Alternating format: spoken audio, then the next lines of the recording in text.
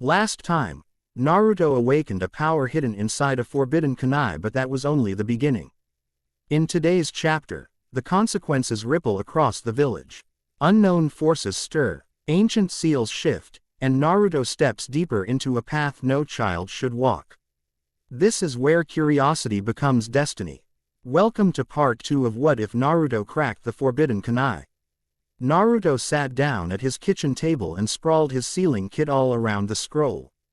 He was anxious to get started. What really excited him was that he had no idea what to expect. The idea of taking a test actually devised by his idol was exhilarating. With bated breath, he opened the scroll and burned through the only visible section.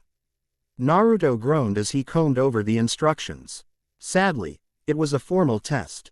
His gut turned as he gazed at the first paragraph, which read, "For this exam, you will be tested for your mastery of the intermediary level of Fuinjutsu. Should you pass this exam, you will be permitted to move forward to the advanced classes.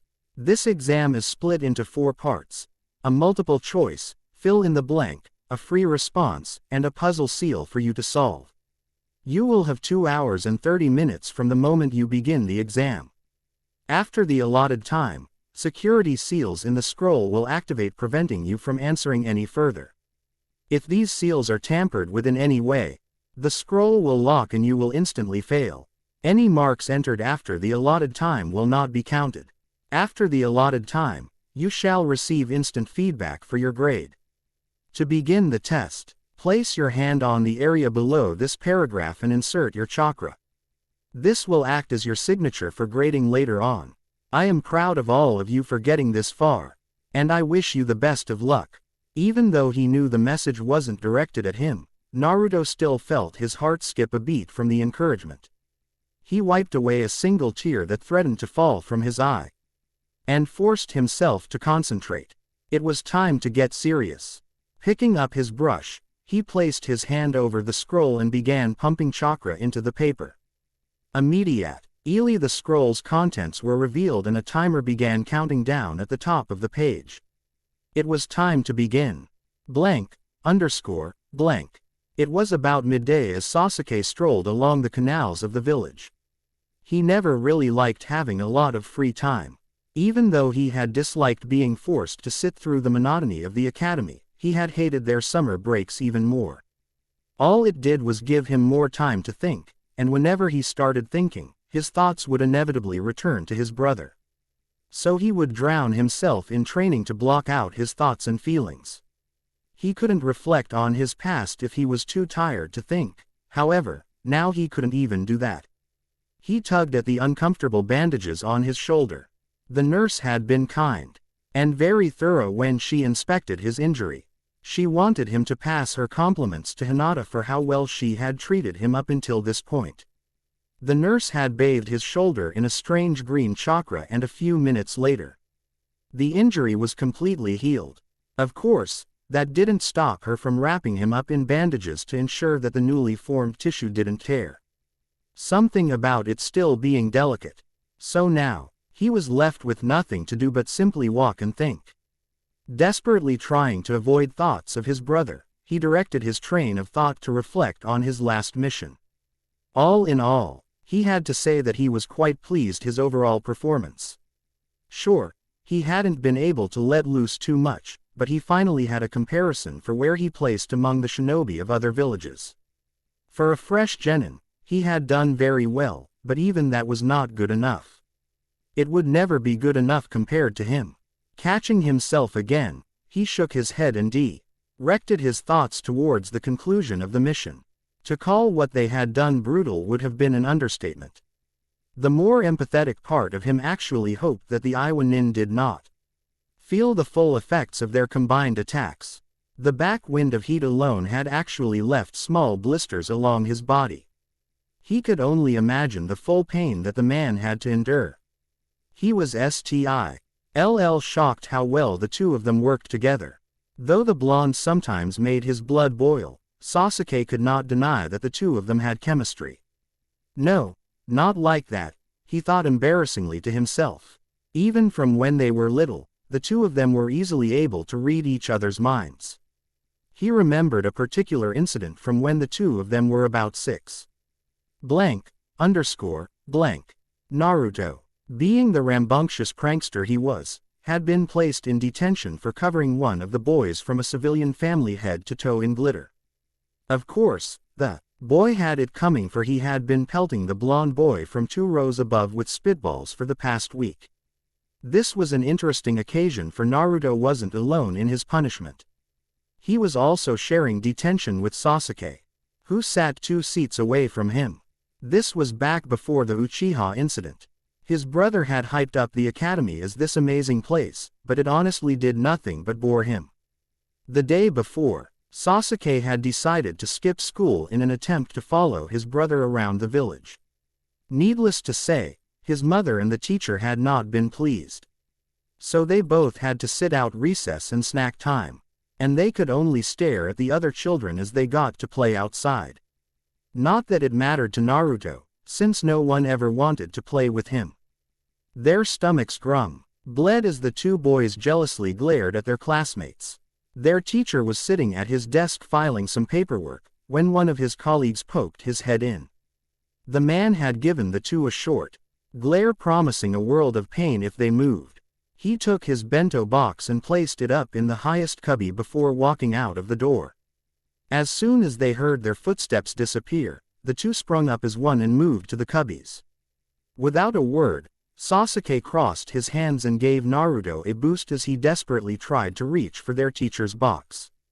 Naruto stretched his tiny fingers, until he finally grasped the side of the container.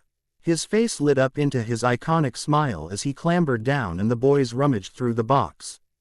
When the teacher returned, he was happy to find the T.O. boys sitting upright in their seats as if they hadn't moved. He grabbed his bento box and was about to get back to work. He reached for the dango sticks he had been saving, but was surprised when he found them absent. He glared at the 2 boys who desperately tried to hide their guilt, but they could not remove the crumbs that littered the sides of their mouths. Blank, underscore, blank. The 2 of them worked in tandem a little too well for how much they, at times, despised one another. It was like they had some unspoken connection or long past that enabled them to act in tandem without thinking. It was something that always bothered him about the blonde. No matter how much he sometimes pushed him away, they seemed to be linked together. As his thoughts returned to the battle, an offhand comment from the Iowa shinobi made him pause. "Stop getting in my way, Uchiha. You can't stop me from getting the Yondaime brat." What had he meant by that exactly? Sure, Naruto had Fuinjutsu in common with the Yondaime, but he wouldn't call that enough to label him that way. This thought made him stop. Actually, how did the Iowa shinobi even know he was good at Fuinjutsu? Before he started chasing them back towards Hinata's fight, Naruto had not even demonstrated that he was good with seals. Had they been spying on them? Maybe, but certainly not that man, he reasoned. The Edelman had seized up and charged the blonde the instant he saw him. If he had been the one spying on him before, he would have jumped him then. What was it about Naruto screamed a connection between him and the Yondaime? Sasuke stooped along the river and gazed up at the looming stone head of the man in question. He could kind of see a resemblance. They both certainly had the spiky hair. From the few pictures he had seen of the man, he guessed they had similar hair color. Those were a few connections, but Sasuke scoffed as he thought at the more abundant differences. While he was sure some details were embellished, he reflected on how the villagers would describe their fallen hero. A man who was a genius above all others, but never flaunted it. Extremely humble and patient. A man who always kept a level head. Blank, underscore, blank. Shit, shit, shit, shit. Naruto muttered as he glanced at the clock. Blank, underscore, blank. Sasuke scoffed as he thought of his teammate. The blonde was clever, but he was about as impatient as they come. So what could? Hey, what are you doing down there? Sasuke was cut out of his musings, and looked up to see a young girl staring down at him. She seemed to be around his age. He didn't recognize her from the academy, so he assumed she was a civilian. She had long black hair and black eyes that mirrored his own, except hers held a different emotion. She was carrying a bag of groceries in her hands, and held a distinct look of irritation as she glared at him.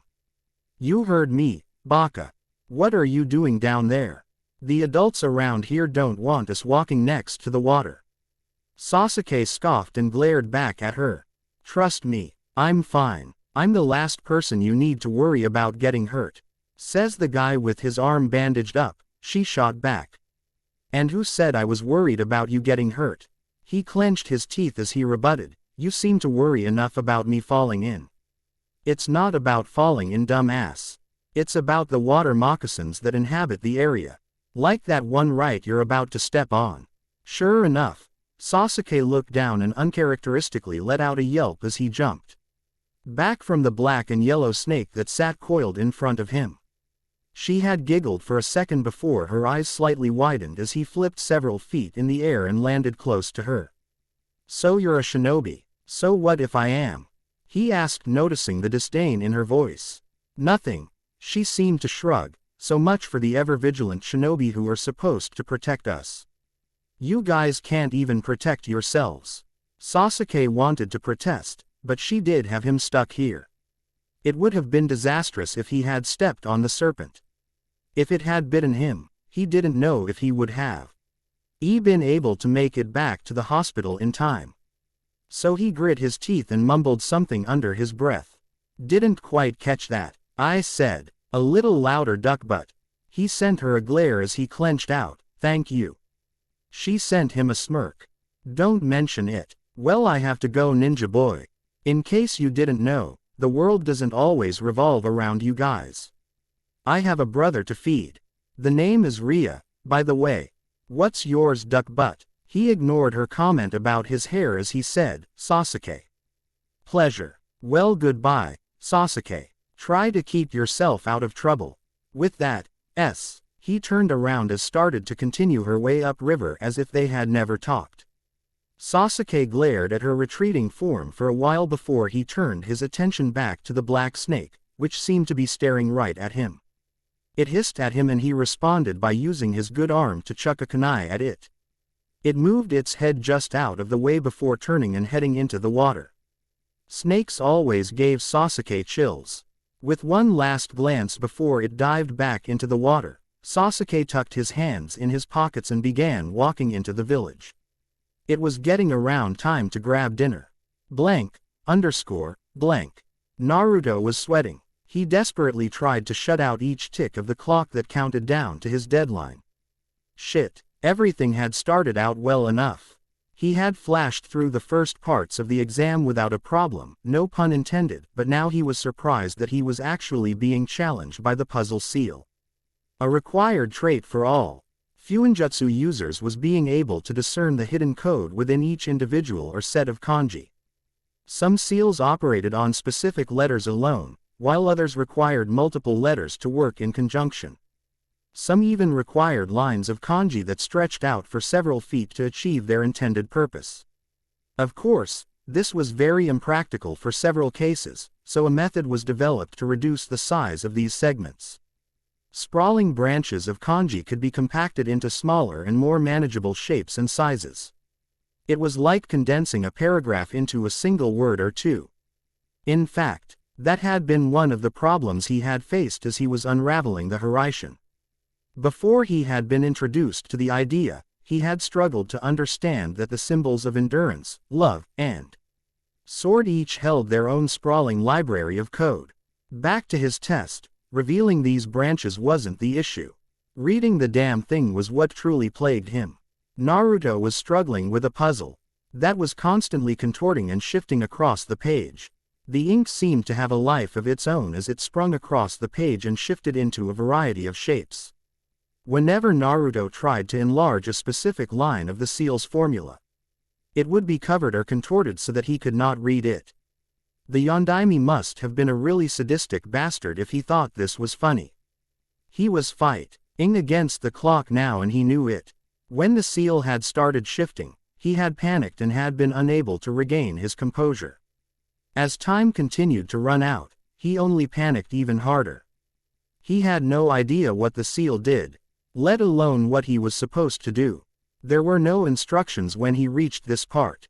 All there had been was a large black circle of ink that morphed into a decagon upon his touch. Each angle spat out a different line of code and began spinning clockwise. When he reached out to touch one, it branched out into numerous links that contorted into unreadable squiggles. It made his head spin. What was the Yondaime expecting him to do? He closed his eyes and clutched his face. This wasn't working. He needed to try something else. He was going to fail otherwise. He needed.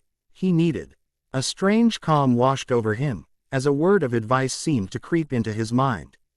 Whenever you find yourself facing a problem and under great stress, take a moment to step away. Take a deep breath, and look at the problem a different way. Naruto let out a deep breath and closed his eyes. His finally started to slow down as he began to slowly inhale and exhale. I can do this. I just need to be calm. As his heartbeat settled down, his mind retraced his steps to the beginning.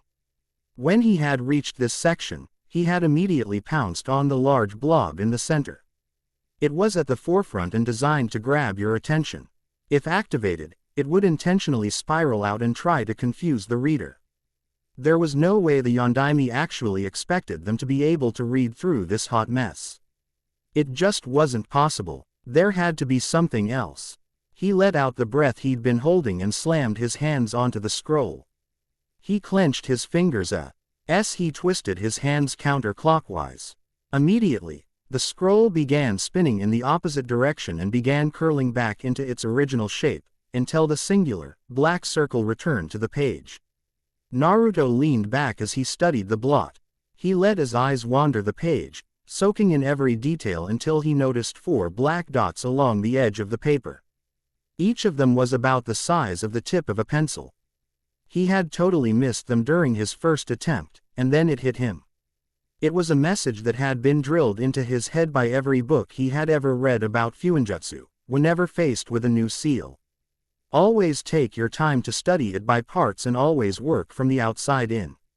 He pressed his fingers on the top 2 dots and spread them across the page, revealing a new line of code that did not twist like the others before it. He did the same to the bottom 2 and made a square made of kanji around the circle. He slowly read over the instructions and slapped himself in the head.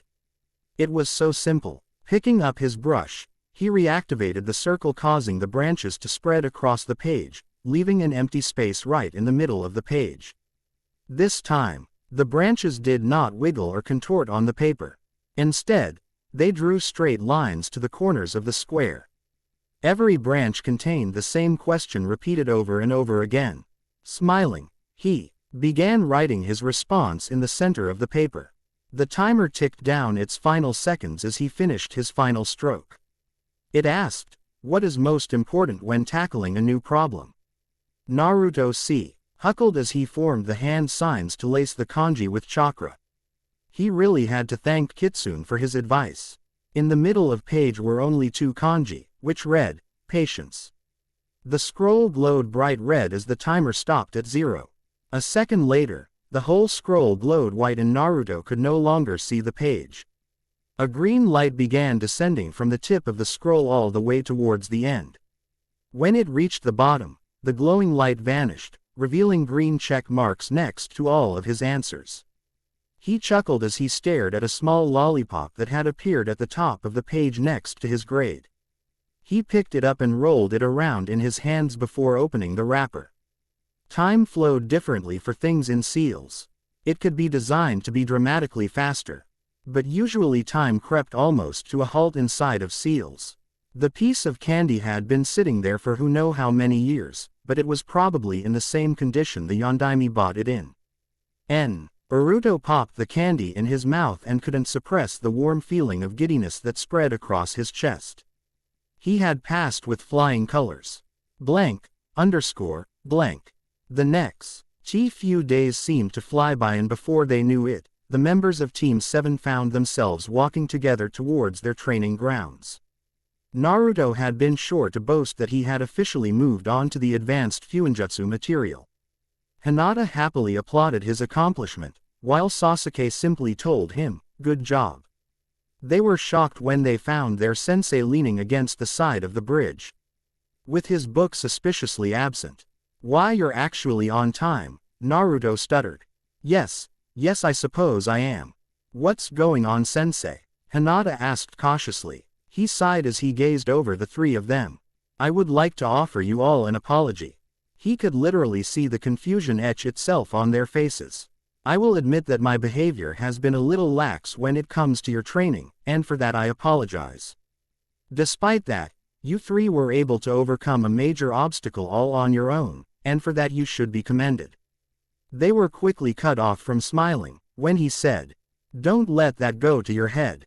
In fact, even though you repelled those Chunin, you all would be dead if I hadn't shown to deal with their Junin leader. Whether I like it or not, you three are going to be facing some big challenges in your futures, and you will need to be ready for them." So, I had a conversation with the Hokage.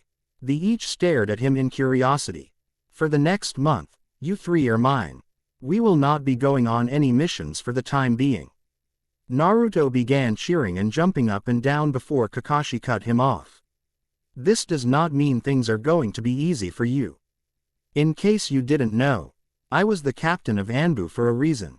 For the next month, I am going to train you until your knuckles bleed, your insides will burn, and you will feel as if you are going to collapse.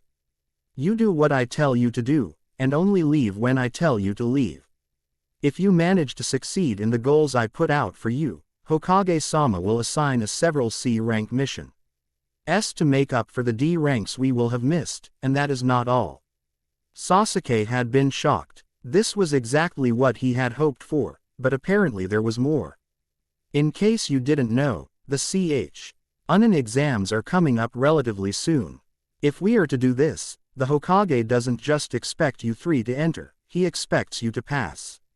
He is breaking protocol here by allowing us to do this, so he expects results.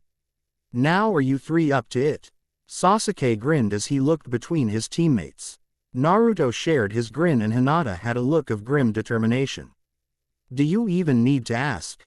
Naruto asked. "Good. Now then." Kakashi rushed forward faster than they could blink and drove his fist into Naruto's gut.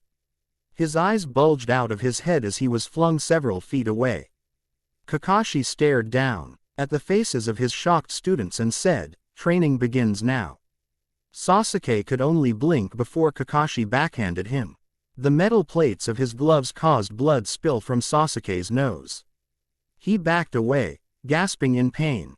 As Kakashi whipped a kick at Hinata, having more time than her teammates, she was able to duck under the blow. Veins bulged around her eyes as she leapt toward the man with her hands bathed in blue chakra.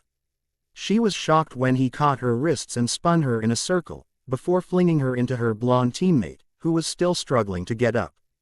They crashed into each other with a satisfying thud, and Kakashi rounded on Sasuke, who was still clutching his nose. Sasuke opened one clenched eye to see a fist rocketing towards his face. All he could do was brace himself as the punch sent him flying back. Dirt was torn up as he rolled away from the Junin. Sasuke clutched his aching face in his hands as he angrily glared at his sensei. Hinata was holding her hip as she tried to help up her teammate, who was trying to regain his breath. "Like I told you, for the next month, I am going to drag you all through hell and back. If you manage to survive, you might learn a thing or two. Now come at me." Quote. Hinata was shivering. Gone was the jovial Kakashi that they had grown to know during training. This was the stone-cold assassin she had glimpsed when he drove his hand through the Junin's chest. Naruto was finally able to stand on his own and was glaring daggers at their sensei. Oh, he was going to get it for that cheap shot. He and Sasuke shared a glance and raced towards the man. It was a storm of fists and kicks, as they assaulted him. One would attack from below, as the other would move in at the man's chest. He barely seemed to move as the two genin bounced around the man.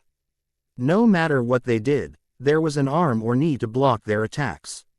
All of his moves were precise, thought out, and delivered with the power of a piston. Kakashi blocked simultaneous kicks from the boys on both sides as felt a presence behind him. He grabbed Naruto's leg and swung him into Sasuke, before diving out of the way of Hinata's strike. The two were sent flying away as Hinata engaged the man. She was growing more and more frustrated as he just seemed to dance out of the way of all her strikes. With her Byakugan, she could see Sasuke push the blonde off him and begin to forming his chakra. She continued a few strikes before replacing herself with a block of wood as he screamed, "Kaden, Fireball Jutsu." A raging ball of fire raced towards the Junin, engulfing the spot he had occupied. Sasuke stared at the burning fire for a second before scanning the surrounding tree line. Where did he go? Kakashi appeared out of nowhere and delivered a roundhouse kick to the boy's side. As Sasuke tumbled out of the way, Kakashi noticed a shadow growing beneath him and heard Naruto scream as he fell from above with a kunai in hand. Without looking, he threw a kunai of his own at the clone faster than it could see, causing it to disappear in puff of smoke. Without breaking a sweat, Kakashi plunged his hand into the earth below him and yanked up a sputtering Naruto by the throat. Never pull the same trick on an opponent you have already faced, Kakashi chided as tightened his grip. Yeah, I know, he tried to sputter. There was a loud pop as the kunai he destroyed clone had been holding transformed and raced toward Kakashi with a piece of paper in his hand.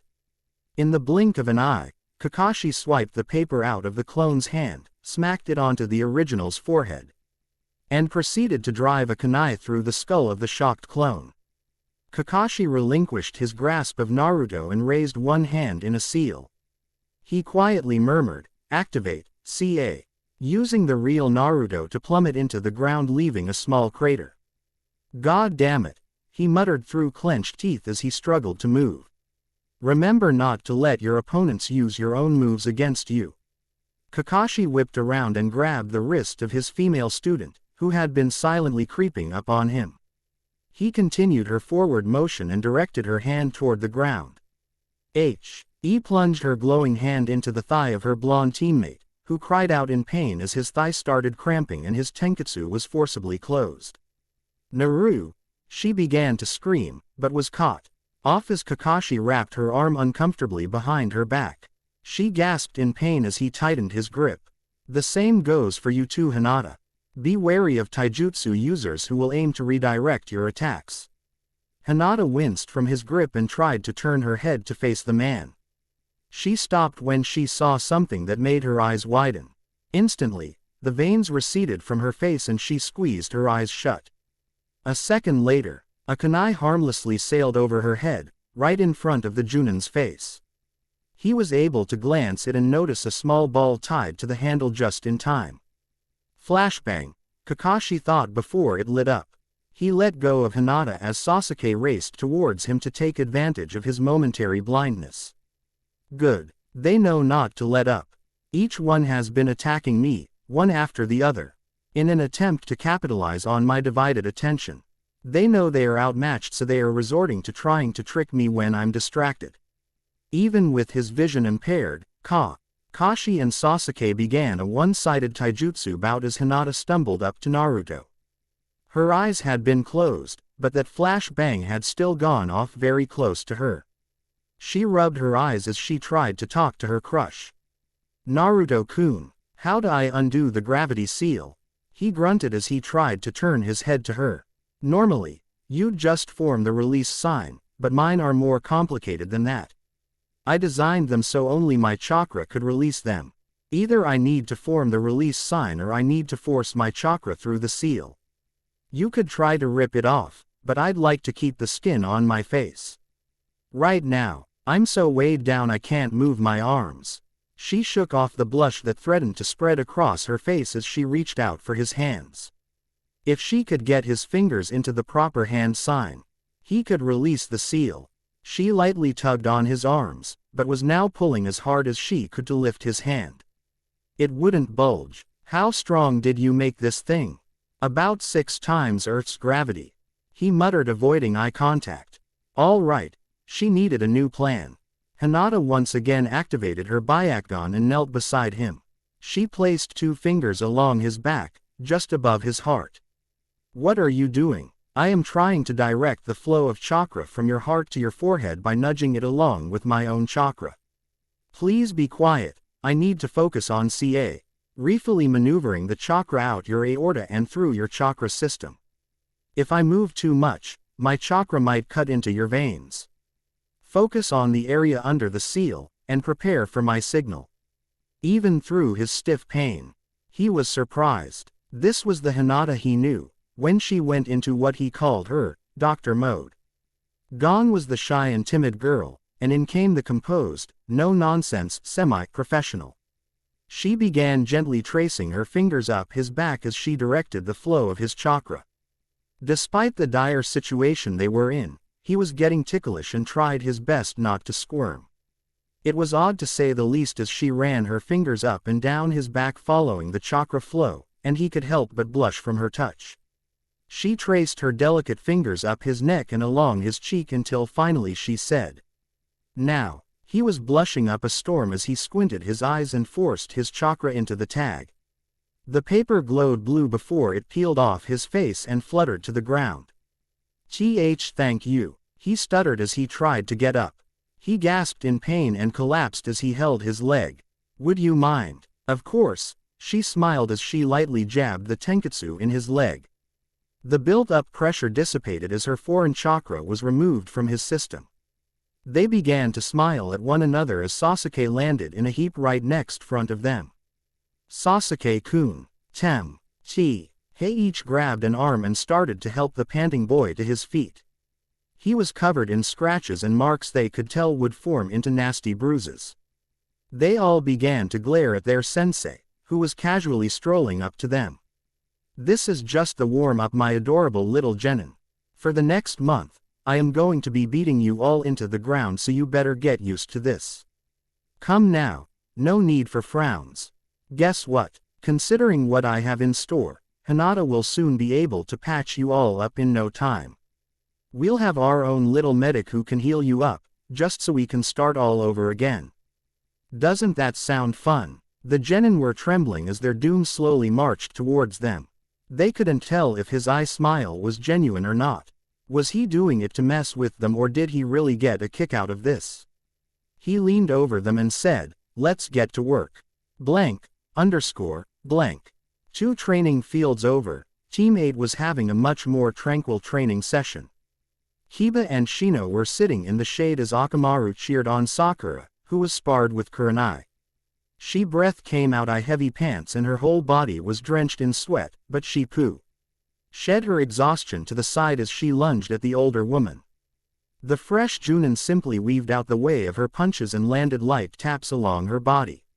Finally, she held up a hand and said, "Stop. That is enough for now." Sakura had her hands on her knees as she smiled up at her role model. "You have come a long way, Sakura. I'm very proud of your improvement." "Thank you, sensei," the younger girl beamed. Kunai couldn't have been more proud as she stared down at her pupil. There had been some problems early on, but she had made sure to stamp those out quickly. The girl was fiercely intelligent and had the most superb chakra control she had ever seen in a genin. While this was due to her smaller than average chakra reserves, it was far easier to increase one's reserves than mastering control. The girl had simply flourished under the attention of a female mentor. In a world of predominantly male shinobi, it was rare to find a female role model amongst the ranks of their forces. There were always the tales of the legendary Tsunade, but stories could only go so far.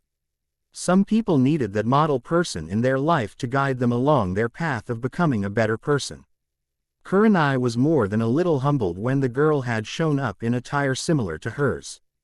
Instead of her red sleeve, it was pink to match her hair. It was like getting to train her own little protege. But not quite to the extent that Guy had gone with his student. Sakura had burned through the genjutsu material Kunai had set out for her in a heartbeat, and was already moving on to develop her own. Oh, Sakura was her pride and joy, but that didn't mean she wasn't also proud of her other students as well. Hiba's skill in taijutsu was nothing to laugh at, but that was not the main reason she was proud of him. Hiba could be rash and hot-headed, but his personality is what brought the team together. His partner techniques and pack mentality really helped unify the three of them. Of course, Sakura was always there to keep him in line whenever he went too far. A quick bop in the head and he was whimpering like a dog with his tail between his legs. Shino, on the other hand, was quiet and calculative. He would stay out of most of their conversations and only chime in to propose an outside view of the situation. His analytical mind helped rein in Kiba's impulsiveness and gain points with Sakura. She had originally been put off by the bug user's techniques, but that had been stamped away after her long talk with Kunai regarding her future as a kunoichi. That was her purpose, the middle ground. She could sometimes be as hot-headed and passionate as Kiba, but also able to take a step back and look at a situation calmly like Shino. Kunai smiled as she looked over at the boys. You better look out, Kiba. Pretty soon she'll be dropping you in an all-out spar. Yeah right, Kiba scoffed, as if she could actually lay a scratch on me. I don't care how much better she's gotten, no little girl. He felt a large amount of killing intent and yelped as he stared at the dark figure looming above him. A dark silhouette of his teammate stared down at him. Oh, what's wrong with being a girl? The dark figure boomed as it cracked its knuckles. And nothing. Sakura-chan, I just meant. Oh, I know what you meant. I'm not just very happy about it. See, come on, as Sakura-chan, he stuttered as he backed into a tree. Is all this genjutsu really necessary? The dark figure loomed above him with glowing yellow eyes. Pink hair cascaded and whipped around her as a white smile lit up her face.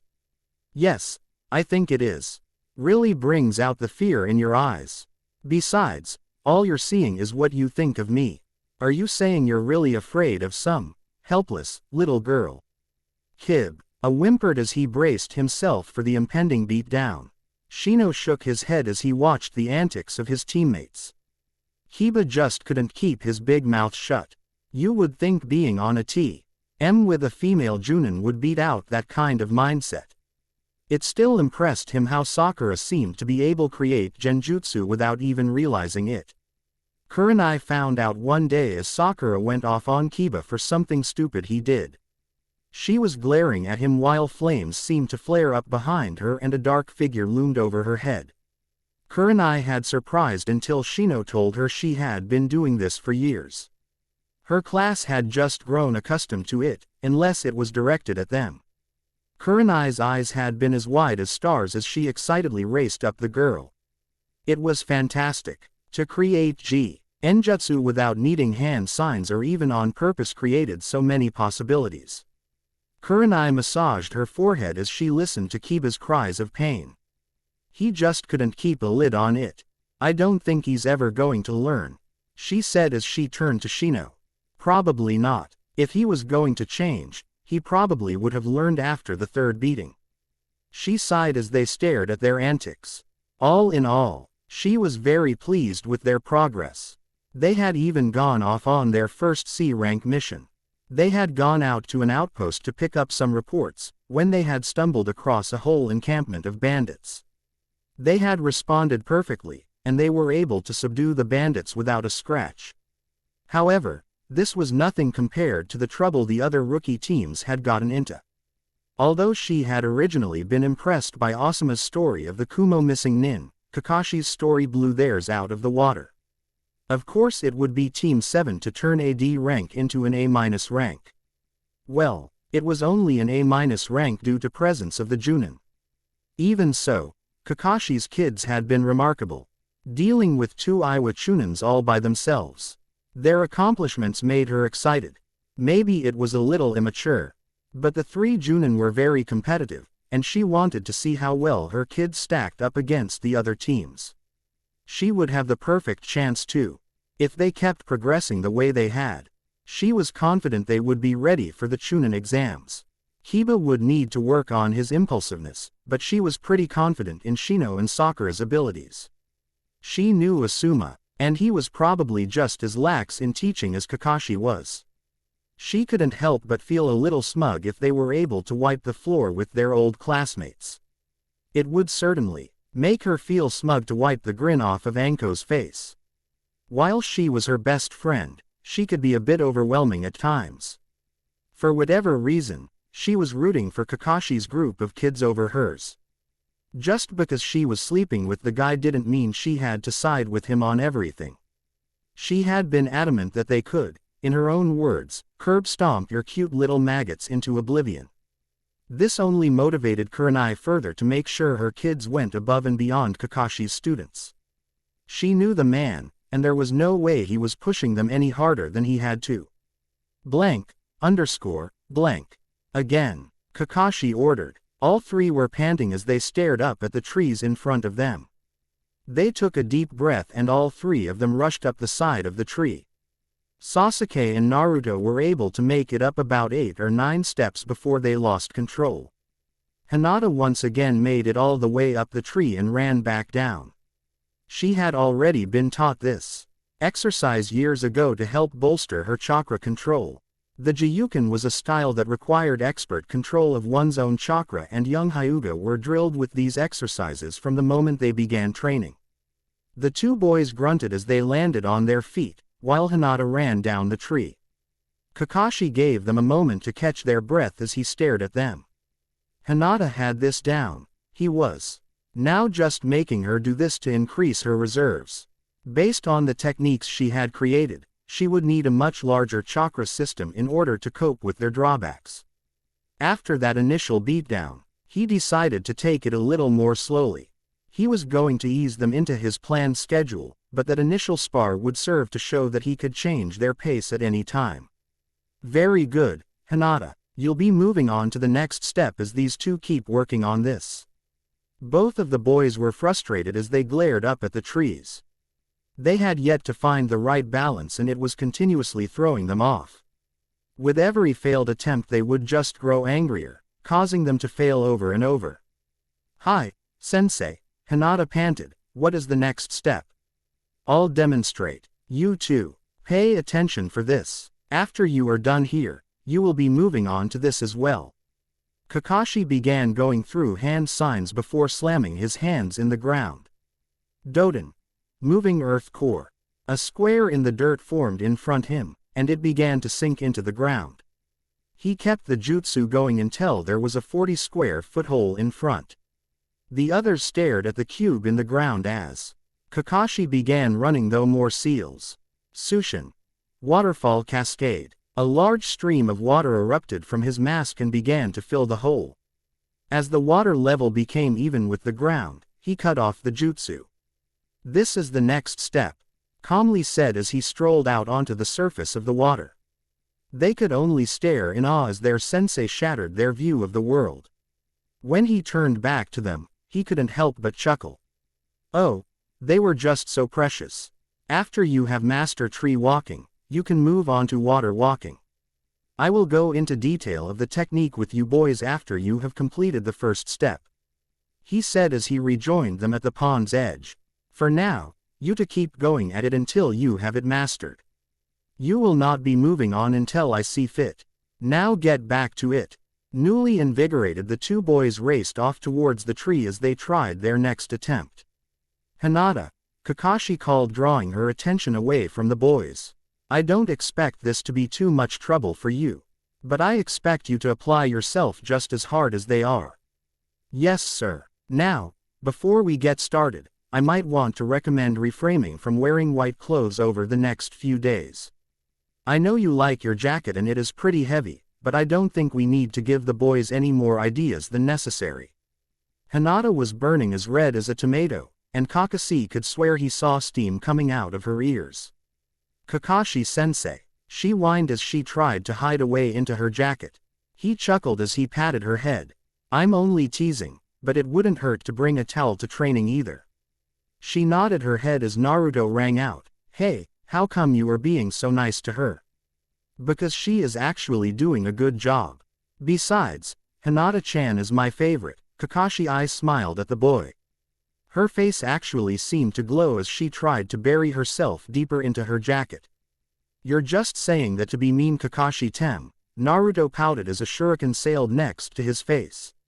Language Naruto. In fact, there was a reason Kakashi was going lighter on the girl. It was not because she was weaker.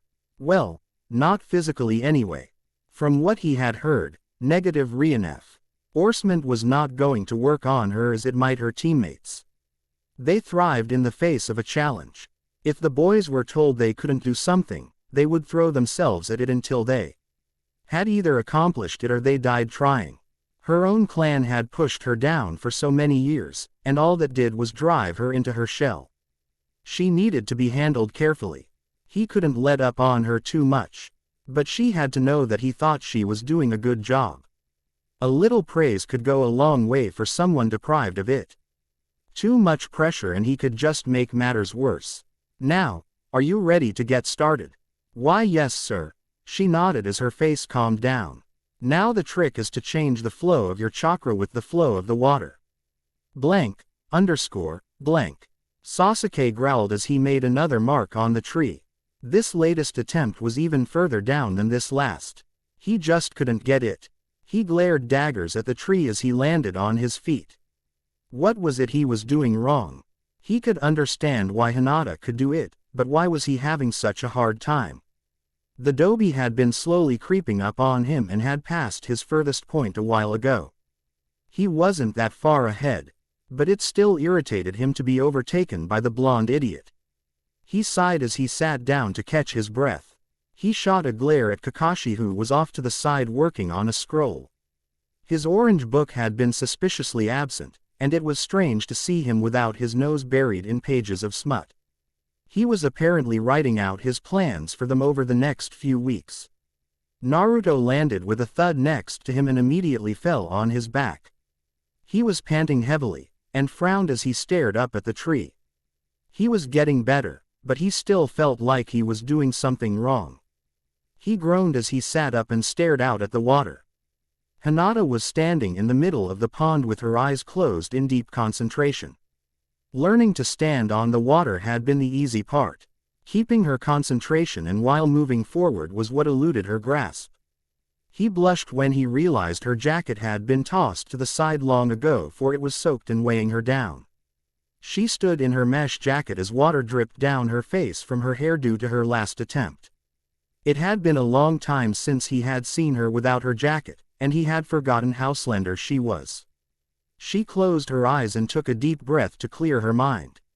She stretched her senses out and let her chakra mingle with the water. Though it appeared calm, she could feel the ripples of its movements as it bounced against the shore. She let it up and down movement flow over her as she tentatively took a step forward. She maintained the rhythm of the water in her mind as she brought her foot down. There was a slight dip, but she adjusted her footing and took another step. Then another, and another. She was wobbling her way across the water and smiled. She was starting to get it.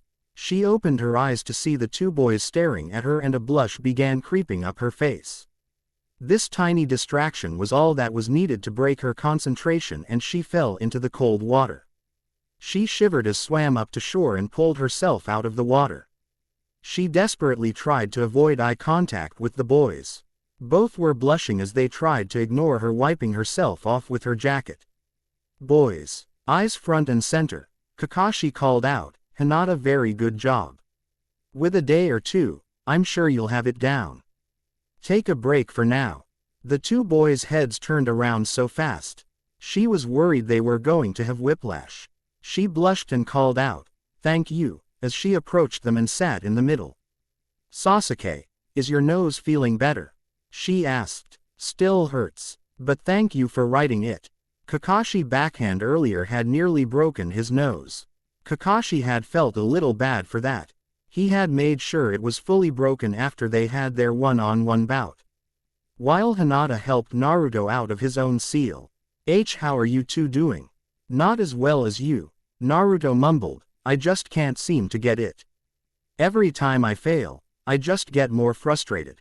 Although Sasuke remained silent, his thoughts were the same as Naruto's. Well, maybe that is the problem. They both stared at her as she got up and headed to the tree. What I was told to do is empty your mind as you attempt it. If you are upset or your mind is clouded, it can disrupt your chakra flow, causing you to fall. Why is that? Naruto asked as his face scrunched up. Because Chakra isn't just some neutral energy source. It responds to our emotions. If we are angry or upset, chakra takes on those characteristics. It will flow wildly and leak from your system. This is what makes it harder to control. If you're calm, it will flow smoothly like water, making it much easier. Naruto smiled as he jumped to his feet. All right, let's try it. He closed his eyes and began taking deep breaths. He stopped smiling, and she noticed he was going into the same frame of mind he went into when he was working on seals. He pushed away his thoughts of irritation and instead focused on the basic kanji for fuinjutsu. Let go of your anger. Let go of your tension. His eyes snapped open and he raced towards the tree. As he raced up, his heart pounded as he neared his previous record. And he was delighted as he flew past it and kept on going. He went about 8 more steps and started getting excited before he began to overload the chakra in his feet and he slipped from the bark. He lashed the tree as he fell back towards the ground. The landed with a thud and slipped onto his back. Although it had hurt, he was ecstatic. Her advice had worked. As Hinata raced over to check that he was all right, he enveloped her in a big hug and started spinning her around. He seemed to have no problems as the drenched girl soaked his clothes. Thank you, thank you, thank you. You're the best, Hinata-chan. Her eyes rolled into the back of her head as she became limp in his grasp. Sasuke stared at them as he fumed over her comments. Of course, it was so simple. It infuriated him he hadn't thought of it before. The same train of thought applied to anything. The angrier you were, the harder it was to concentrate. The more analytical side of his mind was intrigued that it would apply to chakra as well. As he thought this over, a new thought burst into his head. Is that why he had said that? Was that his goal? He was instantly transported back to that night, as his brother stood of the fresh corpses of his mother and father. That night was forever burned into his memory. His brother had made sure of that. If you want to kill me, curse me, hate me, and live a long unsightly life. Was that why he had done it? So when they had their inevitable face-off, Sasuke would be so blinded by rage that his chakra and mind would be off balance. Had he really thought that far ahead? He clenched his fist as he stared up at the tree. I will not let my brother control my destiny anymore. He took a deep breath and thought of clouds to calm himself. His eyes shot open and he raced towards the tree full tilt. He soared past his previous mark and made several steps before the image of his brother's face came back into his mind. His concentration shattered and his chakra slipped from the tree trunk. He began falling and slammed his kunai into the bark to slow his descent. He jumped off and rolled to his feet before he stared at the tree. He had certainly surpassed his previous record, but it was nowhere good enough. So they are finally starting to get it, Kakashi mused. His teammates offered their words of encouragement, but Sasuke ignored them as he faced his latest problem. T.S. was something that would directly affect his final battle with his brother and could potentially save him on the road to reach him. He needed to find a way to calm himself. As he thought this over, a new problem surprised him. What put him at ease? What were things that he actually liked to do? Kakashi was pleased as he stared down at the exhausted forms of his little genin. Everyone was panting, and Sasuke especially had some nasty bruises forming. The boys were certainly coming along. In a day or two, he was certain that they would have the tree walking exercise mastered. Given her astounding control, he was sure Hinata would have water walking down around the same time. Hinata was draped in Kakashi's flak jacket and shivering due to the water clinging to her form. While it wouldn't cover her arms, it would certainly warm her back and chest. Konoha's specialized flak jackets were designed for use in every environment. They were light enough for use in the deserts of Suna, and they had heating pads activated by chakra for the cold, harsh winters of Iron Country. Now, I'm pleased with your efforts for day 1. In the morning, we'll start with another spar before practicing what we learned today. We'll go over the full details of your regiment tomorrow. I expect you all on time, or the punishment will be severe. All 3 shuddered as their injuries from this morning served as a painful reminder of how harsh Kakashi could be. Hinata, just bring the jacket with you tomorrow morning, and remember to bring a towel. You guys are dismissed." With that, he disappeared in a swirl of leaves. When he was sure the man was gone, Naruto scrunched his face. "I bet he thinks he's so cool when he does that." Baka-sensei. The three groaned as they started to shuffle their way back towards the village. Sasuke winced with every step he took. He wanted to complain, but this is what he had wanted. His sensei was finally getting serious about their training. However, he thought as he rubbed his nose, "I just wish he could be a little gentler about it." As Naruto started to whine to Hinata about Kakashi's supposed favoritism, Sasuke's thoughts returned to the question that had hounded him as he tried again and again to climb up the tree. What did he like to do? What put him at ease? As he had made it clear in his introduction, Sasuke didn't like many things. He never interacted with his fellow classmates when he had been in the academy, and he didn't really have any hobbies. If he sat around, he would end up thinking about his family. If he tired himself out training, he only delayed the inevitable. He clenched his fist and scowled. Even after 5 years, his brother was still controlling his life. Hinata had noticed Sasuke's change in temperament as the west entrance to the village came into view. She reached out and tugged at his arm, forcing him to look at her. "Are you all right?" "Fine," he muttered as he tried to remove his arm from her grasp, but she would not let go. "Please tell me what's wrong," she pleaded. "I said I'm fine." He yanked his arm from her grasp, and without another word, he started heading off towards his apartment. Naruto crossed-eyed his arms and stared at Sasuke's retreating form. Stupid Tem. That was rude. Why does he always have to act like something crawled up his ass? "I'm sorry, Hinata-chan. You didn't deserve that." She was silent and rubbed her fingers.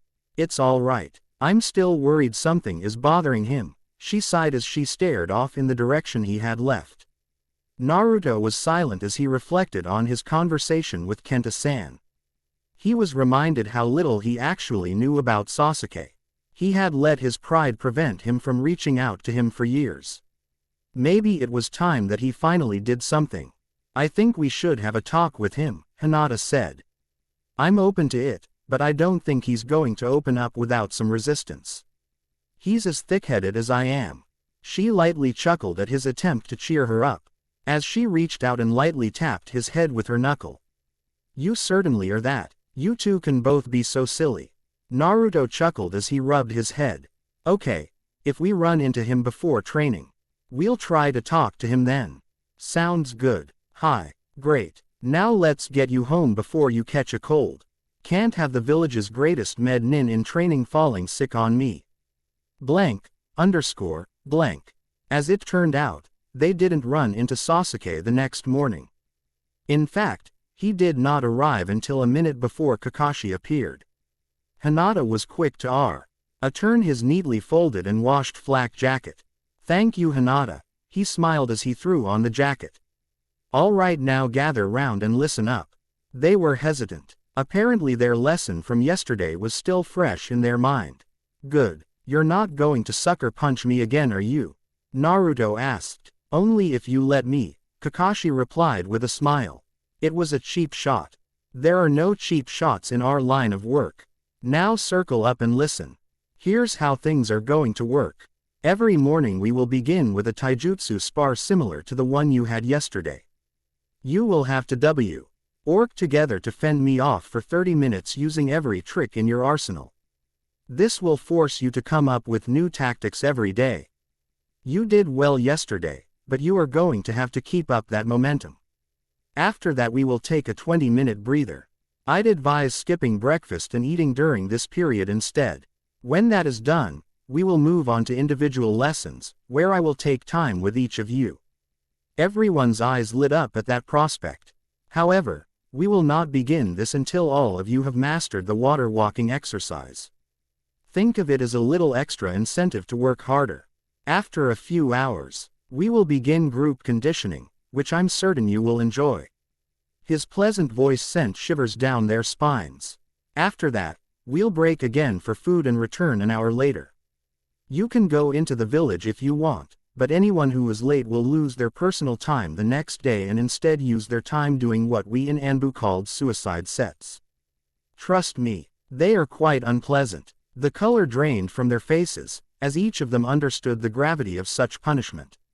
All hopes of sneaking off to Ichiraku were dashed out of Naruto's mind. Kakashi continued, after the meal, we will have one-on-one spars before calling it a night. This schedule can change in any way I see fit, but this is the base form we will follow. We will meet every day except Sunday, which will be used to relax. Any strenuous activity is forbidden. The amount of effort your muscles will be going through will require a day to release and heal, and if I find out you ignored my warnings. Looking at you boys, that just means I'm not working you hard enough. Am I understood? The group nodded in unison and he smiled. Good. Any questions? A unison headshake was his response. Very well. By the way, Sasuke, how is your face feeling? Better. No thanks to you, he grumbled as he rubbed his nose. Really? He smiled before he swung an uppercut straight to his chin, sending him flying back. I'll have to fix that. Sasuke slammed into the ground and felt as if his body had been paralyzed. He couldn't move. Naruto and Hinata jumped back and took positions in front of their fallen teammate. Their legs were shaking as Kakashi slowly walked towards them, cracking his knuckles. Team Tactics Lesson 32, Protecting an Injured Comrade. Let's begin. Blank, _ blank. 20 painful minutes later, a black blur paused and stared out over the field. He had been heading west anyway, but Kitsune took a moment to watch as Kakashi beat into his new team. Kitsune was described by his peers as cold and reserved, so it always shocked them whenever he made a snide remark to infuriate the blonde blur that would race into the Hokage's office from time to time. He let out a dark chuckle as Kakashi ripped through a line of clones and nailed the blonde in the gut. Maybe he really was the sadist his fellow Anbu members said he was. As Kakashi held off Sasuke, who had recovered by this point, he noticed their silent observer in the trees. He quickly grabbed Sasuke's leg mid-swing and Naruto's face, who had been creeping up behind him, and launched them at their third teammate, who was still recovering from a nasty blow to the side. He used the distraction of their collision to start signing to his longtime Anbu subordinate. Kitsune responded to his greetings and signed to him, Graveyard Mission. Kakashi signed back, Good hunting, before returning his attention to his 3 students who were starting to get back up. Naruto growled as H.E. and his teammates starred daggers at the Junin. Kitsune chuckled one last time before he continued on his path out of the village. He had been assigned another graveyard mission and every second counted. Anbu had dubbed this moniker to missions that were considered dormant or dead. Due to a lack of evidence, some missions were never solved and remained open for years. However, sometimes the Hawk Age saw fit to take another crack at these cases by diverting some of his finest agents to take a look at the case from another perspective. His current mission regarded a 3-year-old case many had given up on and considered unfortunate circumstance. While his expertise mainly lay in combat, he was also one of ANBU's leading investigators and forensic specialists. Due to his special skills in tracking and fierce determination, the Hokage went out of his way to send his loyal hellhound on what many considered unsolvable cases. He hadn't disappointed him yet. He had been assigned 8 graveyard cases over the 14 years he had served in Anbu. Some took him only months, others took years. They were a heavy commitment, but he would always take the time to ensure each case had a resolution. This one would be no different. He continued his silent journey as he raced off towards the boundaries of Fire and Rain country. Blank, _ blank. Hours later, Sasuke and Naruto raced up the trees once again and again, slowly improving on their previous records. Hinata was out on the man-made pond taking careful steps over the water. To avoid the same problems as yesterday, she had been sure to bring a bathing suit with her this time. Nothing fancy, just a modest one piece that matched the color of her hair. Her clothes and a towel were neatly folded off to the side. Kakashi glanced at his watch. They were making good time. Thanks to her advice the previous day, the boys were really making steady progress. It surprised him that Naruto seemed to find his center of peace easier than Sasuke. Then again, the boy had always been an oxymoron. Loud and impulsive, yet breezed through the most difficult shinobi art like copy paper. He chalked it up to his Uzumaki heritage. He counted down the last seconds before he called out for them to stop.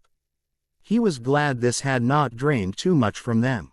Sasuke was only lightly panting, and Hinata also seemed slightly winded while she dried her hair. Of course, Naruto was still bouncing full of energy. He would have to fix that. All right. Good work, team. If you keep at this pace, I expect you boys will have this down by tomorrow. With Hinata's help, I'm sure you'll have water walking down in no time.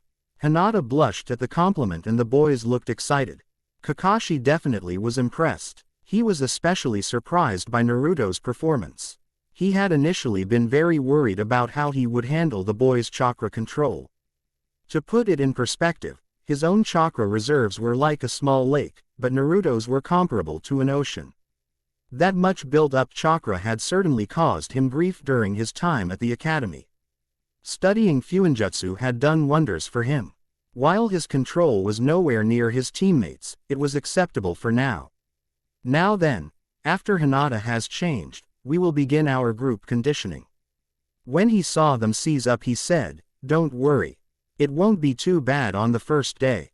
Just a simple jog around the village." Quote. They each let out a sigh, and Kakashi had a hard time stopping himself from chuckling. Oh, they have no idea. Throwing around ninjutsu, and in your case Fuinjutsu, can only get you so far. In some cases, pure taijutsu can be enough to overshadow both of these. It doesn't matter how powerful your jutsu is if you can't hit your opponent. He knew this was a lesson Naruto had already taken to heart, which reminded him of something he had been meaning to bring up to the blonde. Hinata went off to change behind the trees, and Kakashi was about to call Naruto over. When the blonde stormed over to the other boy, "You should apologize to Hinata-chan for last night," he said as he glared at him. "What for? You were rude to her. She was just trying to make sure you were okay. You didn't need to snap at her. Why don't you mind your own business?" He snapped. "Because my friends are my business. So stop being such a jerk and apologize when she gets back." After a moment of silence he uttered, "Fine." He sighed before continuing, "You're right. I may have snapped at her. I just had a lot on my mind. Do you want to talk about it?" "No." He glared at him. "Want to talk about it with me?" "No." "Boys, if you're done, I'd like to see you for a moment," Kakashi cut in. They stopped their bickering and walked up to Kakashi. He was glad they were able to work things out without Hinata intervening. They needed to be able to defuse a situation without her presence. Better. Now Naruto, what can you tell me about your so-called lightning rod seals? How did you hear about that? I read about it in your exam reports. I heard about how you stole the show with your performance. Iruka was especially vocal about your performance. Naruto blushed as he excitedly started rambling away about the complexities of drawing the electric field, creating an abundance of protons to attract the electricity, and more technical physics jargon that went way over Sasuke's head. How hard would it be for you to make more of them? They take a bit of time, but they aren't too complicated. I can make some more if you really need them. I'll admit your idea seems very useful, especially since my primary affinity is lightning.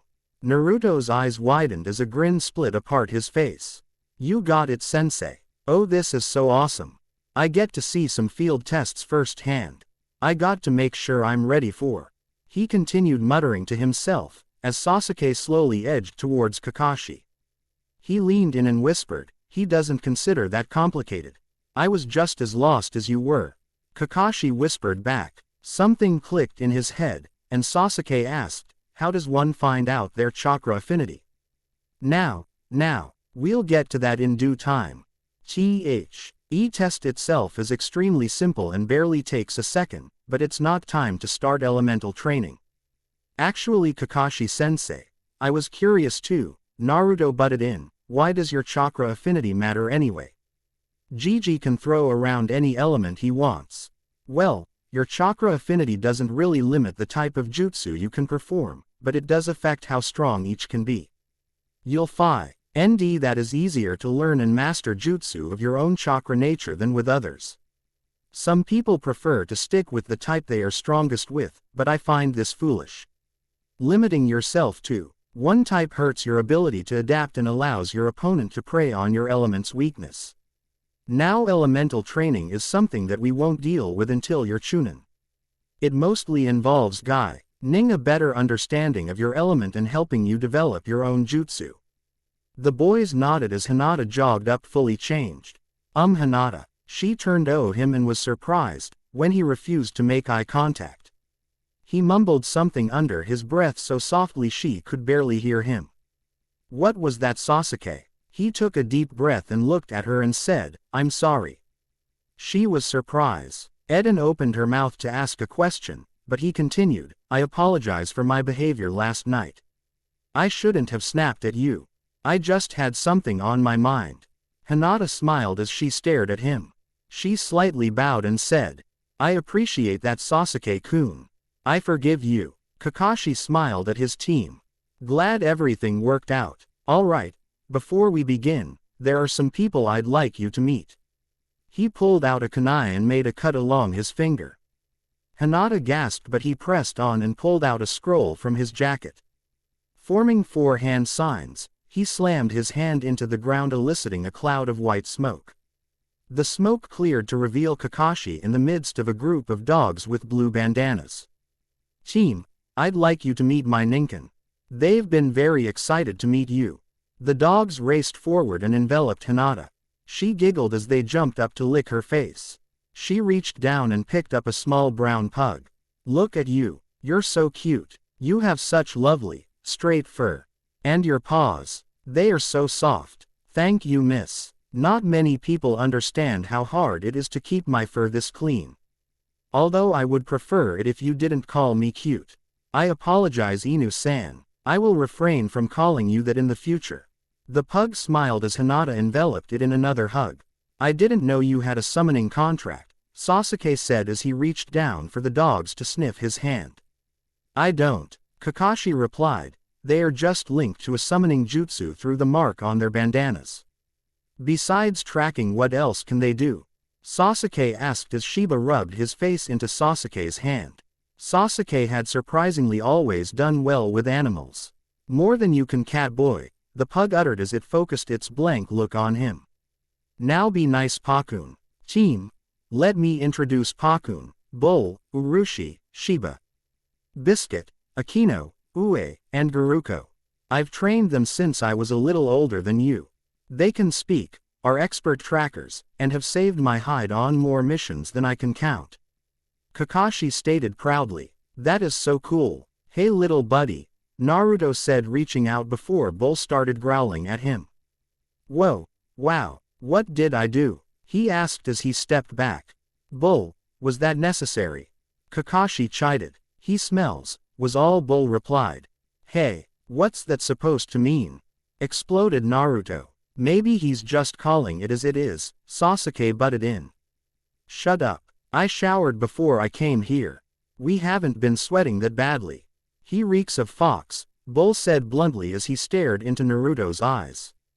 So you all already know about summoning. Kakashi cut in before the conversation could head down an uncomfortable direction.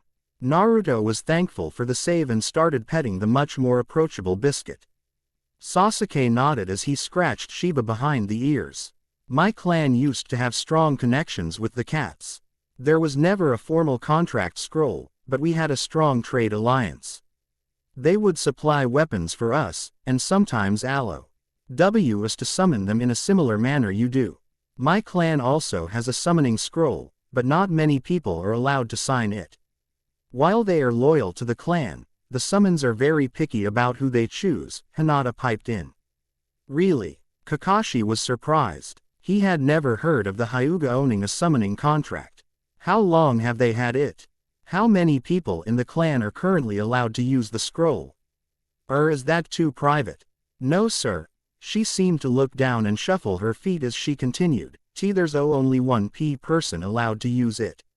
Is it your father? She violently shook her head as a blush started to form. And no. That surprised him. The summons were so choosy they wouldn't even let the hierarch call them. Can you tell me who it is? Her blush darkened as she stuttered. It's me. Really no. Kakashi said, lightly surprised, as the boys stared at her. She gripped Pakun closer to her chest in an attempt to hide her face. Naruto raced up to her and exclaimed, wow. You can summon too. That's so awesome, Hinata-chan. What kind of animal is it? Can you show us? Can you do it right now? What kind of jutsu does it know? Naruto continued to rapid-fire questions at her. And her blush only grew darker and darker. Naruto, please give Hinata some space. I'd rather she didn't use up her chakra attempting to summon, when we are about to start your conditioning. There is always later. Hinata sent him a look of thanks as she set Pakun back on the ground. Sasuke was about to speak up when Kakashi loudly whistled and his dogs raced over and sat down alongside him. They were instantly alert as Kakashi raised a fist, and all of the dogs started growling at them. What's going? They are here to help motivate you three today. Guys, WHOEV. Catches one of them first gets Angus steak tonight and an extra serving of peanut butter on the side. The dogs seemed to smile as they menacingly bared their teeth at the genin. You wouldn't really let them harm us, right, sensei? Naruto attempted to chuckle. I don't know. Do you really want to find out? They'll stop only when I say so. By the way, thank you so much for allowing them to get your sense earlier. They each paled as they realized they had been duped. I think a 10-second head start is fair enough, Kakashi said, and they each disappeared in a cloud of smoke. I think that's too generous, Kakashi, Pakun said. You're right. 5 should be enough. Sick M. Blank, underscore, blank. Akamaru stopped sniffing at the grass and stared off into the trees. What's up, buddy? Kiba asked. Akamaru started growling and barking towards the woods. Kiba, what's going on? Kunai asked. Not sure. Something's got him riled up. I don't know what it. He paused as he sniffed the air. He smelled it too. They all started to hear faint screaming, which was rapidly growing louder and louder. They stared in the direction Akamaru was pointing in as they started to see forms in the woods. What is? Kunai was cut off as Team 7 burst through the trees, sprinting right towards them. Naruto was leading the pack, screaming his head off as they raced towards them. What was going on? Excuse me. Pardon me. Coming through. Gotta go. Naruto rambled off. He dashed through Team 8. Hinata, what is going on? Sorry, sensei. No time, Hinata shouted as she and Sasuke raced past them as well. What is going on? Sakura asked as several forms crashed through the tree line. She lost her breath as 8 dogs were charging straight at them. She began to reach for a kunai, when they shifted around them and stormed off after Team 7. They all stood there in a daze as they tried to comprehend what they had just seen. What the hell was that? Kiba exclaimed. After a moment of silence, Kunai softly said, it appears Kakashi is having fun with his students. Team 8 blinked at her as they stared off where Team 7 had left. What kind of sadistic sensei did they have? Blank, underscore, blank. Naruto led the charge as the 3 of them sprinted through the streets of town. They weaved their way through the streets with the pack right on their heels. They jumped over, and in some cases, through caravans and wagons, as they made their way through the city. Right turn, now, Naruto yelled, and the other 2 followed him without a second thought. Hinata's stomach lurched as she turned into the alley and saw it was a dead end. Naruto raced ahead, slid while turning around, and crossed his fingers together. Sasuke raced past her and planted his feet in Naruto's hands. He heaved up and sent Sasuke flying into the air. After a few seconds, Sasuke planted his feet against the wall and started running up the side. He started slowing down as he reached the top and jumped just in time to grab hold of the roof's edge. Hinata caught on and raced towards him as she started to hear the barking drawing closer. He catapulted her up and she easily adhered to the wall, making it to the top without a problem. They both stared down at Naruto, who was now facing down the pack hurtling straight towards him. He crossed his fingers together and 3 clones appeared. The first 2 grabbed hold of the other's arms and flung them up in the air. The original twisted and kicked off from his clone's feet and propelled himself up the wall. He hit the ground running, and the other 2 caught him when he started to slip near the roof. They took the moment to take a breath and stared down at the dogs below. They tore into the blonde's clones and he winced as the feeling of their sharp fangs entered his mind. At least we'll be safe up here, Naruto sighed. A second later, Shiba and Ue started racing up the wall towards them. You had to jinx it, didn't you, Sasuke growled as they turned to continue their pursuit on the rooftops. Blank. It must have been a funny sight, seeing 3 12-year-olds jumping and racing along the rooftops as a horde of dogs chased after them. They pushed more chakra through their legs when they had to bridge large gaps. When they tried to cross the street, Naruto would summon a tower of clones on each other's shoulders, allowing them to get across. This is getting ridiculous, Sasuke growled as he reached into his pouch for some wire. The pack was temporarily out of sight. They had jumped down to the streets below before heading up the walls to rejoin them on the roofs. Normally I'd suggest splitting up, but I don't see how that would do us much good, Naruto panted. We seem to be doing better working together. He summoned 5 clones and Sasuke tossed 2 of them his trap. They began setting it up as the other 3 helped propel the team over a slightly large gap. Here they come, Hinata warned as she watched them with her Byakugan. The dogs raced after them, setting off the trip wire, causing the 2 in the lead to be caught by their legs. The rest of the pack pounced and destroyed the lingering clones before Bull came up and easily snapped the wire. Sasuke cursed that he couldn't use any of his jutsu. They were predominantly fire, and it would be hazardous to discharge them in a civilian environment. Even then, he doubted it would stop them and it would only drain at his energy. Well, right now I'm open to suggestions, cause we don't seem to be slowing them down that much. Sasuke glanced back. They had been only slightly set back and were easily making up their lost ground. I may have an idea, Hinata piped in, but it may leave us in worse condition than before. I'm all ears. We could use Naruto-kun's technique to teleport away from them, but even if we hid, they can still track us. It would also leave Naruto-kun extremely sick, which would slow us down tremendously. I've never tried transporting 2 people at once. I'd never even tried it with someone else before Hinata-chan on our mission. But could you manage it? Sasuke cut in. Naruto flashed him a look of determination. If you guys need me to, I'll make it work. Alright, here's what we'll do. Pakun lead the charge as they soared after the team. They had been at this for a couple hours now. Sooner or later, they would start to get tired. His eyes sharpened as the blonde brought his hands together to summon more clones. He was shocked as around 100 of them burst out of the cloud of smoke. The Ninken were immediately on edge, but were surprised when they all went away from them. They each dashed off into the village in different directions. Are we sure they didn't switch with a clone? Akino asked. Pakun sniffed the air and stared at the kids ahead of him. Nope, that's still them. I don't know what they are up to, but get ready for anything.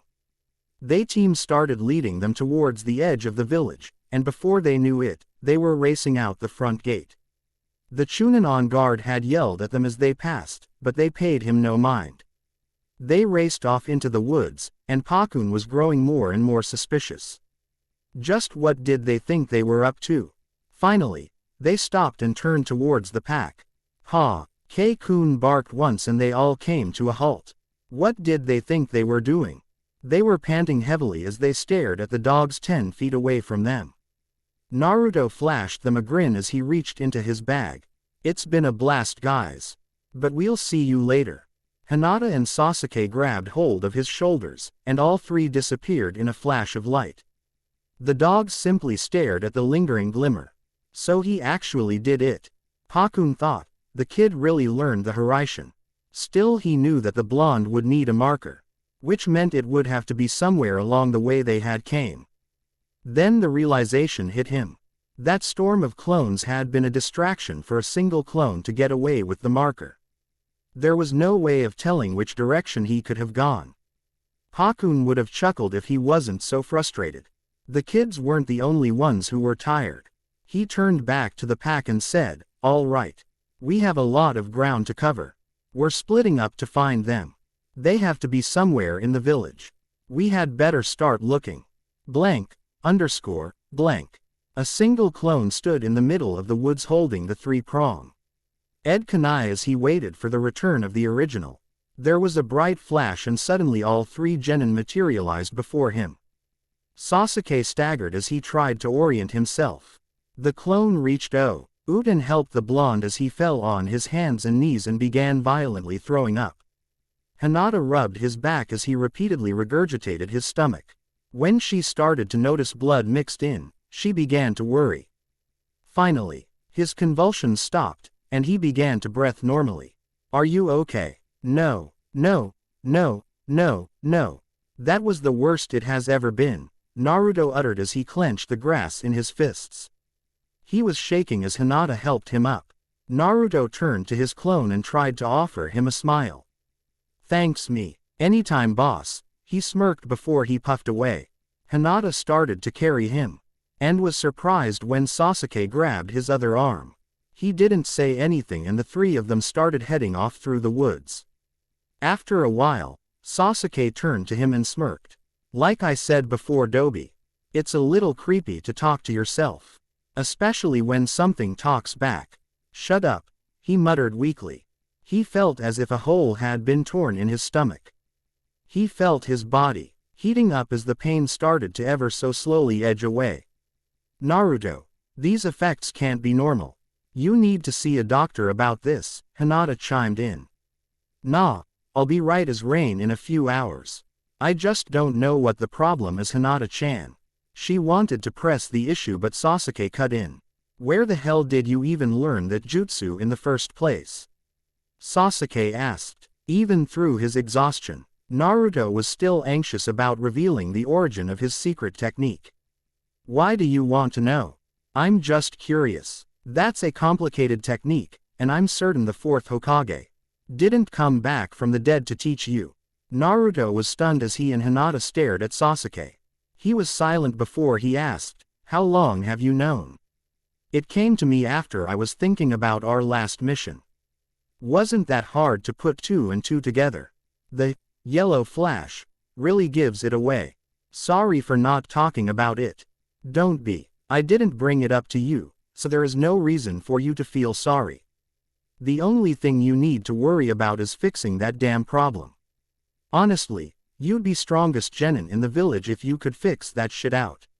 "I would be." He smirked up at him. "Not there yet, Seal Master. You might be faster than me, but you're still not quite at my level," Sasuke smirked at him. Naruto was surprised before smiling, and they continued on at steady pace. They had done it. They had gotten away, and they were probably going to stay hidden for the rest of the day. They knew that the dogs could easily sniff them out if they stayed in the village. So there were only a few spots they could go. They had to go somewhere the pack wouldn't expect and that already had their scent. He almost smiled as they entered the clearing of Training Ground 7. The mean dread their way over to the training posts as lay Naruto against the training posts. They found themselves taking spots sitting right next to him. Naruto closed his eyes and smiled. "I don't think we need to worry about them for a while." "What did I tell you about jinxing us?" Sasuke lightly reprimanded. "Come on. A true ninja never believes in superstitions," he chuckled. Coming from the guy scared of ghosts, he smirked back. If he hadn't been so tired, he would have jumped up. I don't know what you're talking about," he exclaimed. Hinata lightly giggled and Sasuke smirked as he closed his eyes and leaned against the pole. A pleasant quietness fell over them, as they each got comfortable against the pole. They leaned against him, and the warmth from their bodies filled him with a feeling he hadn't really felt before. Soon enough, they started to drift to sleep one by one. Although he was the most tired, Naruto was the last one to kneel to slumber. Before he drifted off, he glanced between the people leaning against his sides. His eyes fluttered and he had one last thought before sleep claimed him. If this feeling was what being on a team was like, this feeling of belonging, it was more than he had ever hoped for. Blank. Kakashi watched from the trees as the final head bobbed down. He made 4 hand seals and lightly pressed the ground, revealing Pakun. Kakashi, what's up? We were in the middle of the search. I can see that, he said as he pointed at the sleeping genin. Oh, he whispered as he spied them, I'd rather not disturb them. Neither would I. They have done some good work in the last few days. They deserve a break. Tell the others to call off their search. I think they are done for the day. You really care for these kids. You can be so soft. Kakashi, maybe. All right then, I'll tell them, but before I go.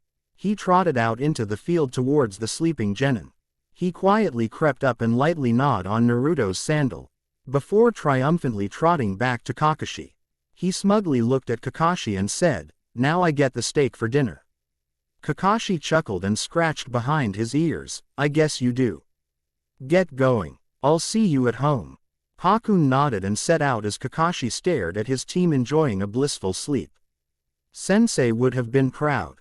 3 years ago, Ria, where are you? A woman's voice cried out, echoing over the rolling hills of tall grass. Her eyes danced frantically across the horizon, until a small head perked up over the grass. Relief flooded the woman's chest as she ran over and grasped the little girl in her arms. There you are. What have I told you about going off on your own? Her mother chided. The little girl seemed embarrassed as she clutched a small toy bear to her chest. Her little expedition had been cut off far too soon in her opinion. The ever-oppressive rain had finally let off for a few minutes, and she wanted to make the most of it. She was tired of being in that tiny wagon for so long. She wanted to spread her legs and play. She mumbled something under her breath, causing her mother to pull back. What was that, sweetie? She gently prodded. I don't like it here. How much longer until we get to leave this place? Her mother gave her a sad smile as she brushed a stray hair from Ria's forehead. It came to no surprise to her that the kids were feeling pent up inside the carriage. They had been traveling for 3 weeks now, the last 2 of which were spent under the oppressive weather of Rain Country. Hey, I know it's been hard for you and your brothers. I'm sure this trip hasn't exactly been fun for you all, but I promise that the worst is almost behind us. We're almost to the land of rivers, and then we'll be out of this nasty rain. It will probably just be about 3 more days of travel. This didn't seem to satisfy the pouting young girl, who only seemed to focus on the more travel part. She stubbornly clutched the teddy bear closer to her chest and avoided her mother's eyes. Come on. The mother smiled sweetly as she gently lifted her daughter's chin up to look her in the eyes. I need your help to keep your brothers in good spirits too. I'm sure they're feeling the exact same way as you, so let's try to do something together to lift everyone's spirits. What do you say? The little girl kept her tight grip on her toy, but she eventually nodded and said, okay. I'm sorry for running off without telling you. It's okay, sweetie, now come along. The rain could start up any minute and we don't want you catching a cold. She replied as she offered her hand. The little girl nodded and the 2 of them began heading back to the caravan. They had been traveling for weeks now, and while the mother was glad that her daughter had a chance to stretch her legs, it was also very dangerous for her to go off on her own. Mommy, where exactly are we going? Her mother tightened her grip on her daughter's hand as she smiled down at her. We are going to visit some very special people who your father haven't seen in a long time. He's very excited to introduce you to them. Who are they? Ria responded, voice brimming with curiosity. This was the first time her mother had actually budged when she asked about their surprise trip. Well, that's part of the surprise, but rest assured they are going to more than thrilled to meet why. She was cut off as a ball of fire erupted from the campsite in the distance. Ria let out a shrill scream as her mother's calm and collected face shifted into one completely on guard. "Mommy, what's going on?" Ria frantically asked, tugging on her mother's arm. Her mother made no reply, as her eyes scanned the area around her. Suddenly, the woman scooped up her daughter so fast that she dropped her stuffed animal. "Teddy!" The little girl screamed as she grasped towards her dropped toy. "Shish, honey, I need you to be quiet.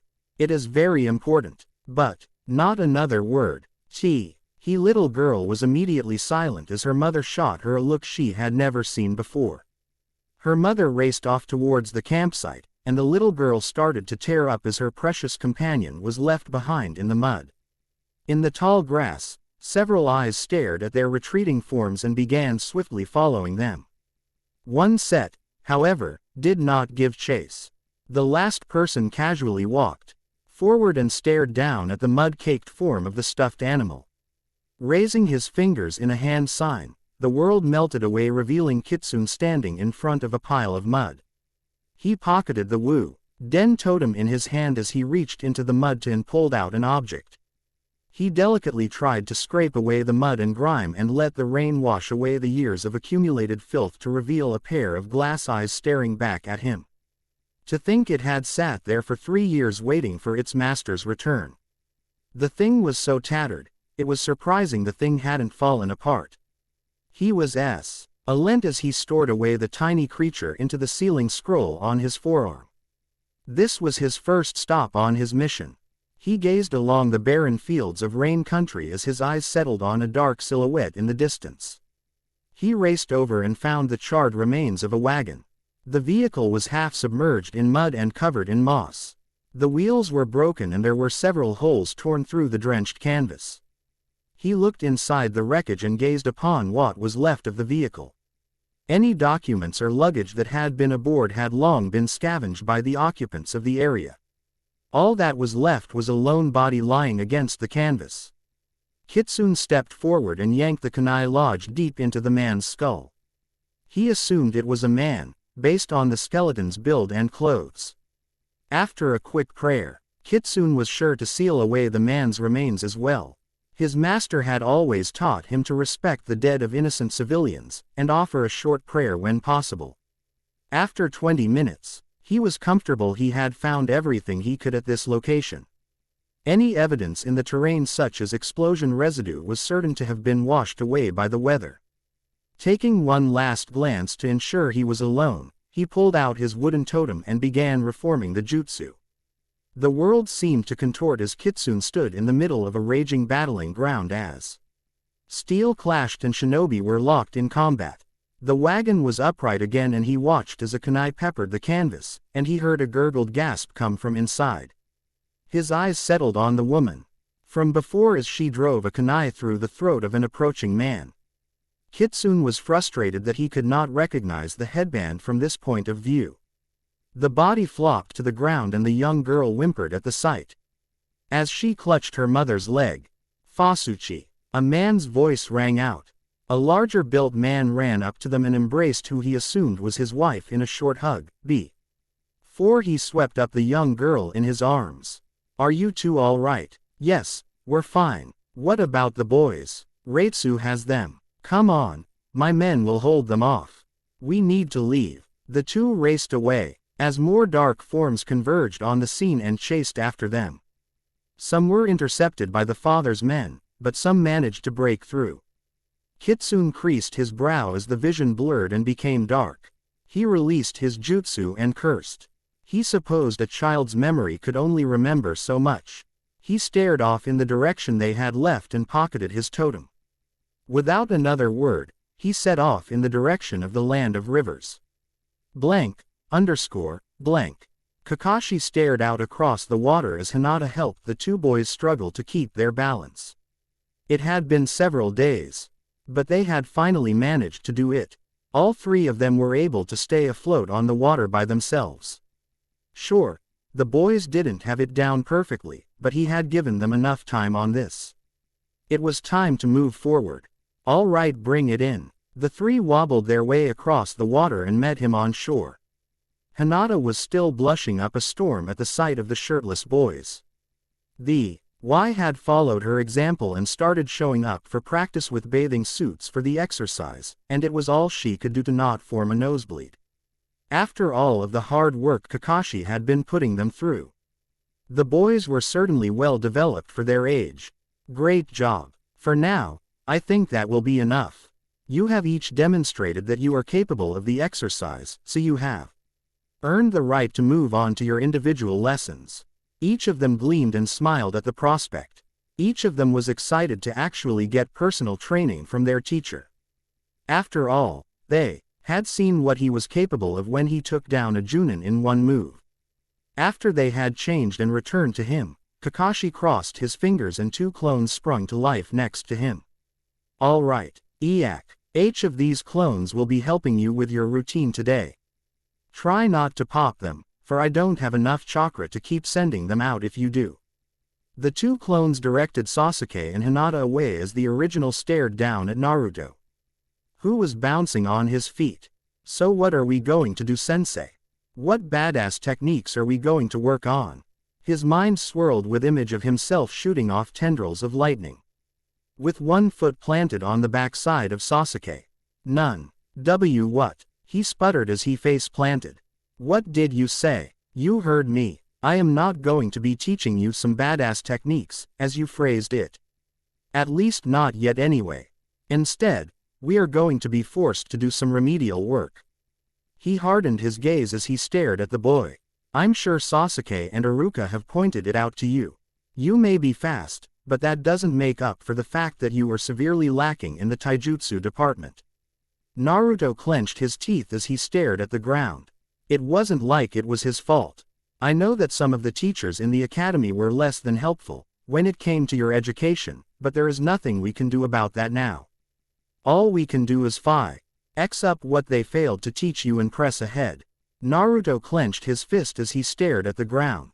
Bastards teachers. Because of them, he was now going to be behind of Hinata and Sasuke Tem. Just because of their stupid prejudice. Now don't look so down. I didn't say that was all we'd be doing, as he noticed Naruto's dark change in attitude. Naruto looked up at him curiously as he continued, thankfully for you. Your little incident with Mizuku and the Nadime's scroll turned out to be a blessing in disguise in more ways than one. Tell me, have you noticed the little trick with your shadow clones grant you? Naruto only stared at him blankly. I guess not. Kakashi sighed. Have you noticed how their memories seem to transfer back to you after they dispel? Feelings of the sharp teeth sinking into his raced back into his mind. Oh yeah, like when your rabid mutts were chasing us. Or when you passed out from exhaustion from working all day at the lumber yard, Kakashi finished. Everything your clones do will be sent back to you, exhaustion included. This is helpful for us, since we can cover a lot of ground at once, by having them practice with you. Meaning I get more training done at once. Naruto realized as his eyes lit up. Wow, sensei, you're some kind of genius. I have been called that from time to time, he chuckled. Anyways, like I said, your taijutsu is not all we will be working on. While I did pick up a thing or two from my sensei, I will admit that you are further along with sealing than I probably will ever be. I understand you are just starting your advanced series, correct? After he gave him a proud nod he continued, while we are working on your training, I want you to leave a clone dedicated to reading through the advanced set. I know I haven't given you guys a lot of free time lately, and don't think I haven't noticed how tired you were in the morning. You've been staying up after training reading, haven't you? Knowing he had been caught, Naruto rubbed his head in embarrassment. I don't think I need to tell you need as much sleep as you can get. From now on, only read during our individual sessions and Sundays. I know your education is important to you, but you need to stay healthy or your exhaustion will catch up with you. Naruto nodded furiously as he understood the message. Moving on. Aside from that, we will work on getting the jutsu already under your belt to the next level.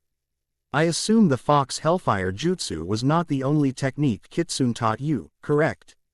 After a nod, Kakashi started smiling.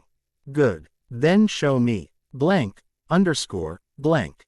At the same time, the clone Kakashi stared down at Sasuke. Out of the three of them, he was the most anxious to learn. What troubled Kakashi was just how anxious he was. He wanted to progress quickly, but would get frustrated if anything took a long time to learn. He needed to focus on curbing that ego, but that could also backfire on him. He needed to find a nice medium of challenge. So, he reached into the bag he had brought and tossed Sasuke a bakken. Sasuke rubbed his hand along the wooden blade as he shot Kakashi a surprised look. Kenjutsu. I'll admit your abilities in ninjutsu and taijutsu are already at Chunin level. Once you activate your Sharingan, it will be all the more easier for you to advance faster. You'll be able to copy any jutsu and most taijutsu forms instantly. The area we really should be working on is your chakra levels, chakra control and stamina, but something tells me you wouldn't be too happy about that. Sasuke frowned as he stared at the man, but stayed silent. He wasn't wrong. You hate repetition and training that doesn't reward direct results.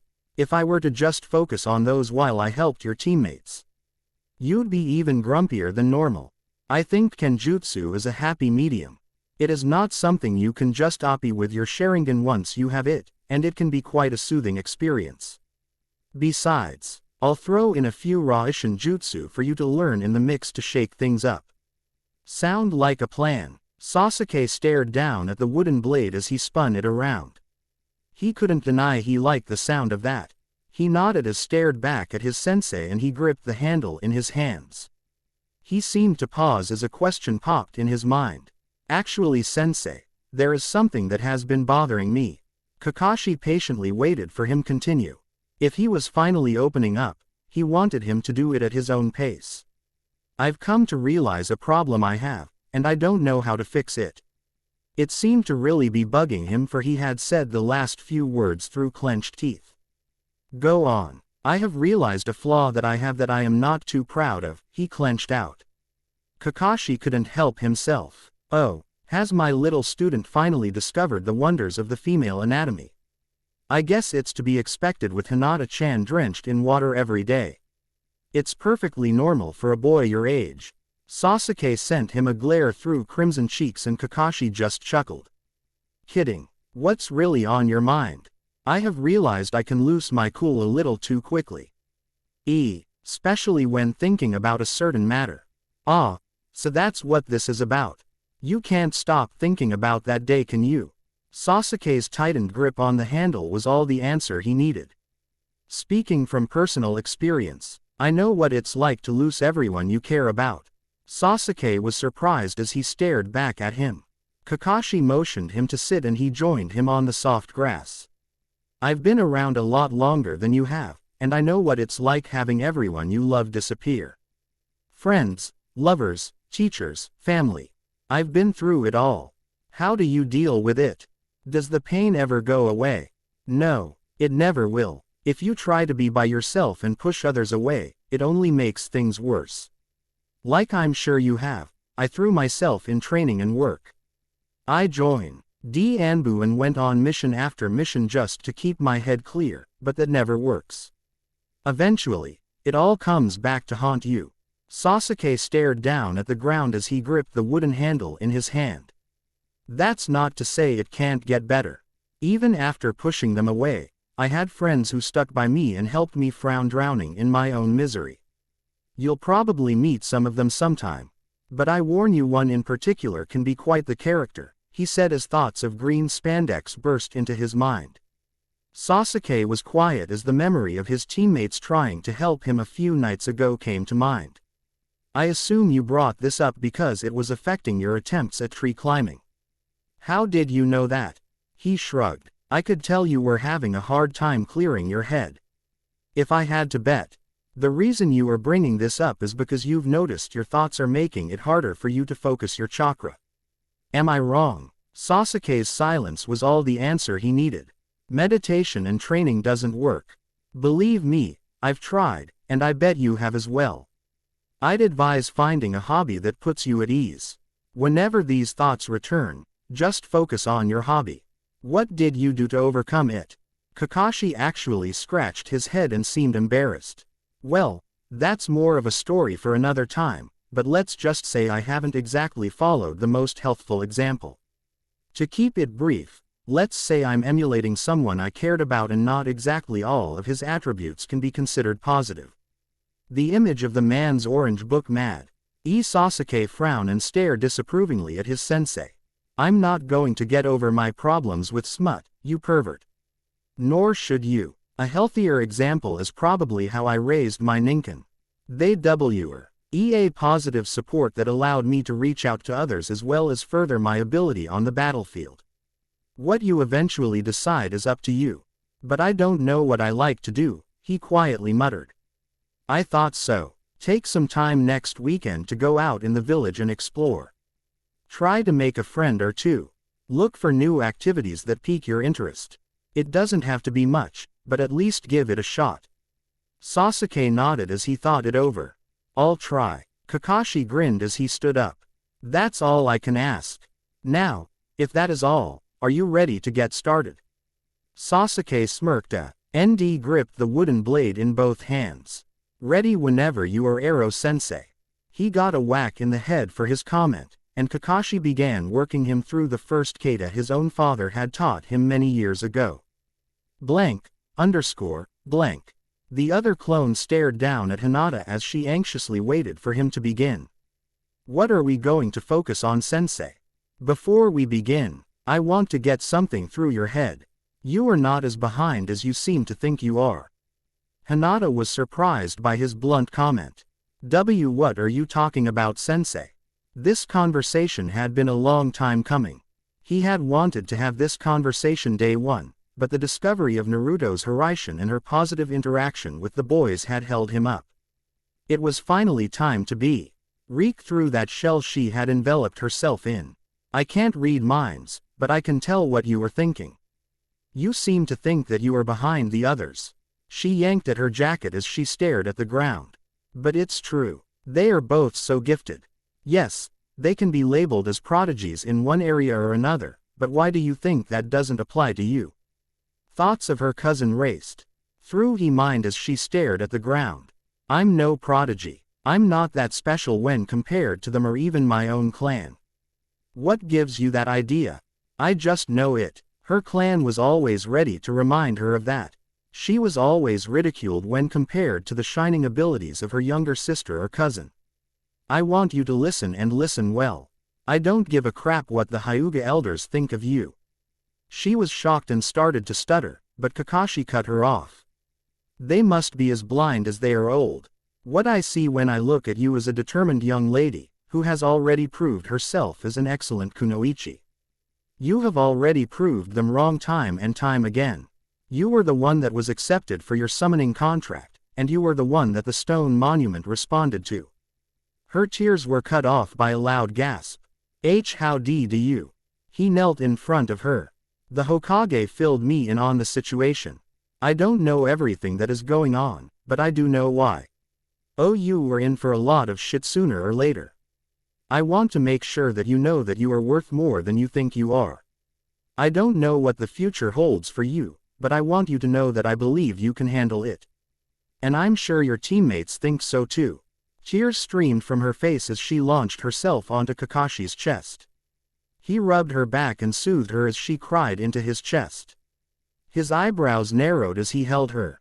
How long had it been since someone sat down and told her they believed in her?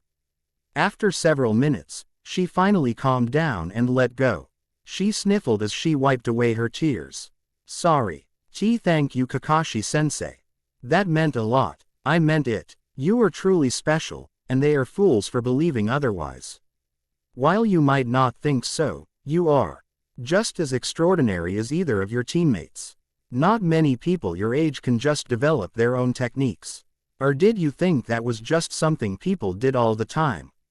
No, but, Hinata, I can only think of one other person who managed to create their own original technique by your age, and you're staring at him. Maybe you are not as gifted in your clan's taijutsu as your clan want you to be, but so what? Some taijutsu styles are not for everyone. If it doesn't work for you, find something else. The thought shocked her to her core. The idea of the Jiyukin being wrong contradicted everything she had ever been taught as a child. But my father, your father is not here. You are my soldier, and oh, you shall learn what I see fit. Understand? She wiped away the last of her tears and stared at him with renewed determination. Good. Now, this will not be easy, but I can already tell you what you need to focus on. For years, I have been irritated how the Hyuga never seem to grasp the concept to develop some long-distance techniques. Sure, they have their air palm technique, but that is extremely limited. I plan to teach you some Suiden jutsu to fix this problem. This could so help her with her taijutsu problem as well, Kakashi thought to himself. He could tell that the Jiyukin form she was using was too rigid for her style. When she fought, she was graceful and moved like water in and out from her opponent's attacks. He wouldn't be surprised if it turned out to be her chakra affinity.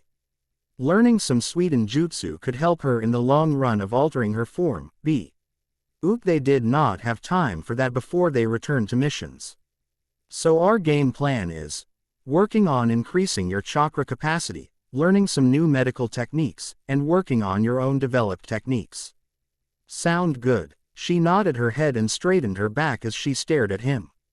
She had made great strides over the 2 months with the boys, but she had still been lingering in that shell of hers. Maybe she would never be free of it, but he would try his damnedest to crack through it. Good. Now I made a promise when we first started our new training regiment, and I plan to stick to it. Turn on your Byakugan and watch closely. He began to concentrate and his hands began to become enveloped by a green light. She stared curiously as the chakra concentrated in his hands, but He did not seem agitated like most techniques. It seemed calming and smooth for some reason. I copied this technique a long time ago for emergency treatment on the battlefield. I'm no medic, so this was mostly for spot-and-go injuries. I'm sure a proper med-nin will be able to help you with this in time, but for now, this will help you with healing tiny injuries. Your chakra control is already at a point where this won't be too difficult for you. Are you ready? She nodded as she closed her eyes and started concentrating on forming her chakra the same way he had. Before they truly got started, he could not help but make a final jab at her. We both know how much trouble Naruto gets himself in. This way you can get him shirtless as much you want, to heal all of those nasty scars. Her NT ration dissipated in an instant as a blush furiously etched across her face. He chuckled and rubbed her hair as she tried to pull herself deeper into her jacket.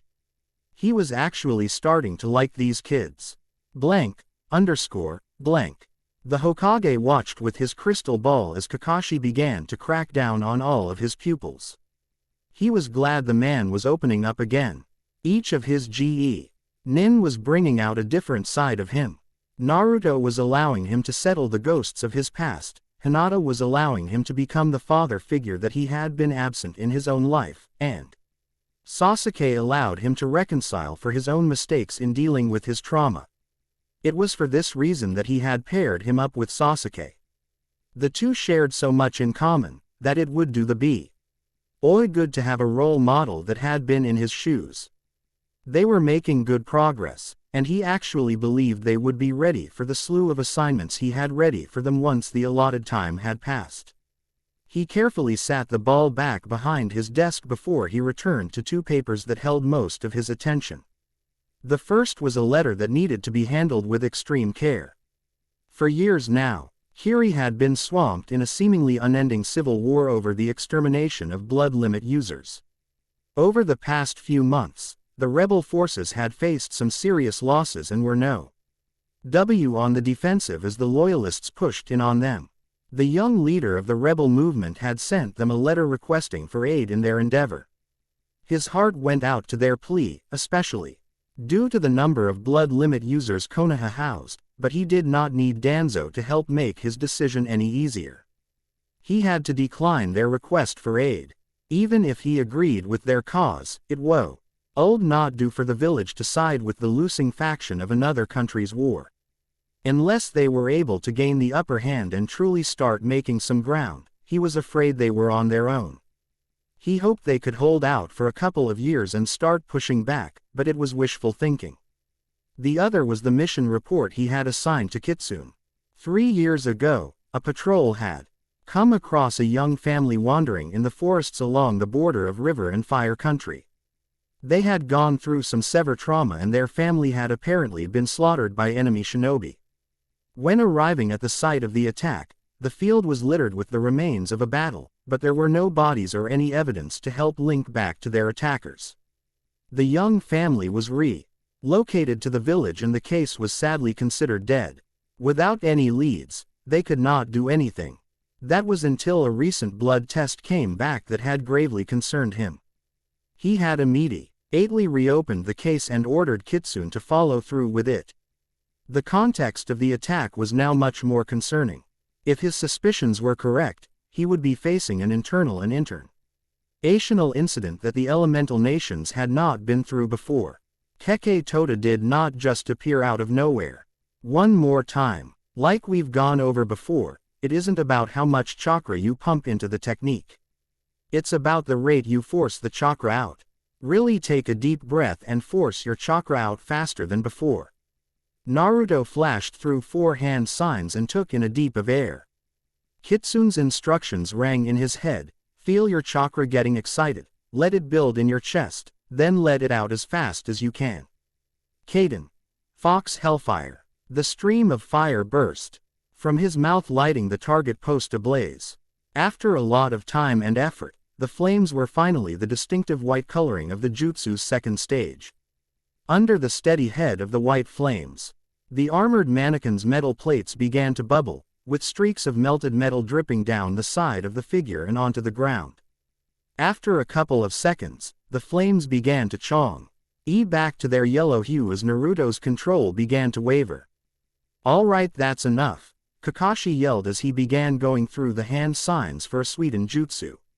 Naruto's lungs cried out for air as he cut off the jutsu. His chest felt extraordinarily warm and he gasped for breath as steam erupted from the contact of Kakashi's sweetened jutsu on the smoldering pile ahead of him. They had been at this for days and he was thrilled by the progress he was making. He glanced over at the horde of clones moving in sync as they went through the catus Kakashi-sensei had shown them. It was like watching A.D. Ojo practicing together as rows upon rows of navy, orange, and yellow grunted and went through the motions of each kata. He also wistfully glanced at the 2 clones sitting off to the side as they got to just sit around and read all day. "I think you've finally got it down," Kakashi said as he stared at the steaming remains of the training dummy. Naruto smiled triumphantly as he sat down on the ground. It had been 2 weeks since they had started individual training, and he had to say this was the most fun he had ever had. Sure, he loved the thrill of a prank and the chase that usually followed. But finally getting to see and feel his ability as a shinobi improving was a much greater high. He had only gotten faster during their spars and group conditioning sessions, and now his taijutsu was actually passable. "I think that's about as far as you're going to get with me leading the helm on that jutsu," Kakashi said as he walked up to him. "I've only ever seen the first 2 stages in person. You're going to have to ask Kitsune what's so special about the 3rd stage in person." "Thanks for all help, sensei. Have you seen Kitsune Tem by the way?" "I haven't seen him in a while." Kakashi was silent before he answered. "I wouldn't expect you to. He's off on an important mission for the Hokage right now. I don't know where it is, but I do know that it is going to be extremely difficult for him. He can handle it. Kitsune can handle anything thrown at him." Kakashi chuckled. "I bet he can, but don't worry. He's not exactly on a dangerous mission, just a challenging one. It's just a graveyard mission." "What does that mean?" "I'll tell you about it if you ever consider going into the Anbu Corps," he said as he ruffled his hair. "Now, on to the next subject. I'd say we've made some good ground in your taijutsu. Your nasty shot earlier this morning is a testament to that." Naruto wickedly grinned as he recalled the events earlier that morning.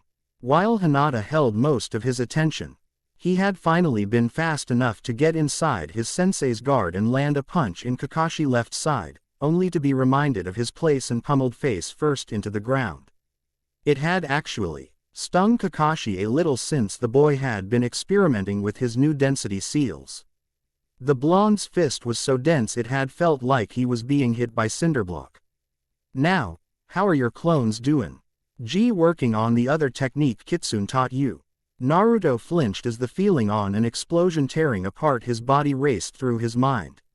Not very well, he grimaced. Is it still exploding in your hand? I don't understand it, the blonde uttered as he pulled at his hair. The whole idea of the jutsu seems wrong to me. The angrier you are the stronger it gets, but the angrier you are, the harder it is for you to control the chakra. What am I doing wrong, sensei? Kakashi closed his eyes as he thought it over. Let me see you do it again. With a clone, he followed up as he noticed Naruto start to seize up. He let out a breath of relief as he summoned a new clone. Do I have to, boss? You know how much it hurts. It complained. Come on, you big baby. The sooner we get this down, the sooner we stop blowing ourselves up. Now get over there. The clone stuck its tongue out at him as it marched off towards its doom. Kakashi was starting to believe Sasuke was right in his observation on about the blonde talking to his clones. They didn't just occasionally chat, they had full-on discussions. Naruto would rabble on and on with himself about the intricacies of Fuinjutsu, since there was simply no one else who had his same level of knowledge. He really hoped Jiraiya would return soon. The boy needed another outlet to bounce his ideas off of. Back to the matter at hand, as the clone began forming chakra in his hand. Kakashi raised the headband over his left eye. The return of his red eye surprised Naruto, but he ignored him as he focused on the chakra system of his clone. The clone was forming the jutsu in his right hand and concentrating all of the chakra into a singular point. The energy built up in this point began to dramatically heat up inside the enclosed space. Soon he leaking energy of the jutsu began forming as a dark crimson flame around his fist. At this point, these flames were still just his chakra converted into a different form, so his arm remained undamaged. He stood there for some time before he noticed the jutsu was beginning to become unstable. The longer the clone held the jutsu, the more chakra was being pumped through its core. However, the size of the flame outside of his palm was not changing. The jutsu was being backed up due to the limits of how much chakra could be released at a time. The pressure was too much, and before he could call out, the flame exploded in a raging inferno, incinerating the clone and everything within a 5-meter radius. The original flinched as the memories of being burned away flew back to his mind. I think I see two of the problems, Kakashi said as he lowered his headband back over his eye. The longer you hold the jutsu, the more chakra you have built inside of its core. You're limiting how much energy escapes to power up the jutsu. But by doing so, you are causing the pressure inside to build up, causing the explosion. Naruto nodded as he stared down at his hand. There is also the problem of what will happen if you manage to get it right. Assuming it doesn't explode in your hand, how will you manage to direct the explosion? Naruto looked surprised and bit his tongue at his own stupidity. I assume Kitsune had been teaching you this only through theory and demonstration. Kakashi asked as he watched his student have an internal battle. Naruto nodded, prompting him to continue. I think I see a solution. Try focusing on maintaining the pressure as you form the jutsu. When you are ready to discharge it, force a constant flow chakra through your arm towards the direction of travel before delivering the jutsu. This will direct the attack forward and not everywhere at once. Naruto was surprised, but anxious to give it a try. He summoned another clone, which did not bot her arguing as he raced over to the middle of the field. He stared at a training post with newfound determination as he began molding the jutsu again. The blisteringly hot chakra began swirling in his hands. And once the crimson flames began dancing around his palm, he began racing towards the post. He could feel the built-up chakra threatening to burst, but he pushed through it as he drew closer to the post. Come on, hold it. He slammed his hand forward into the post as he pushed his chakra as hard as he could through his arm and shouted, Kaden, Wrath's Inferno. The chakra wave SLA into the condensed energy and forced it forward as the fire raged forth in a burning inferno through the dummy. This time it was directed away from him in a narrow cone facing outward and left a simmering hole through center of the training post. The clone looked just as surprised as the original did. Smiles lit up both of their faces as they began dancing with one another, with the chanting support of the taijutsu clones in the background. The kid is just something else, Kakashi thought as he stared at the dancing blondes. He was making amazing progress, and his teammates weren't slouching either. Blank. Sasuke scoffed as another explosion ripped through the forest. The blonde just didn't understand the definitions of subtlety. Sasuke was crouching in the bushes as he tried to catch a glimmer of his sensei's clone. His hand tightly gripped the handle of his katana as he stared off into the trees. He noticed a leaf fluttering to the ground and sprung into action. He immediately let loose 8 shuriken with wire attached up into the trees. He yanked them as they tied around an object hiding behind the tree's central mass.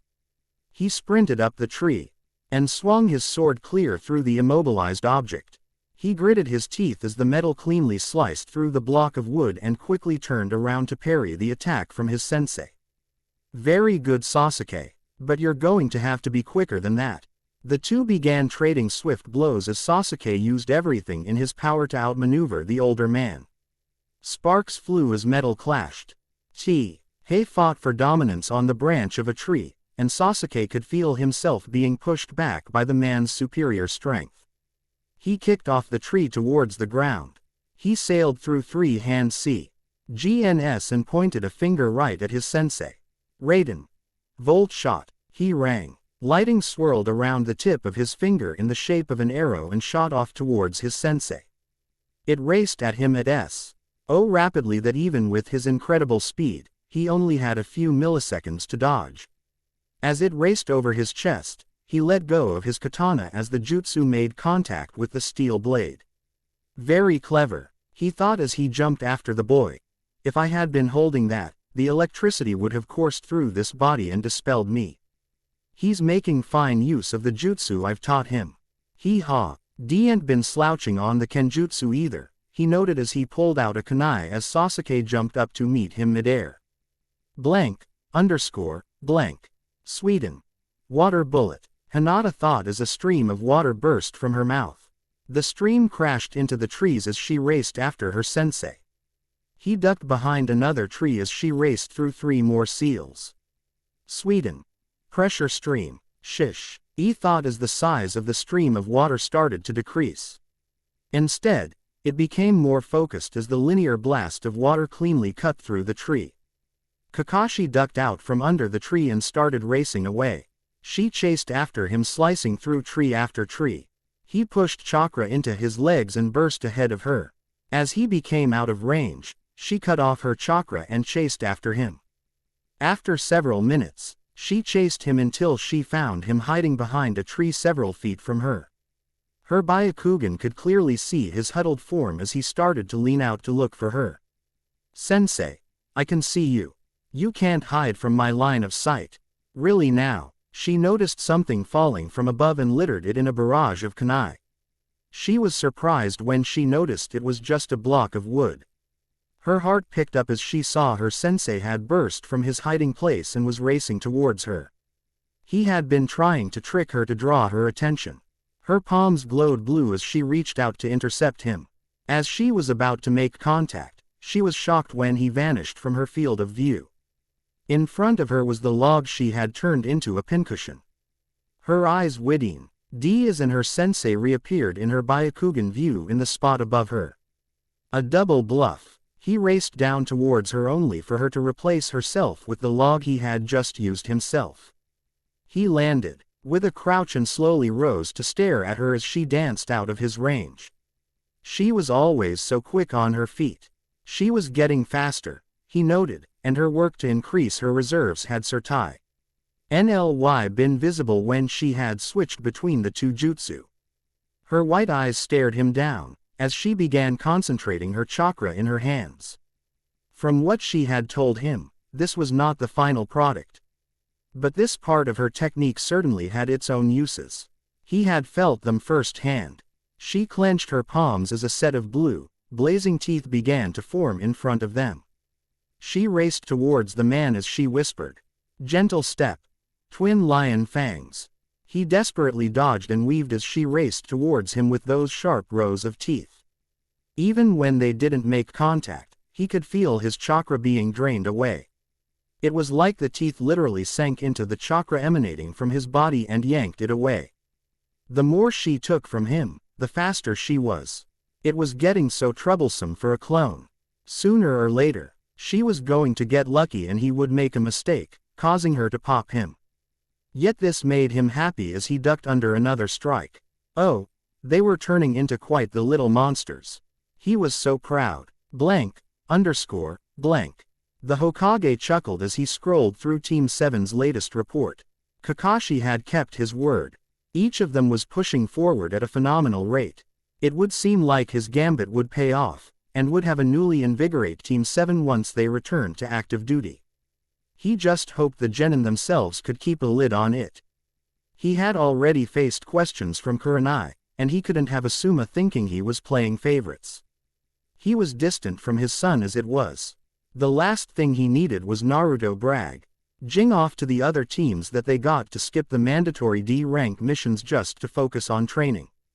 Sasuke had taken to Kenjutsu rather well. He was rather comfortable with the form, but a pair. NTLY had not found a sword size he was comfortable with yet.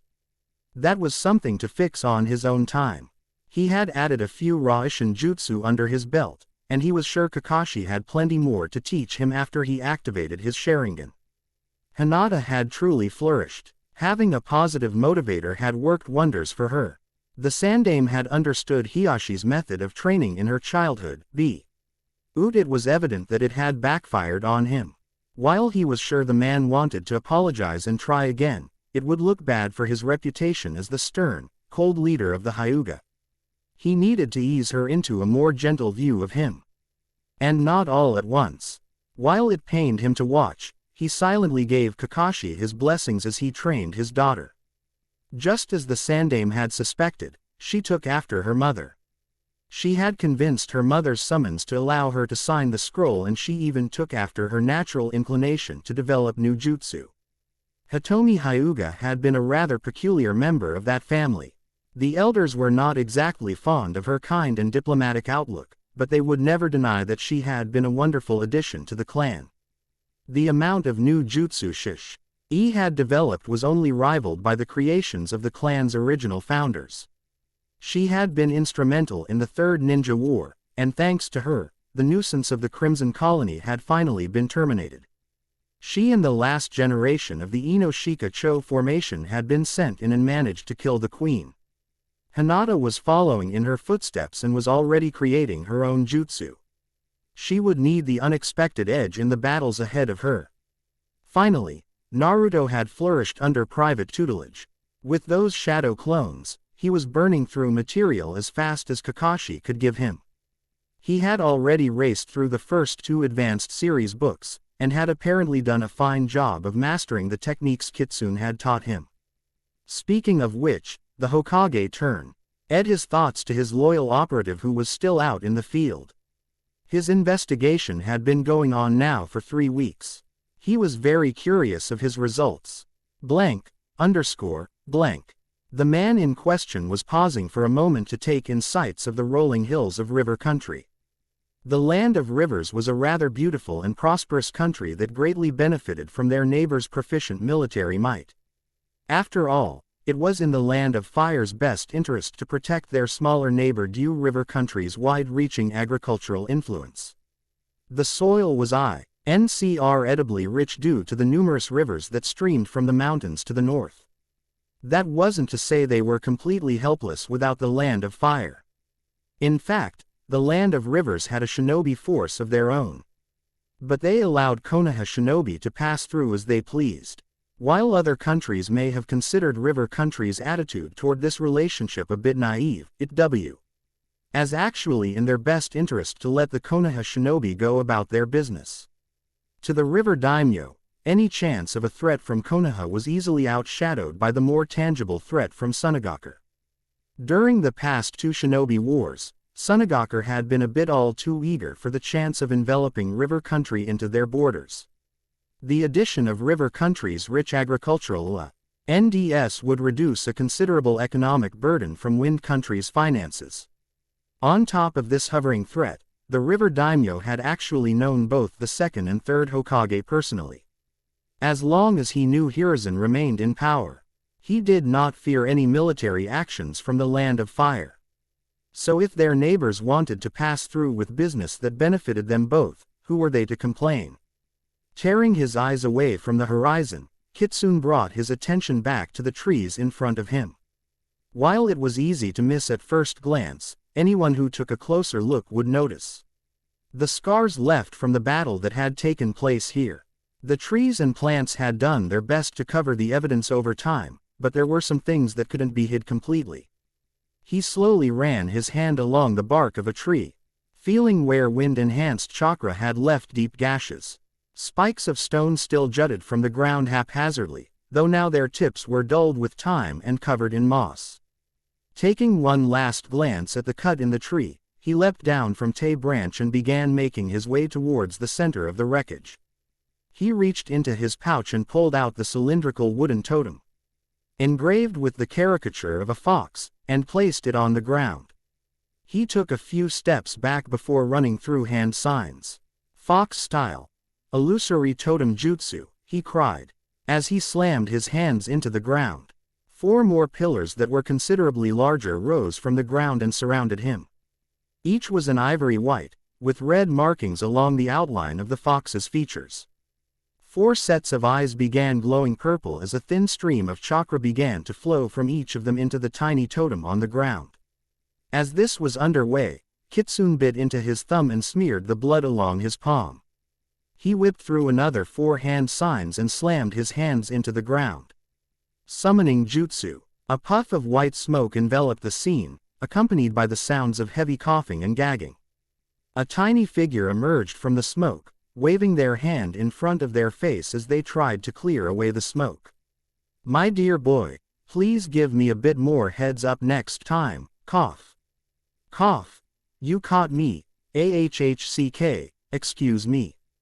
Caught me mid-yawn as I was getting ready to settle down for the evening. I deeply apologize, Huli-sama. I should have let you know in advance. Kitsune apologized as he sank to one knee and offered a deep bow to the bespectacled fox. Thank you for coming to my request. I am honored by your presc. Oh, stop with the pleasantries already, my boy. The elder croaked as he straightened his back with a satisfying pop, before sighing in relief and resting his weight on his cane. Kitsune nodded in acknowledgement as he stared at the older, gray fox. Compared to his peers, Huli was much smaller than the average summons. The tip of his head barely reached above the boy's kneecaps. 4 tails waved behind as he smiled up at the boy. Lady, she may demand your respects, but you know full well I am fine without them. Let's get down to business already, my young Uzu. You know I don't like being called that. Kitsune hissed, cutting him off. The boy's outburst didn't seem to faze the fox at all. Instead he lightly cackled, still so stingy. You don't need to be so protective all the time, my boy. The teenager clenched his teeth behind his mask, before taking a deep breath and nodding. He knew he really shouldn't let that get under his skin, but his familial name was still somewhat of a sore spot with him. It was how he got in this absurd situation in the first place. Good. Now, what impossible task do we find ourselves with this time? Kitsune reached down and passed the old fox the small totem. It was a clever trick devised by the foxes centuries ago. Similar to the Inoichi techniques, the totem allowed its wielder access to another person's memories. It could reach deep into their psyche and dig up even the most repressed memories. In combination with illusory totem jutsu, it could project those memories outwards from the perspective of the person they were taken from. I have been tasked with investigating the events that lead to a pair of orphan siblings seeking sanctuary in the village. They were believed to have been the victims of a random bandit attack, but the Hokage now believes there is more to it. Poor things. The Huli sighed and glancing at the leftover battlefield around them.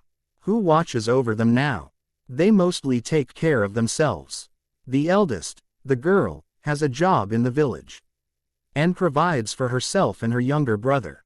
Quite the heavy burden to force on one so young, Huli muttered before glancing up at his young protege. Any leads? That is what we are here to find, Huli-sama. The old fox nodded before sitting back on his tails and weaving through hand signs with his front paws. Huli was one of the oldest amongst the fox clan.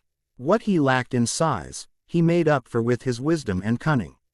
While more than a majority of the elders believed that he was growing far too amiable in his old age, none would dismiss his insight and opinions out of hand.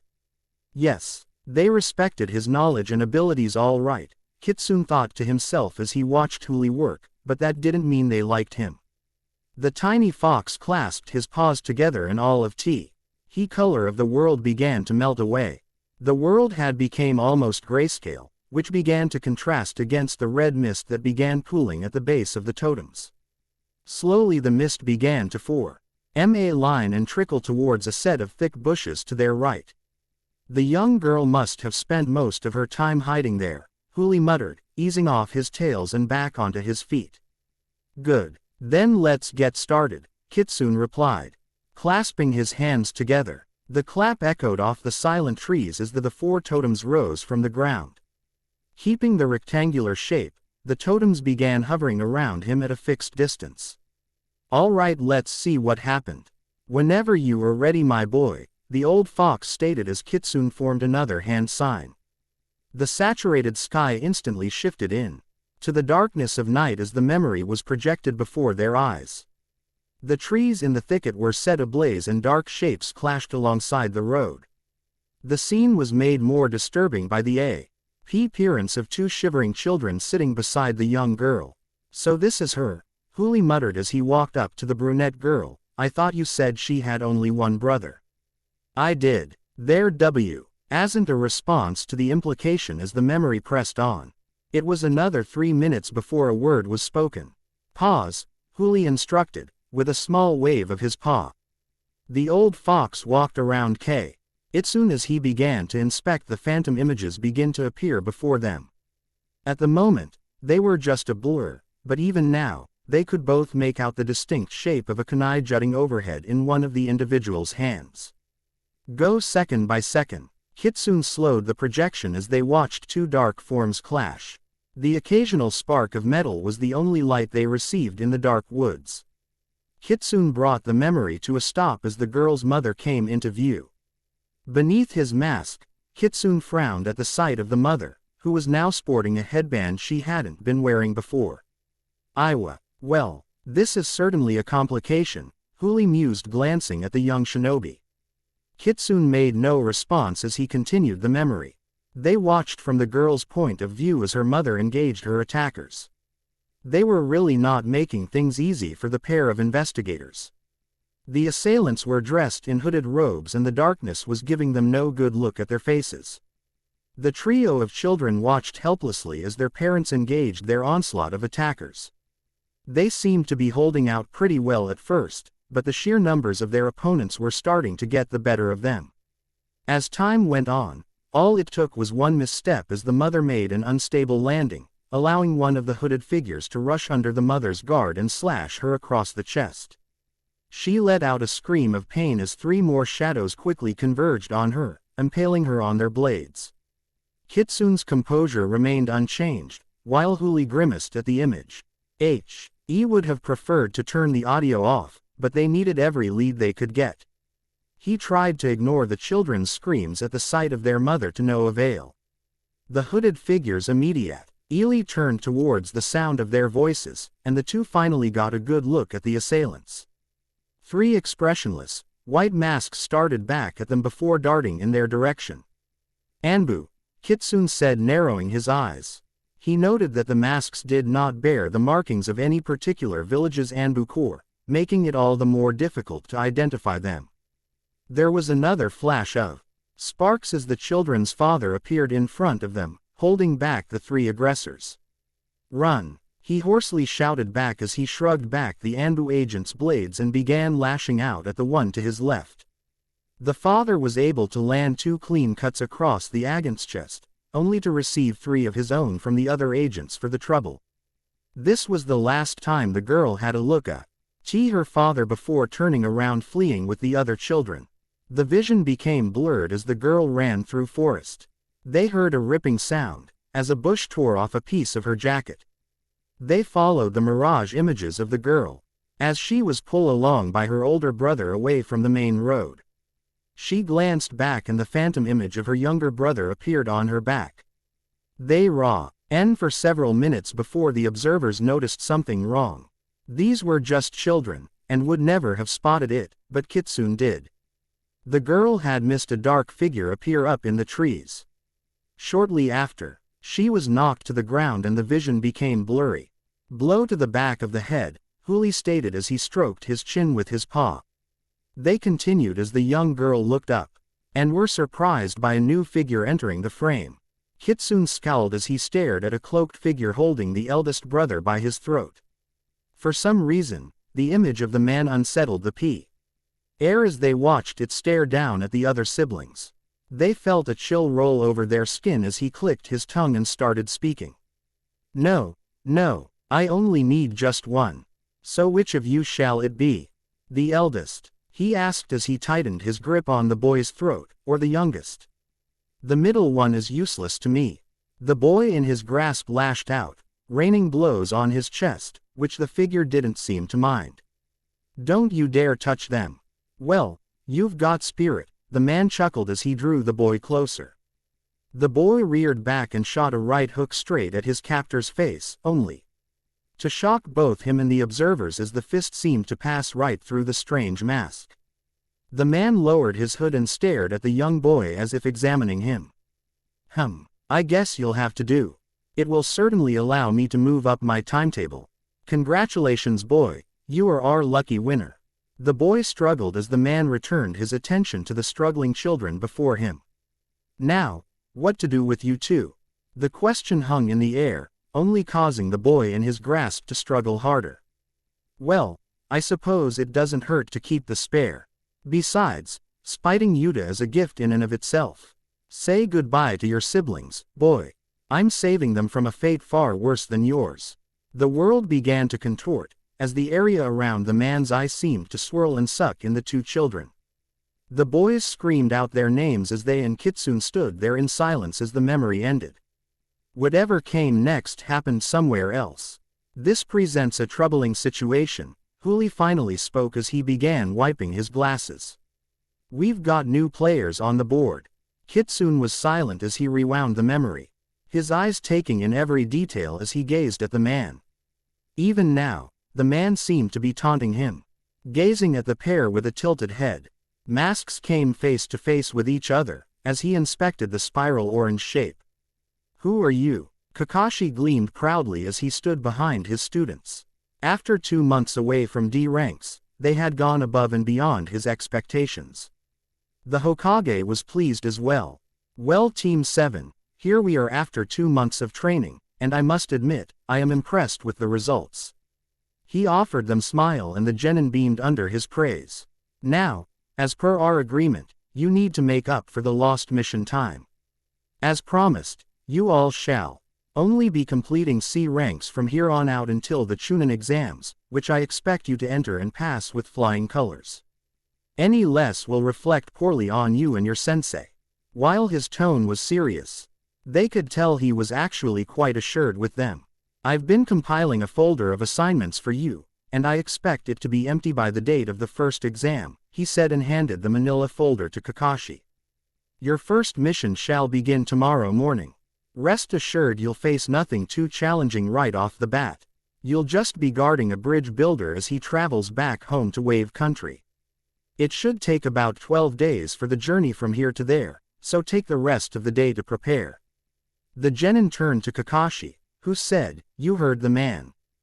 Go home and prepare for a 2-week trip. Get some rest and make sure to set your alarms. We are meeting at the front gate at 7:30 and heading out as soon as our client arrives. Dismissed. The three nodded their heads and shuffled out of the room, leaving the Kakashi and the Hokage alone once again. 2 weeks for a simple mission to Wave. Kakashi asked. Something wrong, sir? You and I both know it old take maybe 3 days with a civilian to reach Wave Country, and 2 days without him to make it back. Also, the Chunin exams are 6 weeks away. If you really wanted us to get through multiple C ranks, I don't see why you would eat up a third of our time with a low-paying C rank, unless there was something else going on. The Hokage folded his hands as he stared out the window. I'll admit there is something troubling about the mission. The gentleman who requested the mission seemed like a decent man, but he was certainly hiding something. Nothing out of ill intent, but withholding information is a grave concern. If anything were to go wrong, I'd prefer it being your genin team facing any problems rather than the other rookies. Just take a few days to observe the area, before heading on home. He turned back around and looked Kakashi in the eye. Just keep an eye out for anything strange. He chuckled as he sank into the cushions of his seat. Besides, there is always the C-rank curse to worry about. Don't even joke about that. Our first mission out of the village escalated into an A- rank, and that was only a D rank. I hope that stupid myth has already passed. Don't jinx yourself, Kakashi, the old man chuckled. Blank. Hours later, Hinata knelt in her closet as she went through the essentials she would need on her mission. Kunai and shuriken sets, check.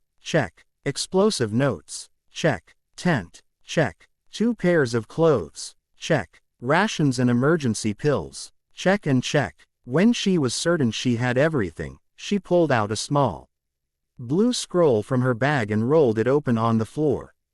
She delicately placed the items she needed on top of the paper, and took a step back. She raised one hand in a hand sign, and a second later, the materials were sealed away in the scroll. It really did pay off having an upcoming seal master on your team. Naruto had been adamant about sharing his Fuinjutsu repertoire with his teammates. Had nearly forced Sasuke to take his lightning rod seal, and he had insisted they all use his storage seals to lighten their loads. She made sure to place the scroll inside her shuriken pouch and began getting ready for bed. As she changed into her pajamas, she caught sight of the red scroll lingering on her nightstand. She had been thankful for the break from the looming secrets of her clan over the past month. Ever since her father had told her she should take a break from her research, she was finally getting a good amount of sleep at night. She used to stay up for hours reading, but now she had others helping her along. She really needed to do something to thank Nara-sama for his help. She had checked with her father earlier in the week, but apparently he had made about as much progress as she had. She turned off the light and rolled into the covers of her bed, as she got ready to drift off to sleep. As she closed her eyes, there was a bright flash in the room, which jolted her wide awake. She was on top of her bed with a kunai at the ready as she searched for the source of the disturbance.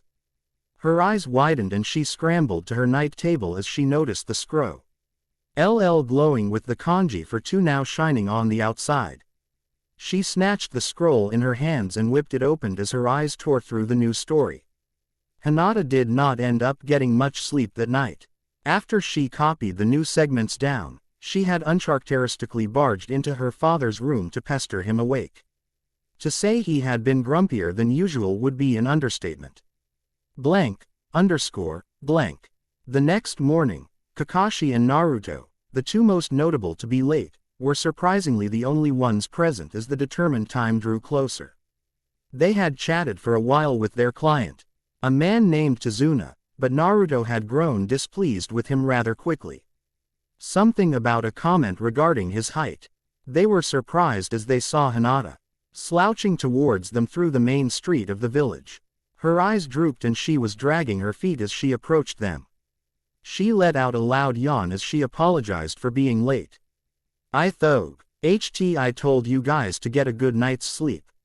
I'm sorry, sensei, she murmured. Let me get a cup of hot water from the guardhouse and I shall be good to go. Kakashi would have chuckled by her unceremonious behavior if they were not about to head out on a mission. A shinobi should always be alert and ready for any danger, even if they were close to home. Their first mission outside the village had proven that. "May I ask what kept you up so late?" She seemed to sober up slightly as she shot him a glance. "There was an important meeting with my father. That lasted for hours into the night.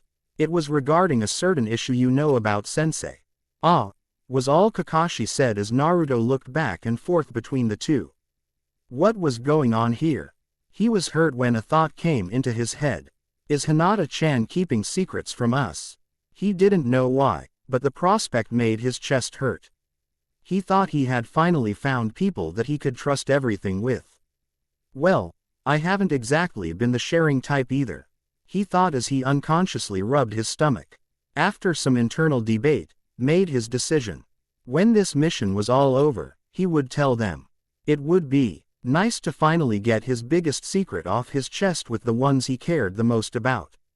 Maybe it could prompt Hinata-chan to share her secrets and for Sasuke to talk about his family. Speaking of which, Kakashi glanced at his watch as another minute drew closer to their scheduled departure time. Just where was he? It wasn't like him to be late.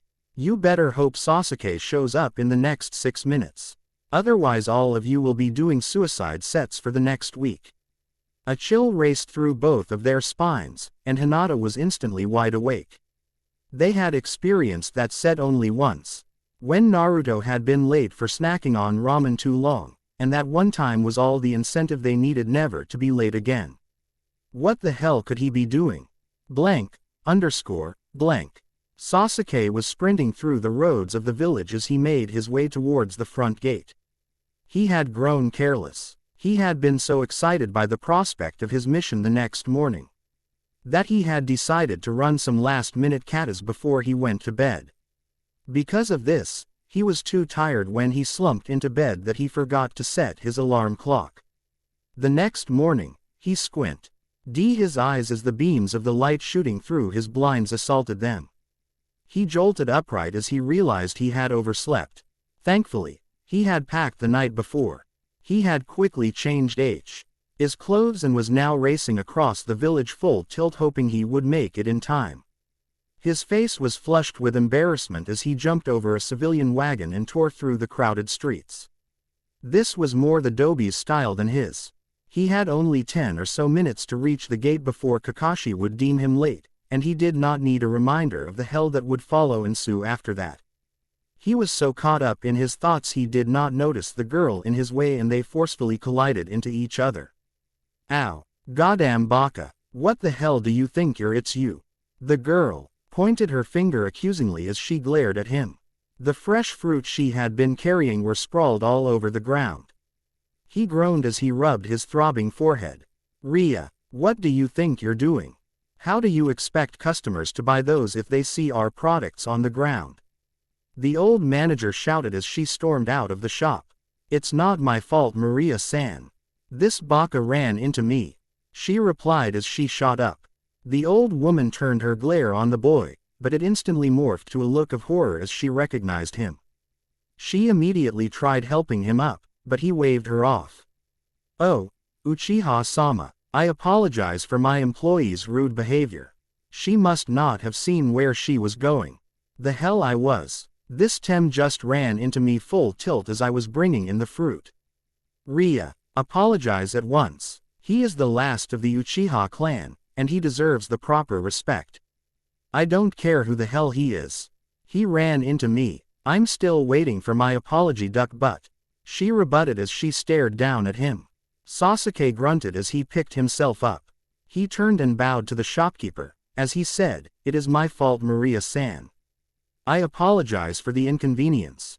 The old lady silenced the boy as she waved her hand. "Oh, don't be so modest, Uchiha-sama. What fine manners. Please, feel free to come by any time you wish. We have some of the best products in the village. Ria, make sure to pick all of this up and wash them in the back. Any bruised items are coming out of your paycheck." Ria sputtered as the old woman returned into the store. She fell silent and shot Sasuke a glare as he tried to back away from her. "Where do you think you're going? This is all your fault, you stupid Tem. You are going to help me pick these up and wash them right now. I really can't, he said as he backed away from the intimidating girl. Even for a civilian, her presence was overwhelming. Oh really, why not? She asked a little too sweetly. I have a mission, and I'm already late. Excuses, excuses. Being late is your problem. If you weren't rushing about, you wouldn't have gotten yourself in this mess. She grabbed his ear as she started yanking him towards the fallen fruit. Now, you are going to help me with this mess right now. He yelped as she tugged harder on his ear, and he quickly used the substitution jutsu on a passing civilian. Rhea was surprised as she found herself yanking a complete stranger. I can't be late. This is official business for the village, and I can't skirt my responsibilities. She huffed and released the man's ear. Oh, you shinobi are all alike. Claiming to look out for us little people, but when it comes down to it, all you care about is money. He really wanted to argue with her, but he just didn't have the time. Look, I'll help you when I get back. But I really need to go. With that he started sprinting off towards the gate. She fumed as she watched his retreating form. I'm going to hold you to that, stupid Teme. Believe me, I'll hunt you down if I have to. Duck Teme. Rhea, stop shouting obscenities this instant. You're scaring away the customers. Rhea fumed as she began picking up the fruit. Oh, she was going to make him pay, when he got back. Blank, _, blank. Across the village, the door to the Hokage's office burst open as Kitsune marched through the door. Kitsune, you're back early, the Hokage mused. Everyone out, Kitsune ordered, ignoring the man's cheerful greeting. The other Anbu guards in the room quickly shunshined away from the area. No one disobeyed the captain when he was serious. Kitsune stared at the older man through the slants of his mask. He sighed and braced himself as he said, "It was Anbu." "Goddamn it," the old man muttered as he stood up and pulled out his pipe. Kitsune was unsettled as his mentor began pacing about the room. It was like watching an agitated tiger pace back and forth in a cage, where the slightest disturbance would set it off. Just what the village needed. Right before the exams, especially with the concern of new villages entering the mix. Full report. Now, he curtly ordered. Kitsune began recounting his discovery of the site in Rain Country and his frequent stops along the way to River Country. The room began to fill with the heavy scent of tobacco, as the Hokage took more and more puffs at his pipe. Things were starting to line up in very compromising ways. The fact that the parents were from Iowa may not have confirmed his suspicions, but they definitely made things worse if he was right. I want our spies in Iowa to send us a picture of the Tsuchikage's dead niece immediately.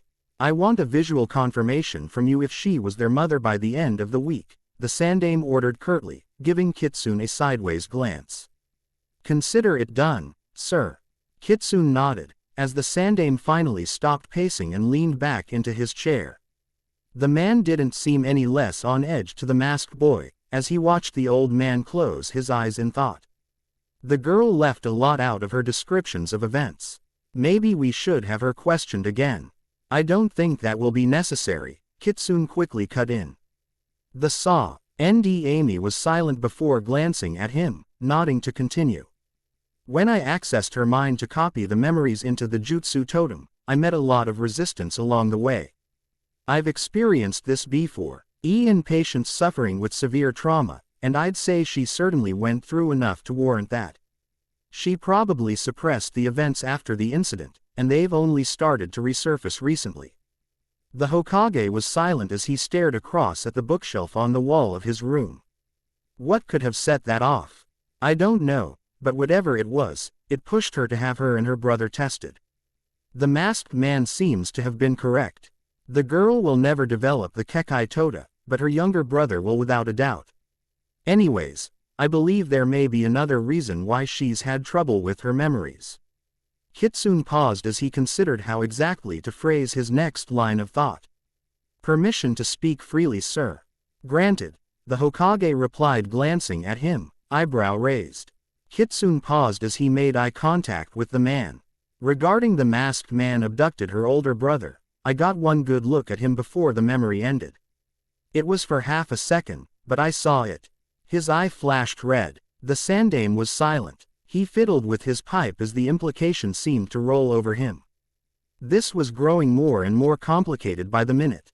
How sure are you? Completely. Silence settled over them as the unspoken implication rang loudly in their minds. A Sharingan. I will look into that matter personally. Now, the real question is, what are we going to do about them? The Hokage muttered. Sir, if we're right about them, the sentimental part of me would be delighted to reunite Onoki with his family, but we are dealing with very delicate times. Who's to say returning them to Iowa would be best for everyone? From your discovery, I'm not so certain they would be safe there. Not our problem, sir. The Hokage glared at him, but Kitsune did not flinch under his gaze. I believe we should return them and avoid an international incident. Their safety after the exchange is up to the Tsuchikage. Kitsune, have I expressed how displeased I can be with your attitude? Multiple times, sir. He sighed as he took another puff of his pipe. After 2 silent minutes, he turned and said, the children shall remain here for the time being. I need to think our options over very carefully. This needs to be handled with discretion, and I want to hear some outside opinions before I make up my mind. As you wish, sir, Kitsune nodded. In the meantime, I want you to follow up on the Anbu who attacked the family.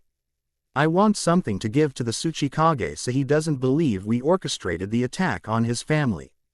Also, I'd prefer it if you stayed in the village. I need every hand on deck for preparations for the Chunin exam. I'll look into this masked individual myself. He planned to send out a message in the paper. He had an old acquaintance to contact. Sir, do I have permission to interrogate the Zaofu prisoner? The Hokage thought it over, and gave him a nod. Kitsune bowed and said, if that will be all, sir, I'll be on my way. He disappeared in a shunshin, leaving the old man alone with his churning thoughts. He called out for his secretary, who scrambled into the room. Yes, sir, send a message to Jiraiya. Tell him to double time it back to the village. I want him here before the first stage of the Chunin exams begins. Also, clear out my schedule for the next hour, I am going for a walk. She nodded and bowed as he walked past her and headed to the roof. He need time to clear his head and think this over. He would have to tread quite carefully. Blank, underscore, blank. All right men, this section of the house needs to be done by tomorrow. Plow through the last 2 hours, and the first round of drinks on Saturday will be on me. Yes, sir. The workers echoed, as they continued their work newly invigorated. You certainly have a way with people, a man laughed behind him. The man turned around and shook hands with Inoichi Yamanaka. Sorry about my neighbors. I understand they can be difficult to deal with. I heard you guys had quite the time getting over here. That's an understatement. The architect laughed. First, our quarters catch fire, and then we are raided by Iowa Nin. I'm just glad everyone arrived here in one piece. Quote, I am as well. So is this your first time in Konoha? Indeed. I've mostly traveled around the world, working in whatever country the industry sent me. As of now, the only hidden village I haven't worked in is the Hidden Mist. Oh, I wouldn't recommend that if I were you. I know. Pity about the state of their country. Has Konoha stated if they are going to intervene in the rebellion? Couldn't tell you even if I knew. Maybe if they were to gain some ground we would consider it, but not yet. Right. He paused as he noticed the crane begin to raise the second level's roofing planks. I'm sorry Yamanaka-sama, I have to oversee this transition. Legal issues and whatnot. It's been pleasant talking with you. Maybe we can catch up again later. I'm planning on staying in town for a while, and I'm interested in getting to meet new people. You are welcome to join my men and me on Saturday. I would love to, as long as you're still buying. He made out laughing as he shook the man's hand, and started heading back into his house. The architect smiled as he watched his retreating form, and turned his attention back to the workers. Next week, the other architect, who was working on the clan's other house, would arrive, and he would finally catch a break to get to work. Yoshio hid his smirk. Everything was going perfectly. Kakashi had not ticked his presence on the journey back to the village, and he was getting closer to the Yamanaka faster than expected. He glanced in the direction of the lone Chunin in the trees across the street, and D was thankful the security tailing him was quite light.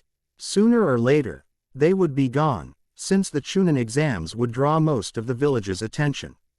It was almost time to really crack down on his mission. Blank. Hiyashi Hyuga rubbed his temples before he took another sip of tea. He was incredibly tired from Hinata's disturbance the night before. While he wished she could have been a little more patient about the matter, he was fascinated by the new discovery from the stone room. He took another sip of tea, as he glanced down at his notes. He had read the story over and over again, creating notes linking it to the first half Hinata had revealed a month ago. He sighed as he took another look at the mysterious story, written neatly in his daughter's handwriting. He picked up where the story had left off. Over time, the fruits of their connection emerged and the rabbit goddess gave birth to 2 sons. These sons were also blessed with the power of the tree, and she finally learned to love. However, the seeds of mistrust had already been planted. The children grew up and played throughout the valleys of the land. They were allowed to roam freely, but they were given one rule: to never venture to the mountains of the divine tree. They loved their mother and heeded her warnings. Over time, they began to notice as villagers began disappearing from the settlements. Their mother comforted them that they were required for a peaceful ritual. One day, they were approached by a small, wise toad, which warned them of the injustices of their mother. If they sought the truth, they would have to venture into the forbidden lands. The younger brother, who loved his mother, was distressed, but stayed true to his mother's warnings. The older brother, who also loved his mother, was distressed, but like his brother, stayed true to his mother's warnings, until a young maiden he had cared for disappeared as well. The brothers confronted their mother, begging her to end the ritual. But she denied them, claiming it was necessary for the others' arrival. Curious by her vague response, the 2 brothers set out into the mountains and discovered the atrocities of the ritual. Spurred by this injustice, the brothers sought out the toad that dreamt, and began training to overcome their mother. They absorbed the power of the land, and honed the power of they had inherited until they were ready to face their mother. The seeds of her distrust proved fruitful, as her sons finally confronted her. Spurred on by the misery of her past, she disowned and battled them with the full might of the divine tree. For months on end they clashed. The earth shook and lightning clashed, as their battle raged upon the earth. Their battle shaped the continents as their power lashed upon the land. Eventually, the brothers were successful and sealed away the rabbit goddess forever. The earth was torn apart as the moon was created to serve as the tomb of the ancient goddess. The divine tree was stripped of its power and placed into the body of the wiser, older brother. The older brother wanted to travel the world to heal the scars they had wrought upon its surface and people. The younger brother, who still cared for his mother, decided to guard her. He forged his own family, and together, they defended his mother off in the stars. Some of the younger their's children eventually decided to leave their father, and ventured off into the world with his blessings. They too inherited the power from their grandmother. Their eyes would shine in the deepest darkness, and look into a person's very soul. Over time, the words of his mother troubled the younger brother, and he began to investigate the others of which his mother had spoken. After his weary travels, the older brother adopted the title of sage, and finally decided to settle down with a wife. He too would foster sons, and, like his mother before him, would worry about the future power they would possess. Unlike his mother, he did not worry about them confronting him for his power, for he loved them with all his heart. One burned as bright as the sun and just about as subtle. The other was as cold as the moon, and quiet as the night. He was confident his sons would lead the world towards a brighter future. However, their battle would shape the destiny of the world for generations to come. Sensei, I believe we may have a problem. They had been traveling for about 2 days now. Summer was drawing to a close in Fire Country, as August drew closer with each passing day. Along the cooler borders near the ocean, the leaves were drawing closer to the tipping point of changing color. As they drew closer to wave country, the air was becoming more and more pleasant, and the NEA/RLY unbearable heat of summer was edging away. Hinata had frequently been scanning the area with her Byakugan in the event a greedy bandit foolishly thought they would have the upper hand by attacking children. Tazuna felt uneasy as he stared at the veins bulging around Hinata's eyes as she stared off in the distance. What is it? I can see two enemy shinobi up ahead on the road hiding in a genjutsu. They appear to be waiting for someone. How far? About a half-mile away, she replied as she deactivated her Byakugan. You mean to tell me you can actually see that far? Tazuna whistled. Hyuga are a very prestigious clan within the Leaf. Their eyes allow them to perform incredible techniques, such as seeing great distances, Kakashi informed him. You don't say, Tazuna muttered as he stared at the cute little girl in a new light. Hinata, what rank would you place them based on their chakra levels? Not very high. High Genin or low Chunin. All right. Naruto grinned as he started stretching his arms across his chest. So what's the plan, sensei? Kakashi closed his visible eye and hummed for a few seconds before looking down at his students and saying, I don't know. You tell me. Was their uniform response. He turned to face all of them and said, this is your mission as much as mine. While I'm technically in charge, every leader should listen to the ideas of his subordinates. Being in command does not mean you have to think of everything. It just means you make the hard call of which decisions to make. He paused as he let his words sink in. While the threat level is relatively low, don't just slack off and consider this the same as one of our exercises. Even though I'm comfortable with your skill level, that does not mean you should give it anything less than your all. Even a genin can take down a cage if he is clever enough.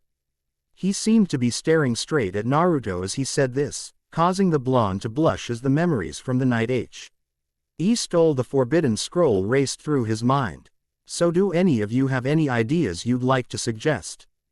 Sasuke and Naruto silent as they ran scenarios inside their heads.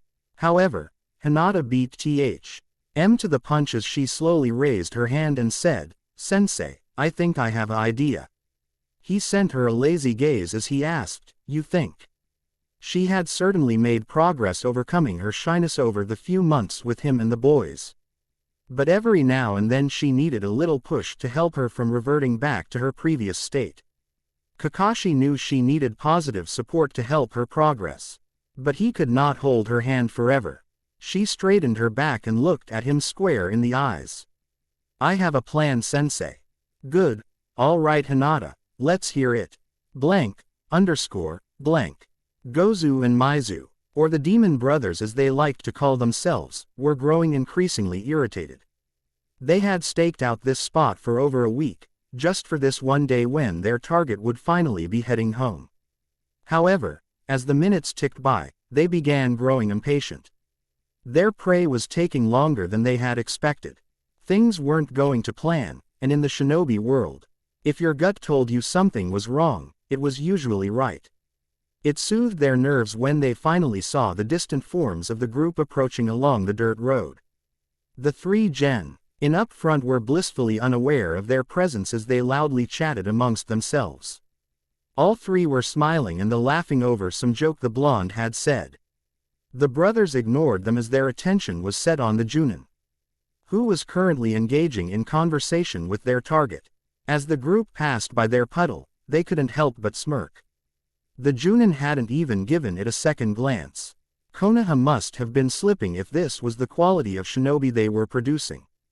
They silently rose out from their genjutsu and released their chain as they rushed at the Junin full tilt. He seemed utterly shocked as the razor edges dug into him, and he let out a yelp as they yanked on the cords to rip him to shreds. Their confidence was short-lived when the Junin's body went up in a puff of smoke. Their glee turned to shock as the bridge builder moved at impossible speeds for a man of his size and drove his fist into Gozu's gut. He gasped for air and barely had a say. Con to register the pain as the small girl jumped across the bridge builder's back and delivered a nasty kick to his head, sending him flying back. Maizu was yanked along with his brother as the chain was still connected. He tried to release the chain from his gauntlet, but the two boys stopped him as they tackled him to the ground. He growled as he tried to pry them off and reach for a kunai, when suddenly the air was forced from his lungs. Something shifted and the weight on his chest seemed to triple as the boys crushed him. What the hell was going on?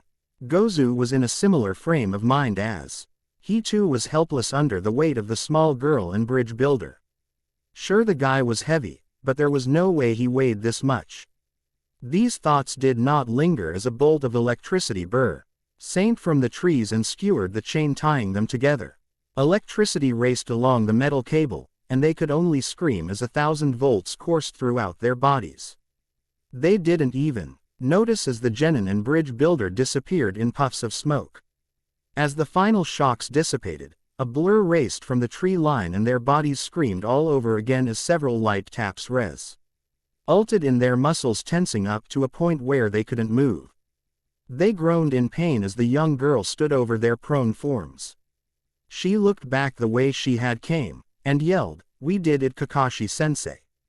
They have been immobilized. Very well done, you three," Kakashi commended as he, the boys, and Tazuna, who was staring at all of them in a new light, walked out of the forest in joy. Ned Hinata to look down at their captives. "I think you might have overdone it, Tem," Naruto said as he nudged the twitching form of Gozu with his foot. Still getting a hand of adjusting the voltage. "Be thankful I didn't fry them," he said as he shot a glare down at the mist nin. They just continue to impress, Kakashi thought as he looked down at the duo. Their sparring sessions in the mornings had certainly done a wonder for their teamwork. It was very ingenious for Hinata to incorporate all of their skills into one plan so quickly. Naruto would distract the two and restrict their movements by planting gravity seals on the clones, which would provide Sasuke a clear shot to inflict massive damage, while Hinata would sweep in to ensure they were immobilized. Well crafted and well executed. "Now then," Kakashi murmured as he turned his head towards Tazuna, who flinched under the man's gaze. "I believe you have some explaining to do. Blank, _ blank." With each step closer towards the cottage, the group felt more and more tense. Something was coming, that much they could tell. The clear sky of the late afternoon seemed like a taunting facade of the storm yet to come. Hinata's Byakugan was constantly active as she scanned the surrounding area. "Kakashi-sensei, I'm still all for helping these people, but I gotta ask. What exactly are we in for?" Naruto asked. "Could be anything. More than likely, whoever is sent our way will be a missing nin from the Hidden Mist Village just like those other two. Sasuke, don't even waste time with Kaden Jutsu. If anyone shows up, hit them with your Raiden Jutsu and make it hurt." "My pleasure," he smirked as he continued staring off into the trees. Kakashi glanced at Hinata, whose eyes were starting to water from the strain. She was never one to complain. None of them were, but this provided its own problem. They just never knew when to back down. "That's enough. Hinata, take a couple minutes to rest your eyes." "No, I can keep going, sensei," she argued. He had seen the drawbacks of overexerting the Byakugan firsthand from his time in Anbu. He had been on a mission to Tea Country where his teammate Tia Hyuga had left his Byakugan active for 3 hours straight. His eyes had been bloodshot, and he had to have his head bandaged up to prevent his retina from receiving any more light. It had taken him a month before his eyes were fully healed. For others, the side effects can have long-term effects. "I appreciate your determination, but I'll need everyone in top condition. Take a break, and that is an order." She wanted to argue, but she deactivated her Byakugan anyways and rubbed her sore eyes. "You good?" Naruto asked, placing a hand on her shoulder, while she wiped the water from her eyes. "I'm fine. It just stings a little." The group continued along the riverside for 15 minutes before Hinata's eyes stopped stinging. They had been slightly tinged red, but they finally settled back down to their pure white coloring. Once she was comfortable they would be fine in short bursts, She reactivated her eyes and was startled by an unknown presence off to the right in the trees. "Sensei! Get down!" Kakashi barked, as he pulled Tazuna down with him. They all hit the deck as a massive hunk of metal sailed over their heads and slammed into the base of a tree to their left. A lone figure suddenly appeared on the handle of the blade and smirked down at the genin below him. Blank, _ blank. "Oh, this is going to be fun," Zabuza mused as the dense blankets of fog enveloped him. The genin huddled around Tazuna as the fog seemed to close in on them. The tomos of Kakashi's exposed Sharingan swirled as he stared off into the fog. He couldn't see a damn thing. The hidden mist jutsu was formed when the user infused his chakra into the water vapor in the air and spreading it out over a wide area. The more chakra the user had, the longer the mist lasted. What truly frustrated him was that it was almost impossible to see. It was like staring into a big cloud of chakra, making it impossible to discern Zabuza's location. "Hinata, can you still see him?" "Hi sensei. While the fog is laced with his chakra, his body has the densest concentration. He's 25 degrees to your right." "Oh, now that's just cheating," the voice taunted from the mist, sending shivers down the genin's spines. "Having a Hyuga on your team no fun.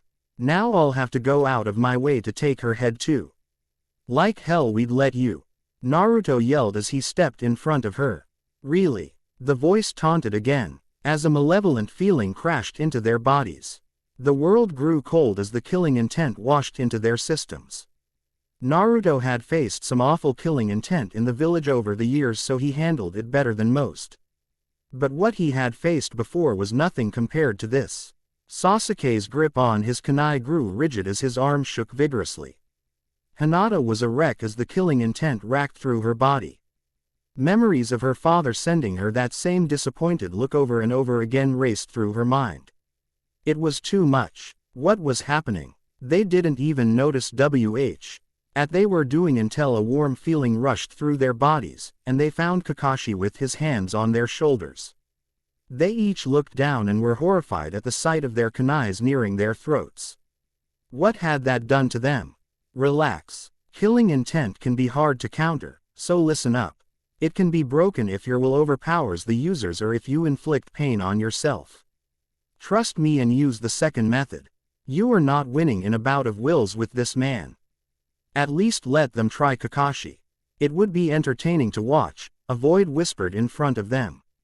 Kakashi tightened his grips on Hinata and Sasuke's shoulders as he offered them a reassuring smile. "Don't you worry, I won't allow my comrades to die. Are you sure about that?" The voice cut in. Hinata's eyes bulged and shouted a warning to her sensei, as Zabuza reappeared mid-swing behind Tazuna. The old man could only gasp as the blade raced towards him. Kakashi's eyes widened as he turned around. He wasn't going to make it in time. Sasuke and Hinata were still recoiling from the shock of the killing intent and could only watch in horror as the blade connected with Tazuna. Only for it to clang off. His body as if it had struck a piece of metal. Zabuza frowned and grunted as his attention was forced to Kakashi, who was on him in seconds. Tazuna was in shock as the genin looked down at Naruto's outstretched hand touching his leg. He was sweating bullets, but let out a sigh of relief as he tugged off a piece of paper from the man's leg. "What just happened? What did you do?" "I just increased the density of your body by 130. Your matter was so concentrated that it would take a lot more force or penetrating power than that guy has to leave a scratch on you." "Then why did you take it off? Put it back, and place some on yourselves for God's sake," Tazuna exclaimed as he waved for the tag. "No can do," Naruto wistfully muttered as he watched the tag begin to crumple up before igniting in flames. There went 6 hours of work down the drain, but hey, at least it had served its purpose. I'm still testing them out. They never last very long and tend to burn out after the seal overloads itself. The seal can circumvent the necessary change in your mass or volume, but it eventually implodes on itself due to its limitations. Besides, that was the only one I had on hand. They take hours of time to even make one. And process is a bitch. Tazuna wiped the sweat from his brow as Sasuke and Hinata just sent Naruto blank stares. It never stopped shocking them how much he knew about seals and physics. The guy could act like a child one moment, and then drone on and on about the magnitude of magnetic fields or something equally as complicated the next. Their attention was FTED as they heard a violent crash of water over the river. Kakashi was doing all he could to redirect the blows from the massive sword. He glanced at his cracking kunai before launching it at Zabuza and reaching into his pouch for another. Zabuza swung his sword in front of him and easily batted it away. He was on Kakashi in a heartbeat and they were locked in a deadlock once again. Got to admit, you're keeping up pretty well for a tree hugger. Then again, I'd expect no less from you, Kakashi. The same could be said for you, Demon of the Hidden Mist, Kakashi grunted as he started to feel Zabuza winning out in their contest of strength. I'm flattered people in Konoha know of my reputation, he smirked as he broke through Kakashi's block and continued his downward swing cleanly through the man's chest. Kakashi-sensei, Hinata screamed. Zabuza grinned until Kakashi disappeared in a puff of smoke. Shadow clone. But when? He was cut from his thoughts as he noticed a sizzling sound oming from the kunai still falling in the air. His eyes widened as he noticed the explosive note along the handle. Shit. The explosion rocked the surface of the river, sending a giant ball of smoke into the sky. A few seconds later a hand breached the surface, and Kakashi pulled himself out from under the water. Set and match Zabuza. He frowned when the water beneath his feet started to bubble. He could only widen his eyes as a dome of water burst forth and surrounded him, and Zabuza rose up from the water next to him. I couldn't agree more, Kakashi, he grinned. Water clone, Kakashi thought. You're faster than I thought. Kakashi, I didn't even notice you switching out for a clone. I assume it was when my line of sight was obstructed as I blocked your kunai. Kakashi only glared at him from the confines of his prison. Now then, let's get back to business, shall we? Zabuza mused as he turned his attention back towards the genin along the shore. His grin hidden under his bindings widened as more clones rose from the surface of the river. Now kiddies, are you going to continue to play ninja and try to protect that man? Or are you going to be nice little brats and make this wire on yourselves by getting out of the way? The group was silent as they glanced back at the man they were tasked to protect. Sasuke and Naruto shared a glance, and Hinata could only confusedly look. Between the two some unspoken message was passed. Sasuke smirked as he turned his attention back towards Kakashi. He glanced down at the water below his feet and back to him, causing Kakashi to den his eyes as Sasuke started weaving through hand signs and Naruto crossed his fingers. Kage Bunshin no Jutsu. 20 Narutos burst into existence along the riverbed, and they let out a unanimous battle cry as they each drew a kunai and charged. Stupid brats. Zabuza mused as he ordered his clones to intercept them. They easily tore through the lines of clones, but movement on the beach drew his attention. Electricity crackled from his fingertips, as Sasuke knelt down in front of the water. He slammed his hands into the water shouting, Raiden, taser current. Electricity raced across body of water slamming into everyone in contact with it. Naruto and Zabuza's clones alike dispelled as 5,000 volts of electricity raced through their bodies. The original Zabuza jumped in the air and tossed a kunai at the brat, while his hand stayed level just enough to keep Kakashi in place. The man in question had his hands placed along the walls of his prison. His face was flushed with consent. Ration as electricity cackled along his hands. He's using nature manipulation to cancel out the jutsu. He must have a Raiden affinity. Zabuza's thoughts were disrupted as something speeded towards him. He saw the kunai flying towards him and cursed. He was still in midair from avoiding the current and barely managed to twist out of the way to ensure it didn't hit him. As it passed, he noted its peculiar shape. His confusion was short-lived as it was overcome by shock as the blonde kid appeared behind in a flash of yellow light. The kid cried out as he slapped a piece of paper onto the sword on his back and formed a single hand seal. Instantly, Zabuza shouted as he was dragged underwater by the immense weight on his back. Naruto clutched the kunai in his hand as he disappeared in another flash and reappeared beside Hinata as Sasuke cancelled the jutsu in order to block the kunai sailing towards his face. A smile flashed across his face before he inevitably hunched over and began throwing up excessively. Hinata's hands began to glow green as she rubbed his back. Even through the pain, he looked out to Kakashi on the water's surface and smiled. The second Hiraishin kunai Kakashi had given him was certainly pulling through. Kakashi got to his feet and glanced down before Zabuza burst up from the water's surface. Opting to drop his sword for the time being rather than drowning, Zabuza sent Naruto a horrible glare, causing the genin to stumble back. Zabuza was about to open his mouth when he received a nasty right hook to his face. "Your fight is with me, Momochi." Zabuza received two more nasty punches before he was able to start blocking. The genin were entranced as they watched the two A-rank shinobi hash it out.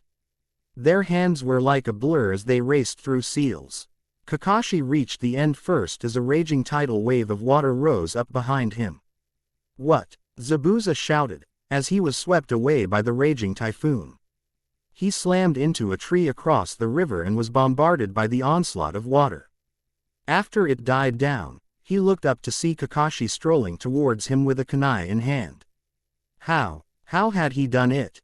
He had used the jutsu he had been planning. Could he actually see the future? Any other thoughts were cut off as three sharp senbon pierced his neck. He gasped and slumped over as a masked figure appeared next to him. Kakashi stopped and glared in new arrival as he checked Zabuza's pulse. The masked figure rose and turned to him. "Thank for your help in this endeavor, Konoha-san. You have Kiri's gratitude for your assistance." Kakashi simply nodded as he fought to remain conscious. That last jutsu had taken a toll on him. He berated himself as he nearly toppled over. He really had been slouching off. When was the last time he had actually taken the time to train by himself? The hunter nin stared over his shoulder straight at the blonde across the river. "You there. I require your assistance." "Me?" Naruto exclaimed as Hinata helped him up. "What do you need me for? Could you please remove the gravity seal you placed on the Kubikiribocho?" "The Kubokir, what now?" "She means the sword, Naruto," Kakashi panted. "Oh right, I knew that. Should I do it, sensei?" "Go ahead." Kakashi knew he was in no condition to fight. The last thing they needed was starting trouble with Kiri Hunter Nin. That sword is very important for Kiri. It's one of the 7 Legende swords. And I'm sure the Mizukage would be very anxious to get it back. Naruto nodded. As Hinata held him up, he formed one hand in a hand sign and held out his other as if he was holding a knob. He closed his eyes and began turning his hand counterclockwise. After a few seconds, he reopened his eyes and sent the masked individual a smile. "All set." The individual nodded and dived below the water's surface. Kakashi was on edge until the masked individual resurfaced and dragged the sword along to the riverbed. The hunter nin holstered the sword on their back and picked up the slumped body of Zabuza. Something bothered Kakashi as he stared at Zabuza's body. In his current state, he couldn't tell what it was, but something wasn't right. "You have my gratitude. I wish you well on your journey, Konoha nin." With that, the masked individual bowed and darted off into the trees. As they got out of sight, Kakashi buckled and slumped over. "Kakashi-sensei!" they yelled. "Hi!" Nada and Sasuke raced over and lifted him up from the water's surface. On the shore, Tazuna had taken Hinata's place and was helping Naruto stay standing.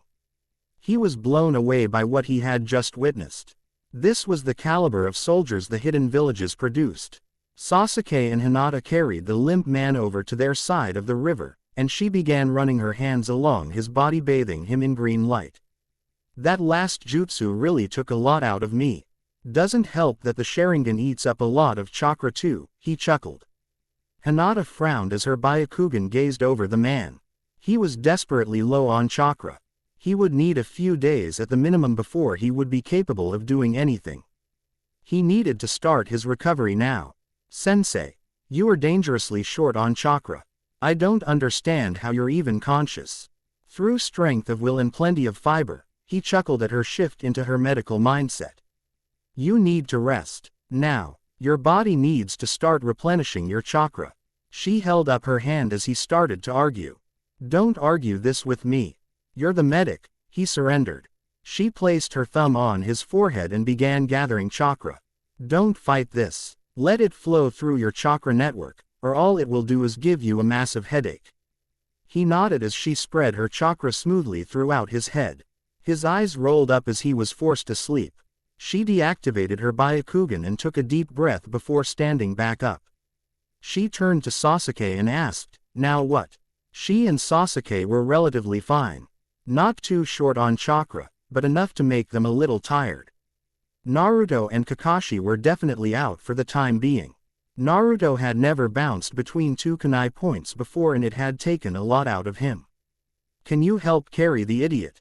Sasuke asked Tazuna. I'd be happy to, he responded over the blonde's objections as he lifted the boy onto his back.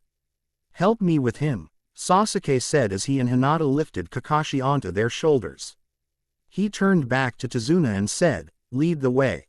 Tsunami tightened her nightgown as she made her way downstairs. She had been violently woken up by the banging that echoed throughout the house. Inari rubbed his eyes as he drearily followed her. Who is it, Mom? I don't know, sweetie. I'm going to check. The knocking on the front door continued as a voice cried out, Tsunami. Tsunami, it's me. I'm back. Relief flooded through her body as she rushed towards the door. Father, where have you been? You should have arrived hours ago. You've had us worried sick. She chastised as she unlocked the door. She swung it open and her breath caught in her throat. She was stunned by the strange image before her. Her father had a blonde young boy passed out on his back and behind them were a young girl and boy holding up a passed out gentleman with white hair. Heh, you could say we ran into some trouble on the way here. Blank, blank. Kakashi winced as he slowly opened his eyes. He felt like hell. Every muscle in his body screamed at him, as he tried to sit up. Sensei, please don't try to get up. He slowly stopped as the source of the voice quickly drew closer. He gave Hinata a nod as she slowly eased him back down onto the bed. He sighed and tried to get more comfortable as she began running through hand signs. A familiar green glow enveloped her hands, and the moment she brought them over his chest, Kakashi began to feel the aching of his muscles fade away. How long was I out? He groggily asked. About 2 days, sensei. Your chakra levels were severely low after that last attack, she replied as she began shifting from his chest to his arms. That's what I get for copying a jutsu I've never used before, he chuckled before wincing. At the constricting feeling of pain on his chest. To be honest, he was damn impressed. The demon of the mist definitely lived up to his reputation. Zabuza's chakra levels had to have been insane if he was going to casually throw jutsu like that around. What do you mean? Hinata asked, clearly confused by his last remark. I'll give you the full talk about my Sharingan when everyone is present. I don't want to repeat myself. For now, just now that I had never used that last jutsu before, and it drained a hell of a lot more out of me than I thought it would. That was one of the dangers of the Sharingan. Sure, it could allow the user to copy most jutsu they saw, but that did not mean it made the jutsu any easier to use. If he was being honest with himself, the fact that the jutsu required such an enormous amount of chakra wasn't the only reason he was in this state. Ever since he had left Anbu to be a teacher, he had become somewhat lax in his training. For 3 years, he had been waiting to find a suitable team. But none had ever caught his eye. In that time span, he had become increasingly reliant on his natural talent and intuition to get him through any missions he was sent on. God, I need to get back in shape, Kakashi thought to himself, watching as Hinata finished her inspection. Oh, the lecture sensei would have given him if he could see him now. How long until I'm back on my feet? Without any medical ninjutsu, it would have taken you about 5 days, but I've been speeding up the process. You should be fully healed by late tomorrow evening, she replied with a smile. As she offered him a glass of water from the side table. Thanks. At least that's some good news, he responded, taking the glass from her hands. In the meantime, you and the boys are going to be busy. What do you mean? Go fetch Naruto and Sasuke and bring them back here. We need to talk. We're not out of the woods yet. She felt a knot of concern forming in her gut, but did as he said and started heading towards the door. Despite the seriousness of the situation, she could not help but feel a smidge of disappointment as she glanced back to see the glass of water already emptied and returned to the bedside table. Another chance to see the face behind the mask slipped by. Kakashi closed his eyes as he thought back to his encounter with the hunter Nin. He had been on the verge of passing out, only hanging on through sheer willpower. If he had been fully attentive, he would have noticed at the time what was wrong. The hunter Nin had not followed protocol. Zabuza would be coming back. Blank, _, blank. 20 minutes later. What am I going to do with them? Kakashi mused as he stared at his team. He was supporting himself with crutches as they stood in the woods a short distance from the cottage. I'm willing to bet that we'll have about a week until Zabuza decides to show his face again, and next time he won't be alone. You all have come a long way during our time training, and I'm certain if you work together you can take out his companion. You know it, Sensei. Just leave it to us. Naruto boasted with a grin. However, it will not be as simple as that, Kakashi cut him off. They were silent as he continued. Remember, their objective is not about settling a vendetta, although I'm sure Zabuza wouldn't mind getting another crack at us. Their objective is TAKNG out Tazuna. I can't protect him, focus on Zabuza, and worry about his companion all at the same time. You boys are going to have to work out protecting Tazuna and dealing with the hunter Nin at the same time. What about me, Sensei? Hinata asked. He gave her a silent look before he replied, You're going to be helping me with Zabuza. Hinata's eyes nearly bulged out of her head and she felt her knees starting to shake. What the hell do you mean, Sensei? Hinata-chan is amazing, but she can't take down AA rank criminal. Naruto shouted as he stepped in front of her. I agree, she's can handle herself, but she's not up for fighting a Junin, Sasuke cut in. I don't expect her to, but her Byakugan can see through his hidden mist jutsu. It is irritatingly a rather good deterrent against my Sharingan. So I'm going to need her to help locate Zabuza. So what? That just means he'll target her instead of you, Naruto growled, taking a more possessive stance in front of the girl. You're right. That is why I don't plan to have her with me the entire time, which brings me to my next step.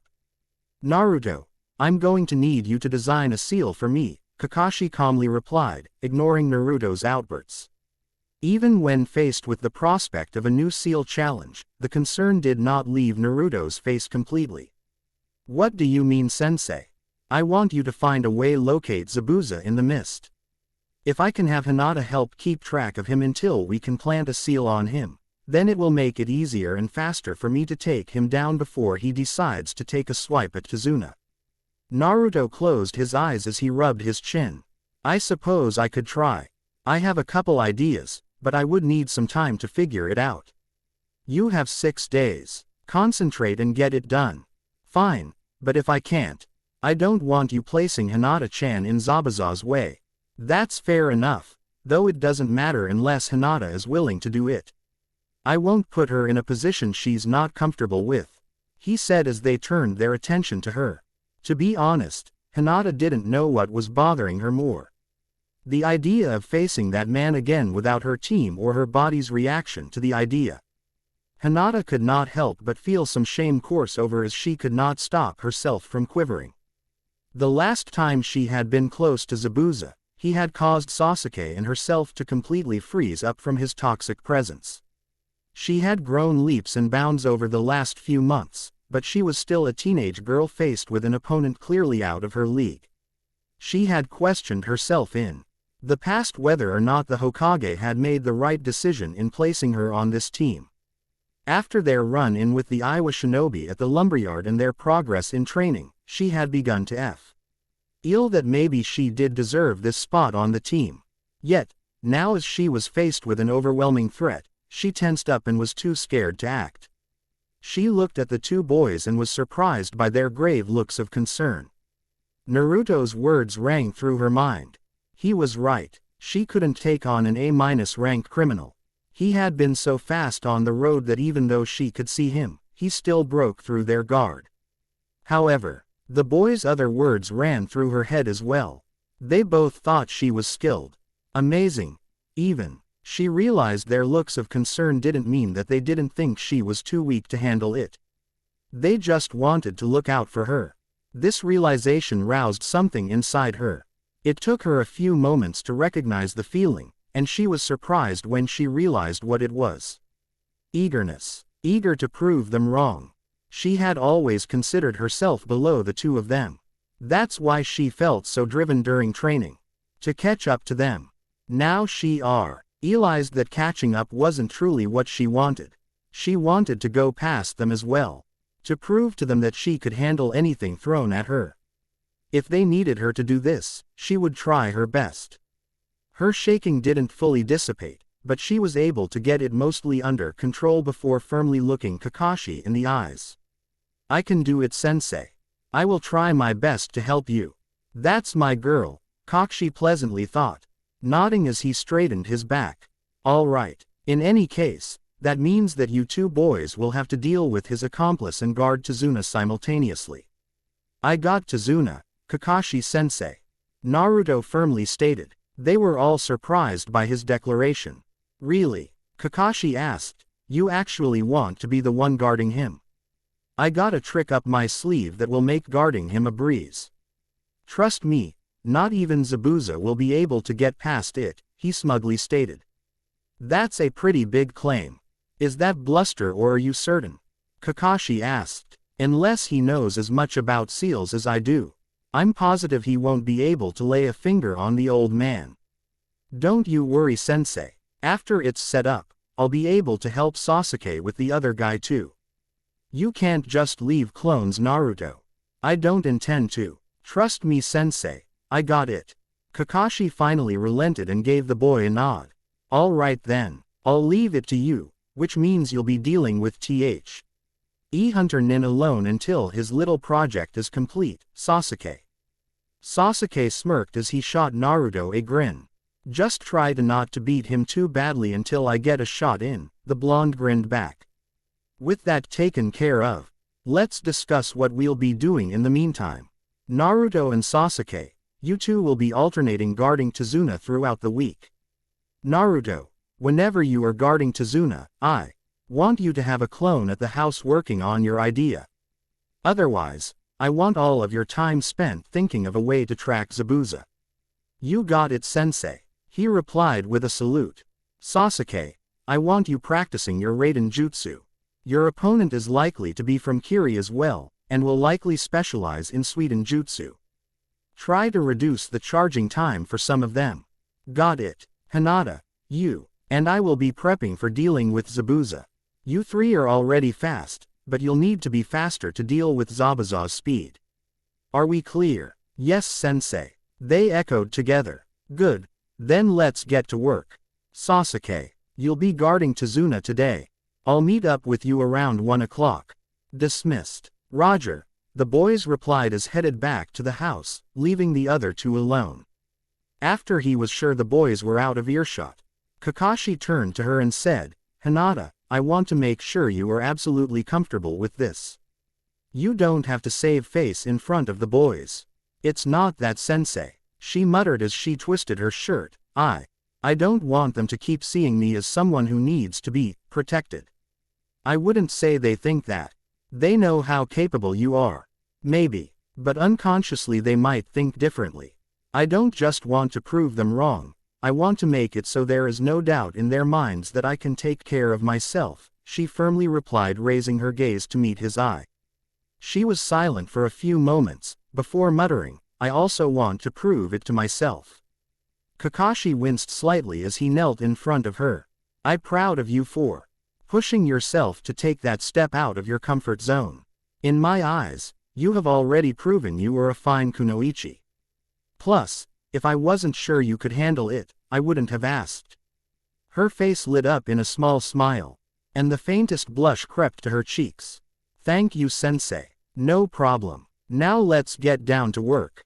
Are you ready? Yes, sensei. A little louder. Yes, sensei. That's what I like to hear. Now, like I said, we are going to focus on getting you fast enough to keep track of Zabuza. How are we going to do that? I'm going to teach you a well-known technique called forcing. You already know that pumping chakra into various parts of your body can help you move faster, jump higher, and hit harder. Forcing involves spreading chakra across your body at once, causing your brain to work overtime. You'll think faster and move more smoothly than ever before. Hinata couldn't suppress a frown. It couldn't be that easy. What's the downside, sensei? The downside is that it eats up a lot of chakra. I mean a lot. You have certainly increased your reserves over the last month. I won't deny that, but not quite enough to continuously use forcing. Even I can't keep it up for long. You're going to have to learn how to shut it on and off frequently to conserve chakra. Your Lion Fang technique will also help you with this by stealing your opponent's chakra. Please act. I've at your Byakugan and I will give a demonstration. He smiled as he began forming chakra and watched as her veins crept out along her face. She was going to be ready. He was certain of it. Blank, underscore, blank. Naruto pulled at his hair. Damn it, damn it, damn it. He cursed. He had been at this for 3 days now, and he had little to show for it. Oh, he had plenty of ideas of how to keep track of Zabuza. But each of them involved getting Hinata closer and closer to the missing nin than he was comfortable with. You couldn't just track a seal just because it exists. It had to release a signal that could be followed. His first thought had been to use radio waves. By setting up 2 transmitters on the bridge and 1 on Zabuza, he could create a seal to help triangulate his loca. Chion and send the information to Kakashi. Trouble was, that this would take a long time to write out, and take up a lot of space. Plus it would put Hinata in danger, so no go. Next he had thought of using magnetism. If he could form a seal to make Zabuza's sort of charged south magnetic pole, he could create a sort of compass for Kakashi to follow. Again, this involved them getting up close and personal. Plus Zabuza could just ditch the sword, leaving it pointless. It all came down to how comfortable he was with letting Hinata get close to that man. The thought of her so close to danger brought an aching pain to his chest. He was at an impasse. If he decided not to make the seal, Kakashi might make her stick with him the entire time in order to keep track of Zabuza. If Naruto did make a seal, he would just be pushing her in harm's way. Damn it, he reiterated as he banged his fist on the ground. Something I can help you with. A soft voice called out behind him. He was startled and turned around to see one of the most beautiful girls he had ever seen approaching him. The slender girl was so close that he was surprised that he had missed her presence. Who are you? Just a friend, she replied with a soft smile. You can call me Haku. Hello. Well, I'm Naruto. Naruto Uzumaki. What are you doing out here? I'm just gathering some herbs for an ointment I'm preparing. I think the real question is, what are you doing out here? This doesn't seem like the best spot to work. She wasn't exactly wrong. He was sitting in a clearing out in the middle of the woods, with his books and supplies scattered around him. Being in nature helps me think. I've always liked to come out into the woods whenever I'm facing a new problem, he replied as he turned back towards his books. That's good. That shows a very mature outlook for your age. Hey, you're not much older than me. I suppose not. Now, what seems to be troubling you so much? The girl asked as she gently took a seat next to him. Naruto was quiet as he stared at his hands in his lap. He didn't know why he felt like talking to this person, but his stress had been building over the last few days and he needed an outlet. I'm stuck in a bad spot. A friend of mine could be in serious danger unless I work something out. She could be hurt if I don't figure something out. You make it seem like she can't protect herself. That's not true at all, he retorted as he sprung up, suddenly heated. She's amazing. She can kick so much ass with her special taijutsu thingy and her made-up moves. Yet, you seem to think that it is your mission to protect her. The girl chided, ignoring his outburst. Naruto was silent as he stared back at the ground. I just want to make sure she stays safe. It sounds to me like this person is very important to you. Haku smiled gently. Images from their first day of their training flashed to his mind. He remembered his feeling of utter content as the three of them dozed off against the training posts. Their warm bodies pressed against his had filled him with a strange feeling he had never really felt before. Yeah, I guess she is. Both of them really, he murmured. Well, that is a very good mindset to have. You see, I believe that when a person has something important to protect, that's when they truly become strong. The girl paused as she let her words sink in. I don't know if it's any consolation, but if your friends feels in any way the same as you do for them, I'm sure they can overcome whatever obstacle seems to be in their way. You said for yourself that you trust this person's abilities. Maybe it was about time that you proved it. Naruto's eyes slightly widened as the girl's message sunk in. Maybe he had been looking down on her. He had let her go off after the Iwa Nin because he had been too exhausted to do anything, but the moment he could move, both he and Sasuke had torn after her worried sick. Maybe they were coddling her. It was time they took a step back and let her rise to the challenge. He slightly blushed as he realized he had been silent for an awkward amount of time. He tried not to make eye contact with the girl as he tried to think of something else to say. Why, you said you were looking for herbs, right? Do you mind if I help? She closed her eyes and offered him a smile. I would be happy if you did. So the two of them set out gathering the necessary plants. It was actually relaxing for him as they searched for the specific kinds Haku needed. It helped relieve some of the tension that had been building up in him for some time. After they were done, they stood smiling across from each other. You know, you actually kind of remind me of my friend. Oh, really? Why is that? She makes ointments too. But you're both soft-spoken and have a way with calming me down. Haku offered a smile. May I ask her name? It's Hinata. That's a lovely name. Well, I thank you for your assistance. These will be perfect to help the one I hold special. I'm sure you will be able to solve your little problem. Maybe try to approach it from a new angle. With that, she offered one last smile as she started heading out of the clearing. Oh, and Haku had his back turned so he couldn't see what Naruto's reaction would be, but he was willing to bet it would be hilarious. I'm a boy. Haku's prediction came true as Naruto's eyes bulged out of his head. His jaw dropped to the ground as he clutched his head. No, he's even prettier than Hinata-chan. Haku gave one last chuckle as he waved over his shoulder and walked away. Blank. Everyone else had long since returned to the cottage that night, before Naruto returned. Inari was quiet upon his arrival and left the table in a hurry. After their argument the previous night, he didn't feel like being in Naruto's presence. Any progress? Kakashi piped up from his newspaper. I've had a lot on my mind, was his only response. I guess not, Kakashi frowned. When it came to seals, Naruto was usually better than this. What was holding him up? Naruto shuffled his way to the table and stood in front of Hinata. He avoided eye contact as he uttered, could we talk outside? Alone? She was surprised, but fought back a blush as she nodded. Sasuke sent them a confused glance as the two headed outside. What were they talking about that they couldn't discuss here? All the while, Kakashi was studying his reaction. It would be troublesome for the team dynamic to be disrupted by something as petty as jealousy.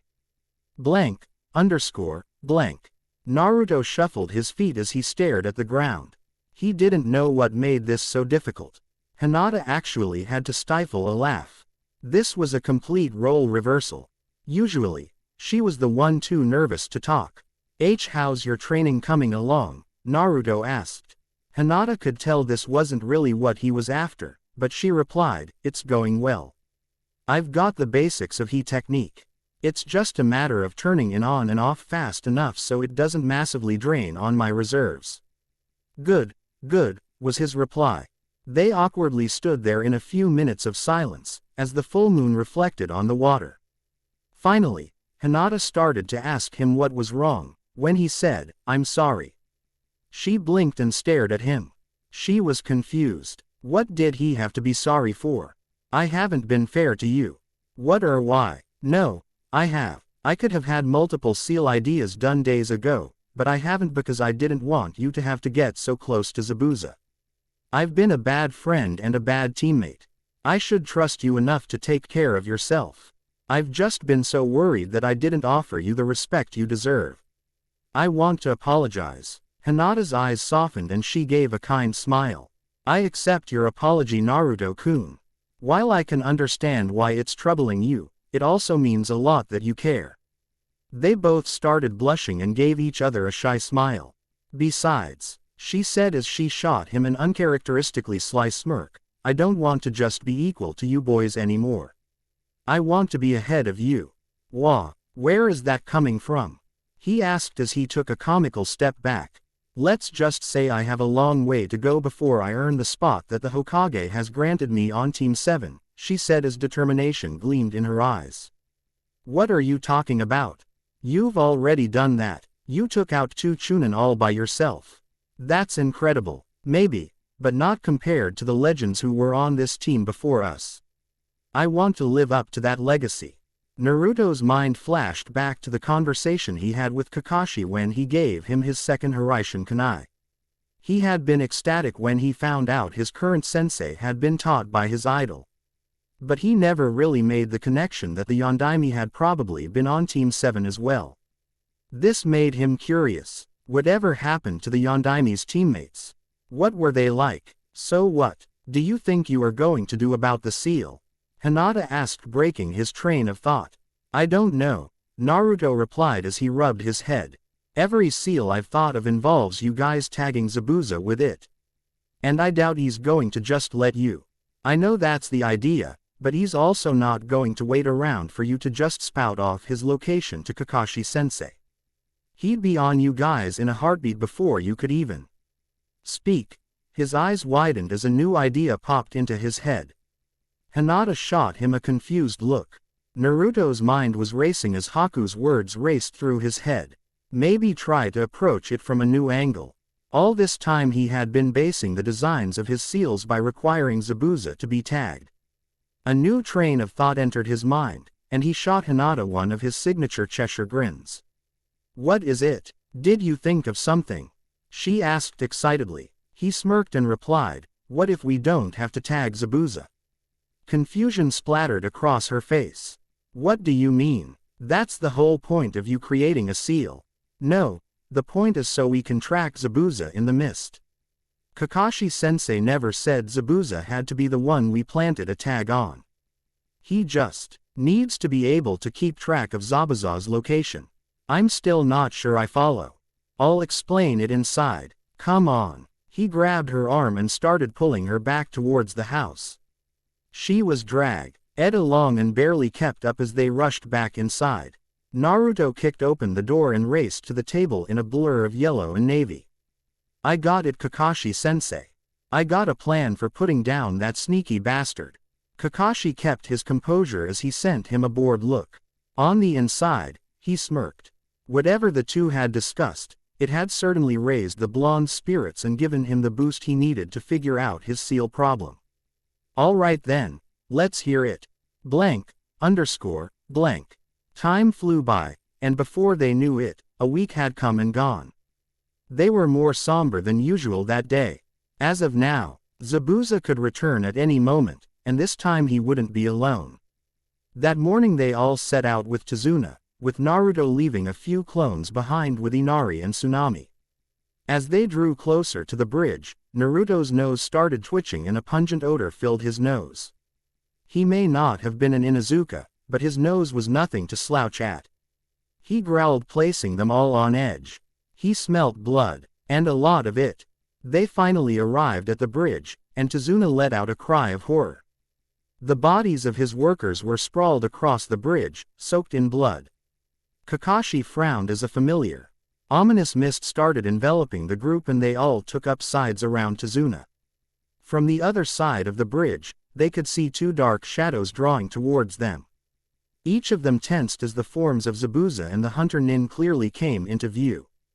Zabuza was sporting a different outfit from their first encounter, and he had his head tilted in a playful manner. However, his eyes were just as full of bloodlust as they had the first time they saw him. "You know, it's not polite to keep people waiting, Kakashi, and I believe we are due for a rematch, Zab." Uza taunted as he hefted the ridiculously sized blade from his shoulders. Kakashi remained silent as he raised his headband over his left eye, revealing the 3 tomos of the Sharingan. He sent his team a quick glance, and they returned it with a nod. They all knew what to do. "Naruto, you're up. You asked for the job, and you've got it. Make sure nobody gets to Tazuna." "You got it, sensei." With that, Naruto summoned 4 clones, which surrounded the old bridge builder. They reached into their bags and pulled out vials of ink and several brushes as they began drawing intricate symbols on the ground. Sasuke pulled out a kunai as he stepped in front of the group of clones, and sent a glare at the masked boy across from him. He couldn't help himself when he started shaking. He was just too excited by the prospect of fighting a serious opponent. The fog fully encased the group, and Kakashi felt Hinata leave his side. She had her preparations to complete as well. Tazuna could only gulp as he felt the killing intent of the demon of the mist rise and direct towards him. All of this was because of him. He glanced down at the blonde boys busy at work beside him, and made a silent prayer that no one would have to die because of him. Whether he liked it or not, by the end of that day, someone on that bridge was going to end up dead. Kakashi's glare didn't change as he dived headfirst into the mist after Zabuza, who leapt back into the obscure safety of the mist. He wasn't worried about his student's abilities. He was worried about when it would all go to shit. Because even the best laid plans fell apart upon contact with the enemy. Zabuza had his eyes closed as he crept throughout the mist. Despite what his towering figure and giant sword would suggest, he was actually quite light on his feet. It was a necessity for users of the hidden mist jutsu.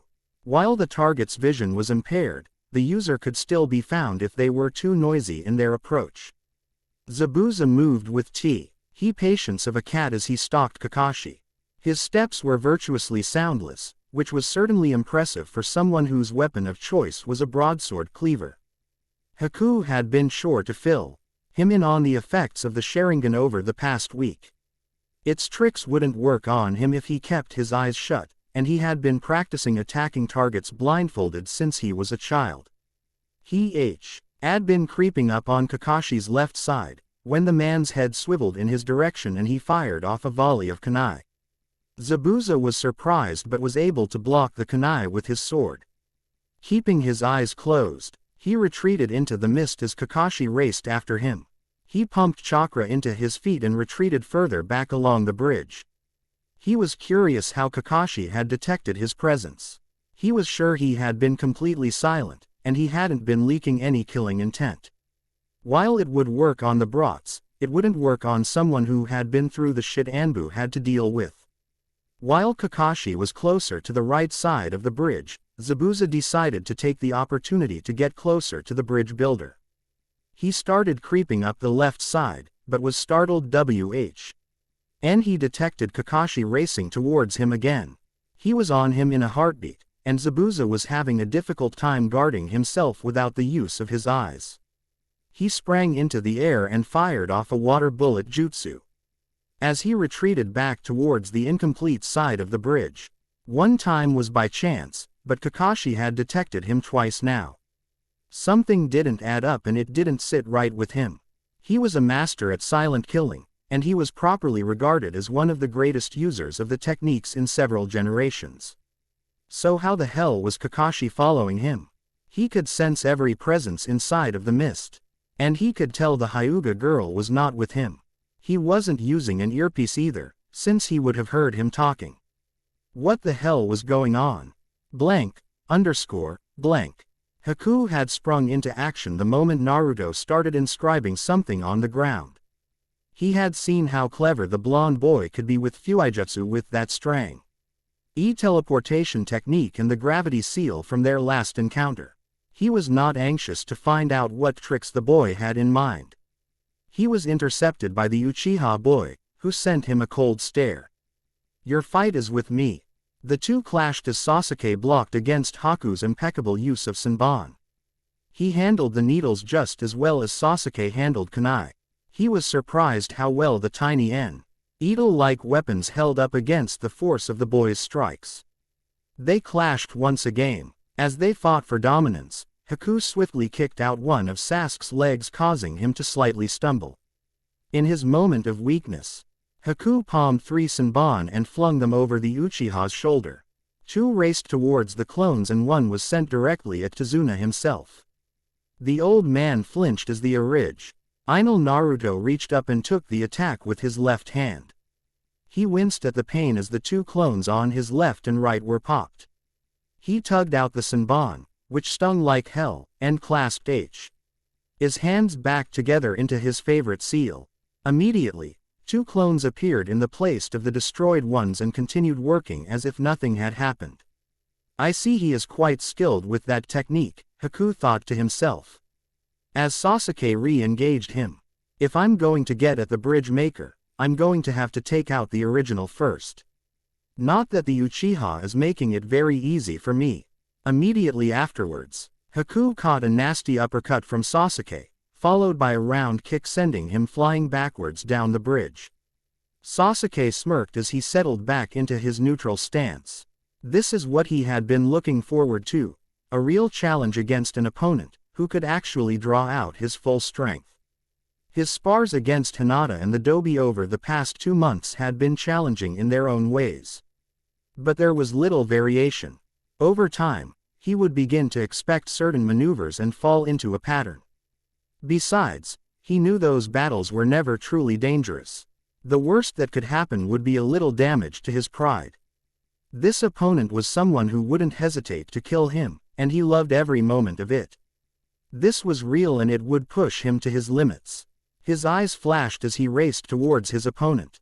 The hunter Nin began flashing through seals and whispered, "Sweden, 1,000 flying water needles of death." The water hanging in the mist started to compress and shape into razor-sharp needles all aimed at him. The hunter Nin lowered his hand, and they all raced towards him. Sasuke flew through his own seals shouting, "Kaden, fireball jutsu." The ball of fire raced towards the needles, evaporating them on contact. It continued to surge forward, forcing Haku to jump back. He raced through more seals before stopping and shouting, "Sweden, water wall." The water gathered on the bridge and in the air, gathered in front of him and compacted into a dense wall harder than stone. The fireball hit the wall causing a small explosion and sending a large amount of steam into the air. Haku knelt behind the wall and was startled as he sensed a presence approaching him from the side.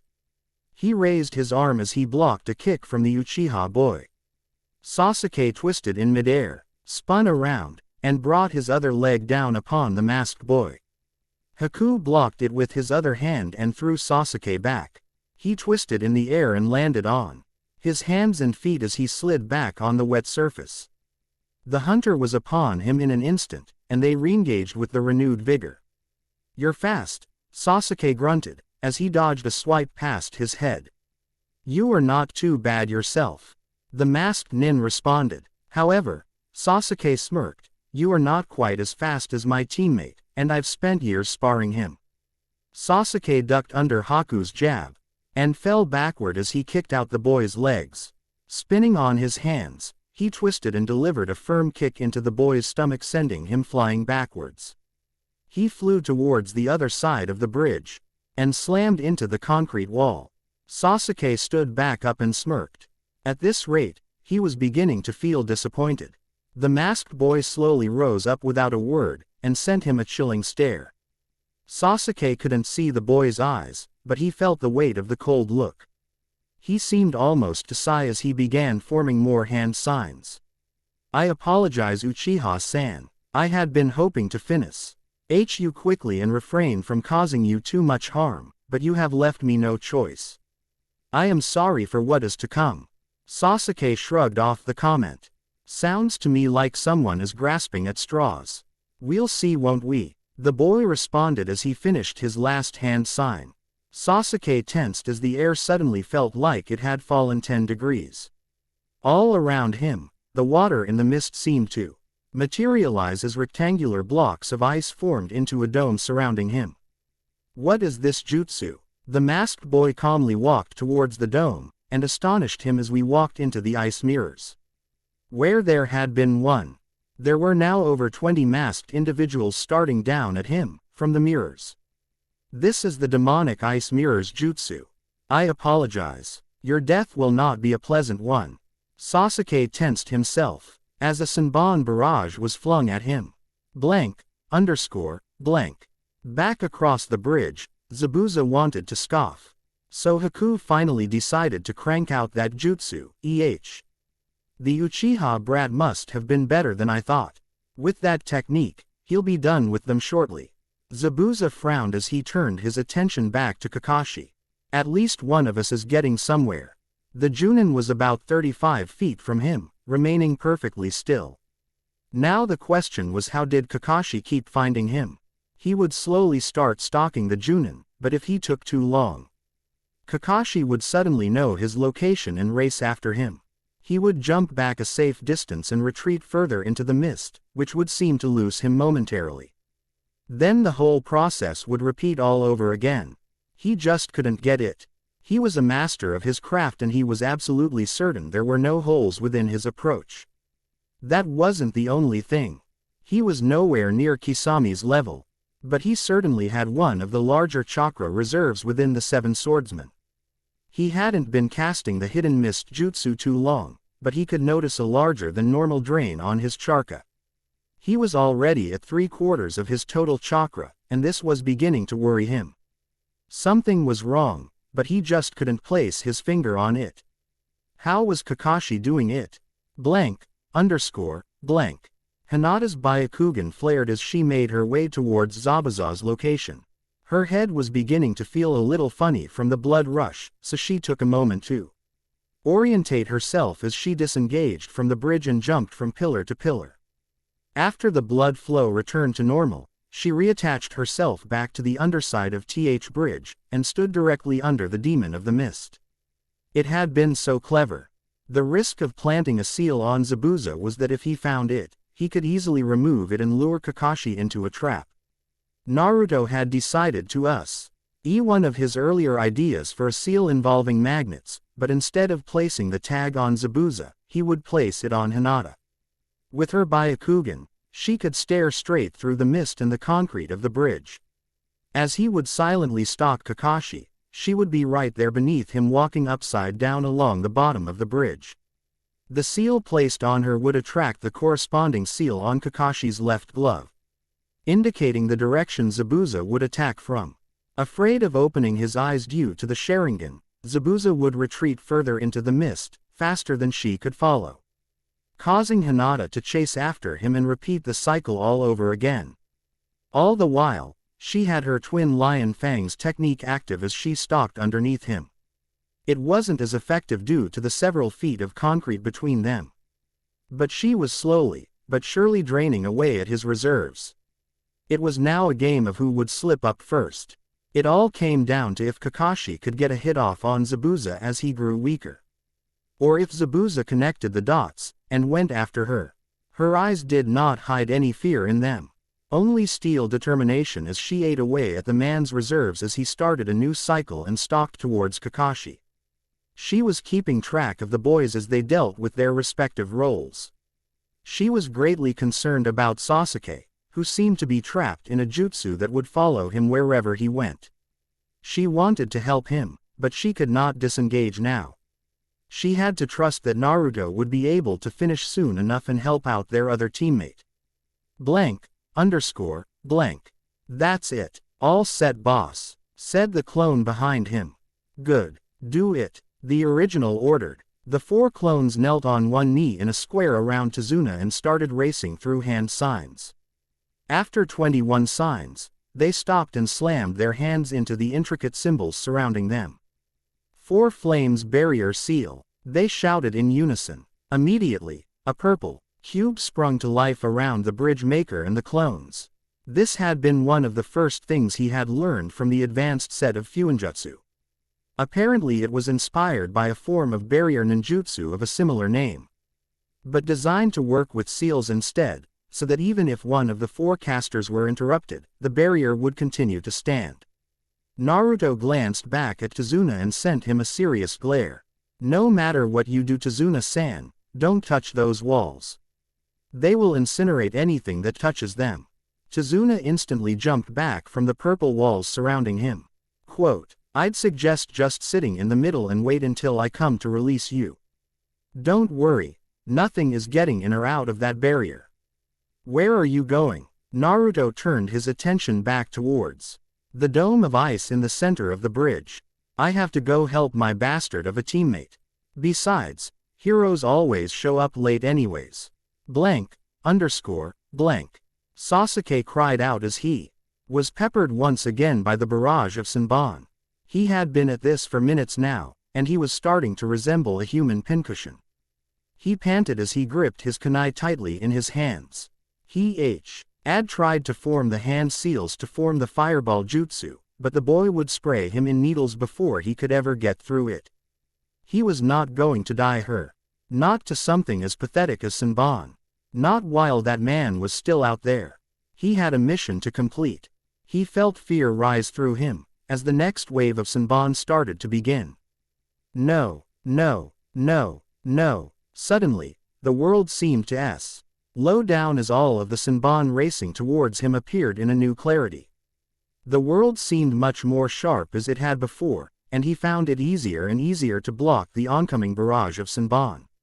He twisted through the metal soaring through the air, and deflected almost every Senbon that had been sent his way. He had missed a few in the back, but the results were still staggering. Impossible, the masked boy muttered. Sasuke panted as he stared at himself in one of the empty mirrors the boy was not currently occupying. His breath caught in his throat as red eyes stared back at him. He had done it. He had finally done it. For the first time in years, a genuine smile plastered itself across his face. The Sharingan. He had finally developed his Sharingan. The beauty of this moment was interrupted for him as his loud teammate crashed through one of the ice mirrors and soared towards him. He crashed into him, toppling them both over.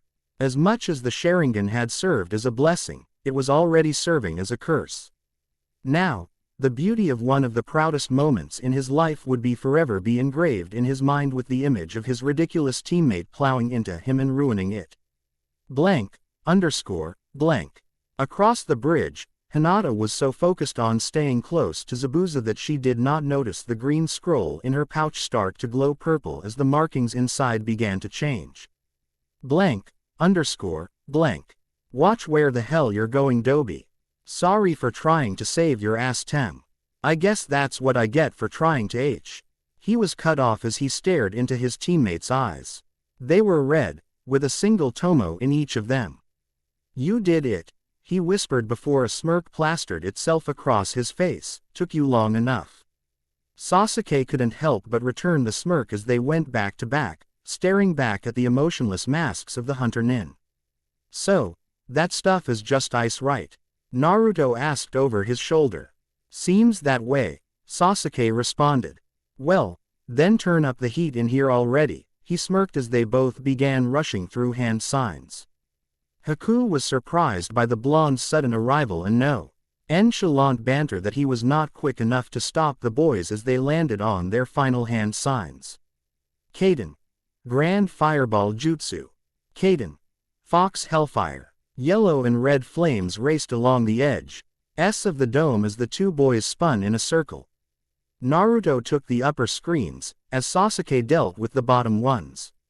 They kept up a continuous stream of flames as they twisted around, bathing the whole area in a raging inferno. This blast of light and heat drew attention from everyone on the bridge. Tazuna was shocked as he watched the pillars of fire race out of the cracks in the down. Further down the bridge, Zabuza just smirked as he watched the flames die out. The two boys stood triumphantly in the middle of puddle of water. They were grinning ear to ear, but that stopped instantly, when the ice mirrors immediately began to reform. Ah, You've got to be shitting me, Naruto complained as the dome reformed around them. The mirrors flashed as they were all reformed and the image of the masked nin reappeared in each one.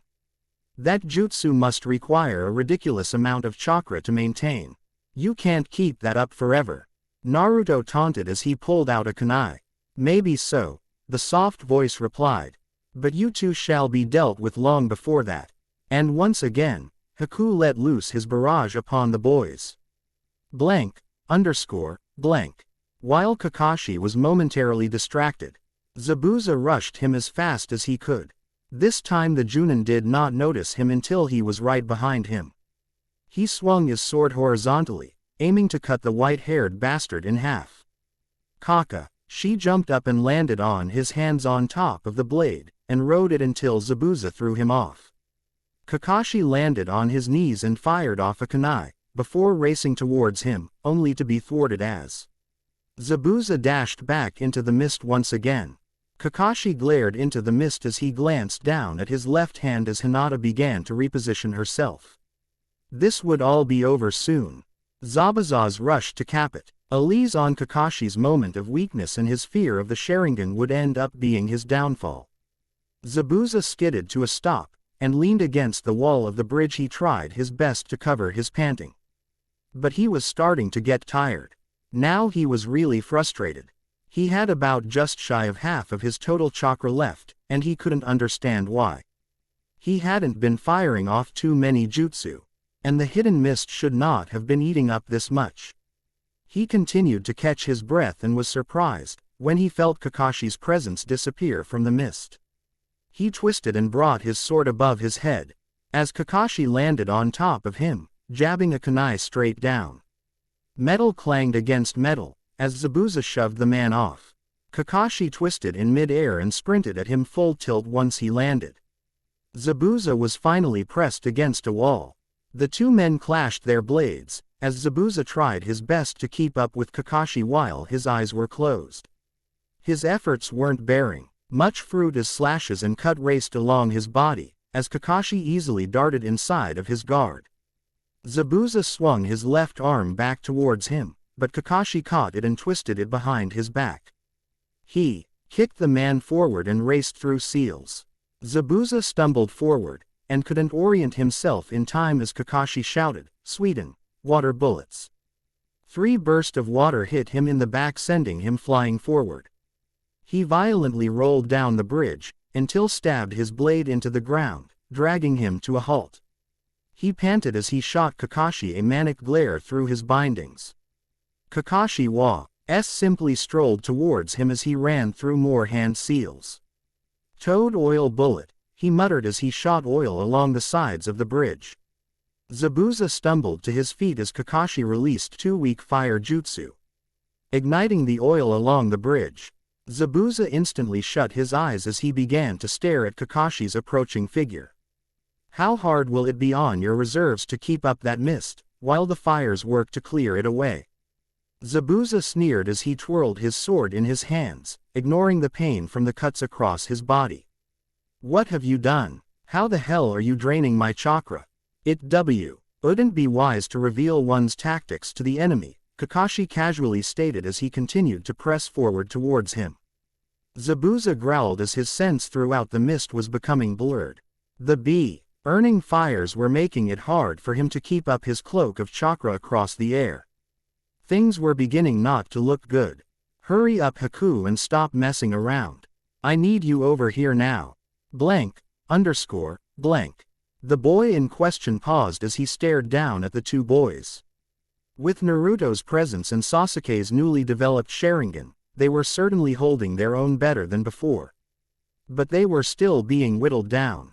An explosion further down the bridge caught his attention as he heard Zabuza's cries of pain. His attention was immediately drawn into the east as he strained to hear what was happening. He overheard Zabuza's comment about his chakra and immediately began to worry. He could sense Zabuza's reserves, and there was no reason that they should have been that low. Furthermore, Kakashi seemed like he didn't have a scratch on him. There was no way he could tell where Zabuza was coming. The Sharingan could not see through the jutsu. The only one who could was It hit him like a ton of bricks. The Hyuga girl, Hinata. Where was she? Haku was certain he had seen her at the beginning of the fight, but now he realized she had been suspiciously absent this entire time. His eyes raced across the bridge as he tried to locate her. Zabuza would have detected her if she had slipped by and was behind him.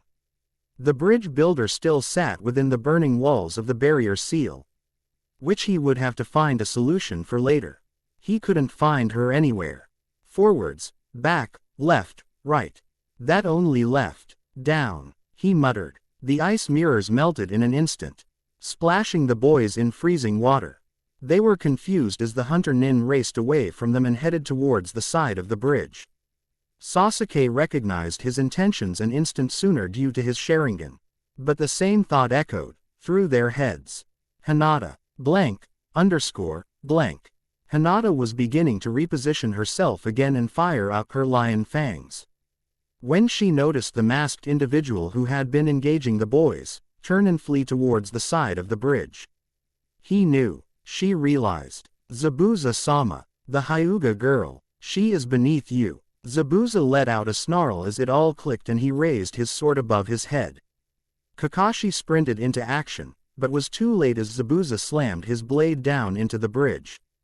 It wasn't deep enough to cut through the bridge and reach her, but the force was certainly enough to shatter the concrete floor she was standing on, causing her feet to disconnect from the belly of the bridge. Her yes widened as she started free-falling towards the water. Her Byakugan flashed as she noticed the masked Nin racing along the bottom of the bridge right towards her. She reached into her pouch and pulled out a kunai attached to a spool-on ninja wire and tossed it as hard as she could at one of the pillars of the bridge. It lodged itself firmly into the pillar, and she swung out towards the side. As the hunter Nin assaulted her with Senbon, she twisted and blocked as many as she could with a kunai, but she was unable to guard against all of them. Two slipped past her and hit her in the shoulder, making it harder to keep her hold on the wire. She gasped at the pain, which became even worse when she slammed into the pillar with an uncomfortable thud. She had little time to get comfortable, as the hunter Nin was on her in seconds. Hinata reconnected to the wall, and proceeded to dodge and weave as the hunter Nin attacked her with a vigor and speed she had not used on her teammates. She did everything in her power to avoid his attacks as she tried to dislodge the kunai in her shoulder. The boy's renewed speed astonished her. Had he been holding back this entire time? She could only in astonishment as two spears of ice appeared in the boy's hands, and he swiped at her like one cut with a pair of scissors. Making the split-second decision, she pumped chakra into her legs, and kicked off of the pillar out over the water. She sailed away from the bridge, as the hunter Nin stopped and watched her descent. Hinata's eyes snapped behind the hunter Nin and she twisted in midair as she caught a kunai racing towards her. The masked boy's head swiveled around as he stared at the other boys, who had joined them under the bridge and were holding on to a thread of ninja wire and greatly heaving their teammate back. Hinata's descent became an arc as she began swinging back towards the bridge. Haku raced up the pillar he was on and snatched up Hinata's kunai from earlier. Just as Hinata was at the bottom of her arc and passing under the bridge, Haku tossed the kunai at the wire, severing it. Hinata fell and skidded across the surface of the water as she tried to remain afloat. Boys only had a second to respond as Haku shot off several water bullets in their direction. They were both able to dodge the first volley, but Naruto was pegged during the second one. He flew out towards the water, and crashed below the surface of the water.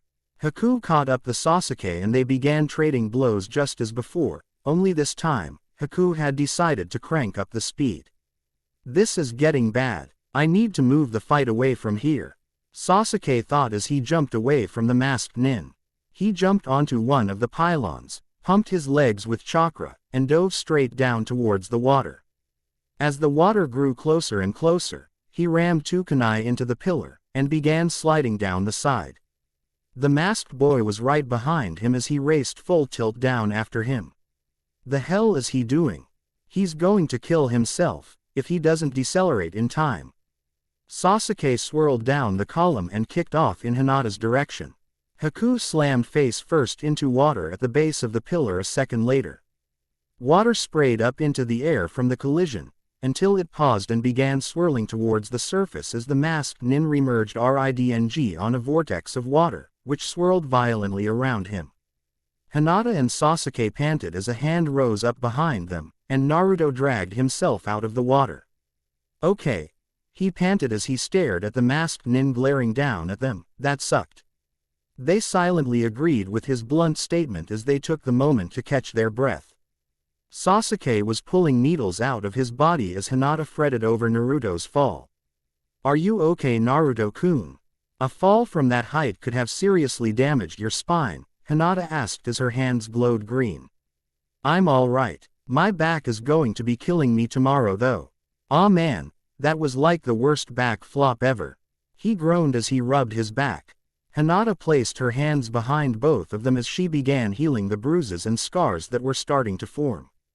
They felt a hell of a low. Better than they had when they were stuck in that dome. After they regained their stamina, they locked their glares at the masked nin, who had stepped off from his water spout, and was standing unnaturally still across the water. Nobody spoke and the only sounds were the waves crashing against the shores and the fires burning up above. Blank. Zabuza roared as he brought his sword down towards Kakashi. The agile man weaved out of the way and delivered a nasty right hook to the man's face. As if he hadn't felt it, the man sent out a nasty kick, which sent Kakashi back a few feet. You must think you're so clever, don't you, Kakashi? Having the Hyuga girl follow me around draining me like a parasite. I can't take all of the credit. It was mostly Naruto's idea. The blonde, stupid one who's got a knack for seals, correct? Now I know which one I'm going to gut first after I'm done with you. Presuming there's anything left after Haku is finished. You're not too disappointed that I think they'll surprise you. They have no idea what they're in for. Zabuza chuckled. I took in that boy years ago, and he's been shaped into the perfect weapon. His only fault is that he is too kind at heart, but your kids have gone off and really pissed him off. I had to chisel my way out of a building the last time someone pissed him off that much. The entire block was frozen over. Below them, the water began to contort as several dragon heads rose from the surface of the river. They let out a deafening roar as they stared the genin down. The masked boy touched the base of the jutsu and the dragons began to freeze over. Their mobility didn't seem to change as the new ice dragons continued to weave and roar at the genin. Haku raced through more signs and a massive column of water rose from the surface. You see, Kakashi, some say hell is a raging inferno, others say that its depths are frozen over, Zabuza mused. The genin took a step back, due to the sheer size of the mass of water, and shocked as it was sent hurtling up towards the bridge. Your kids are about to be in for the ladder, Kakashi. Now that the Hyuga brat is out of way, we can finally get down to business. Zabuza smirked as he slammed his sword into the ground. Kakashi was surprised as a giant column of water rose over the side and slammed into the bridge. Bricks and wooden planks were dislodged as the oil fires were immediately put out. Kakashi knelt to his hands and knees and used his chakra to strap himself to the floor as the wave raced over him. He was ravaged by the blunt force of the water. And he could see Zabuza standing in place holding his sword, presumably smiling like a maniac. As it finally receded, Zabuza pushed back his hair and sent the man a feral grin through his bandages. He returned to a familiar stance with one hand in the air, and the dense mist encompassed them once again. Kakashi glared at Zabuza as his figure increasingly became harder and harder to see through the thick mist. Now let's try this again. His voice taunted deep within the mist. The ice dragons let out a roar and they surged forward like tentacles. With their superior eyes, Hinata and Sasuke both dodged out of the way of their respective tendrils, and Naruto simply gave his own icy stare right back into the jutsu's eyes. Just before it slammed into him, he flipped back, jumping over the incoming attack. It crashed into the river, spraying water in every direction. Naruto wasted little time as he landed on its neck and began racing back towards the enemy nin. The masked boy didn't even move as the remaining dragons roared and raced towards him. Naruto ducked under the first one and leapt onto the second before continuing his path towards Haku. With a glance over his shoulder, Naruto leapt off, pausing only to quickly turn around and toss explosive notes at the heads that had turned around to chase him. Haku paid the ensuing explosions little mind. As he stared down, the blonde blur appeared before him with his fist cocked back. Naruto slammed his fist forward, only to be met by a wall of water that suddenly rose from the river. Naruto grunted and kicked off the shield, which was instantly barraged by phoenix flower bullets. Sasuke kept up the pressure as he forced him to keep up the shield. The masked boy raised his hands to steady his shield as it was bombarded by fire. When suddenly, two blurs appeared on both sides of him. Hinata and Naruto unleashed a barrage of shuriken on the masked nin, who seemed to pay them no mind, until he cancelled the jutsu and simply dropped under the surface of the water. The shuriken clanged into each other, as Sasuke stopped his jutsu.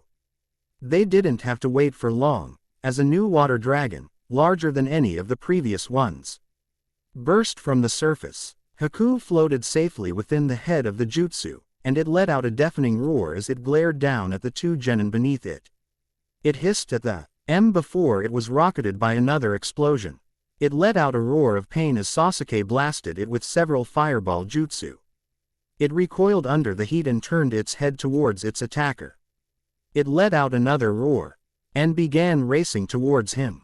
Sasuke cancelled his jutsu and began weaving new signs as he backpedaled away from the aquatic monolith chasing after him.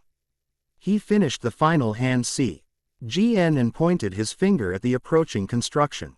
An arrow of electricity crackled along his fingertip and it shot off towards the dragon. Before the bolt impacted, the dragon construct fell apart, reducing the possibility of impact. The jutsu flew harmlessly over the shoulder of the hunter nin as he sailed towards Sasuke. Even with the Sharingan, he was too slow as the hunter nin kneed him in the face. Haku landed on his hands and knees and twisted up for a kick towards the boy. His red eyes flashed and this time he caught it. He grinned over Haku's shoulder as someone approached from behind. The Kiri nin bent forward as Hinata's palms sailed over him.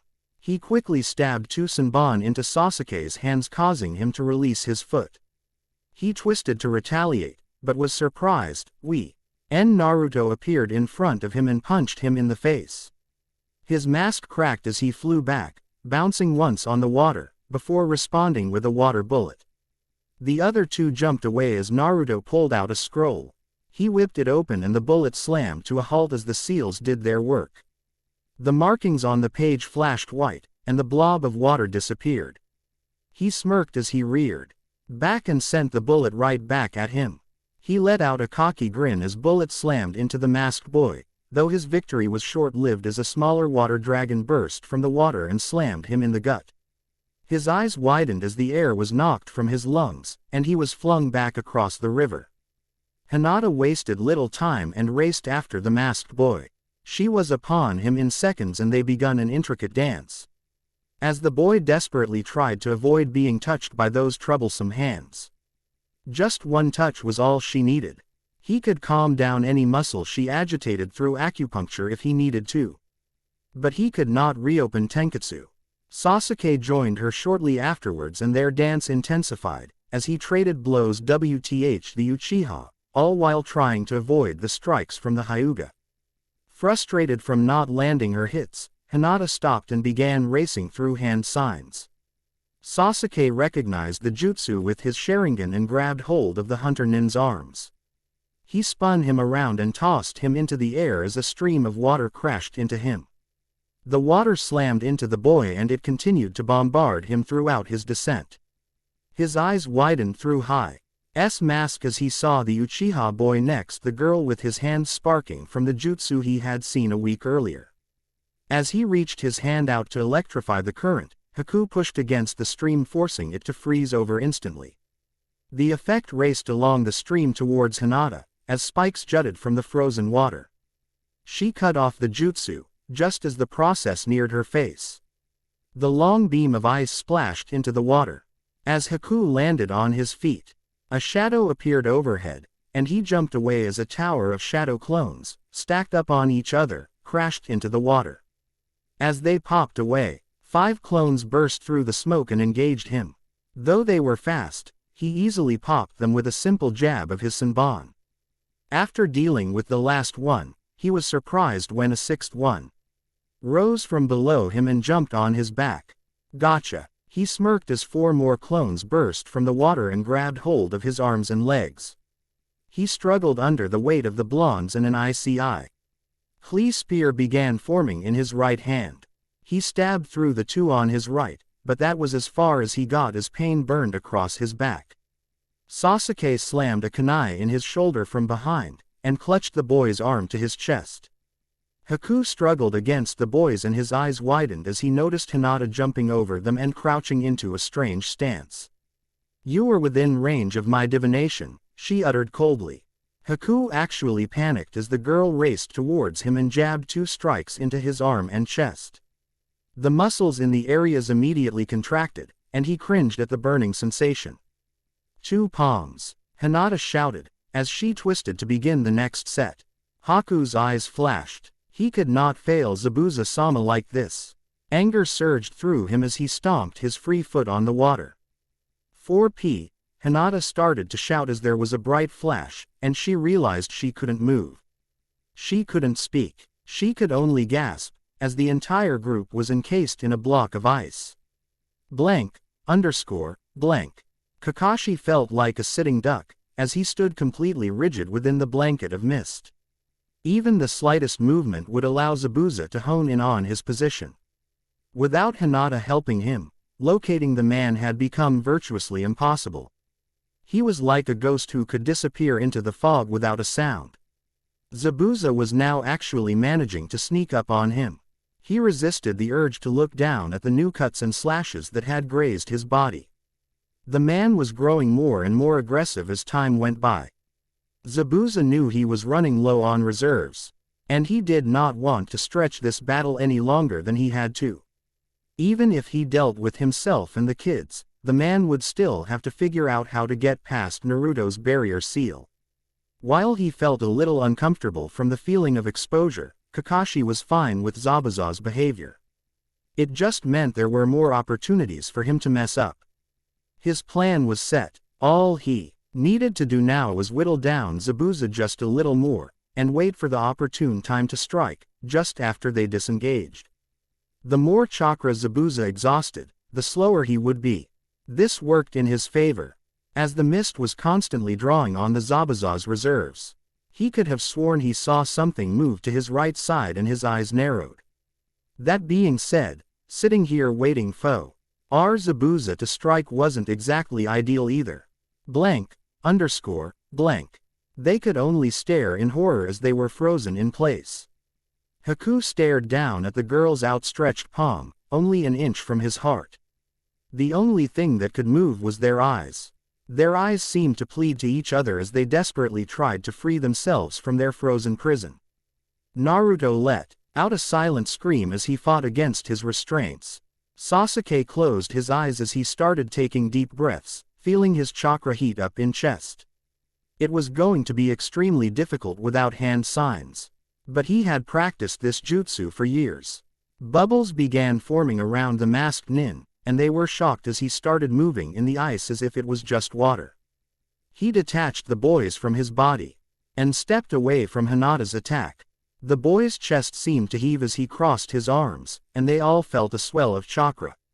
He slammed his arms out and the ice began to shake. Axe formed across the iceberg, splitting it into 3 halves, and the genin were sent flying away from him. Hinata's block of ice was sent flying and crashed against a pillar of the bridge, shattering upon impact. She continued her momentum and the back of her head slammed against the concrete pillar. Everything went dark as she fell into the water. Naruto was sent sailing back towards the river, near the completed section of the bridge, while Sasuke was sent towards the unfinished side. Haku knelt on the water and panted. He narrowed his eyes as he stared at the Hyuga's crumpled form floating in the water. She was out, at least for a little while. He glanced at the block of ice containing the blonde, and thankful to see him still struggling against his confines. Finally, he turned his head towards the last block as a plume of fire burst through the ice. Freezing water dripped down his forehead, but he didn't care. Sasuke took in deep breaths as air finally returned to his lungs. He released 2 more breaths of fire as he freed his arms and legs. Ignoring the blistering pain from the cold, he jumped out of the iceberg and landed on the water. He panted as he stared, planning. He needed to get to his teammates and help them get out. He eyed Naruto's block further away from him, but was worried when he couldn't find Hinata. He froze when he saw the chunks of ice near the bridge and her floating body in the water. "Hinata," he shouted. His heart sank when she remained unresponsive. He was shocked for a second before he started racing forward. "You shall not be going anywhere," a cold voice responded as a form rose up from the water in front of him. It was only thanks to his Sharingan that he was able to prevent the blow from piercing his heart. Instead, he managed to lean out of the way just enough for it to pierce his shoulder instead. He cried out from the pain, and tried to kick the boy away. The boy jumped back, and began racing through one-handed seals with his good hand. Sasuke felt his heart sank as the water rose above him and formed a cage. The water morphed, and once again he found himself back inside the accursed dome of mirrors. "You shall not be escaping this again," the boy said as he raced through hand signs. "Sweden. Ruthless entrapment," Sasuke cried out as 2 spikes of water pierced through his thighs and continued to race up his legs.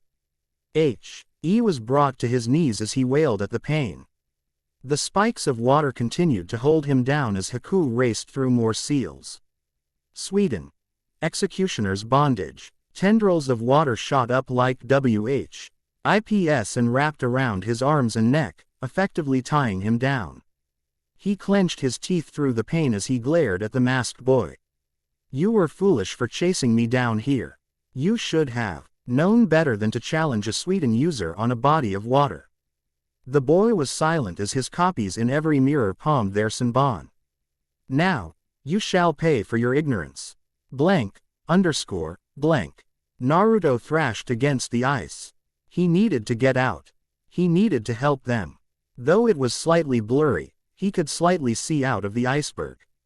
He could see the outline of Sasuke's iceberg across from him. But he couldn't see Hinata's.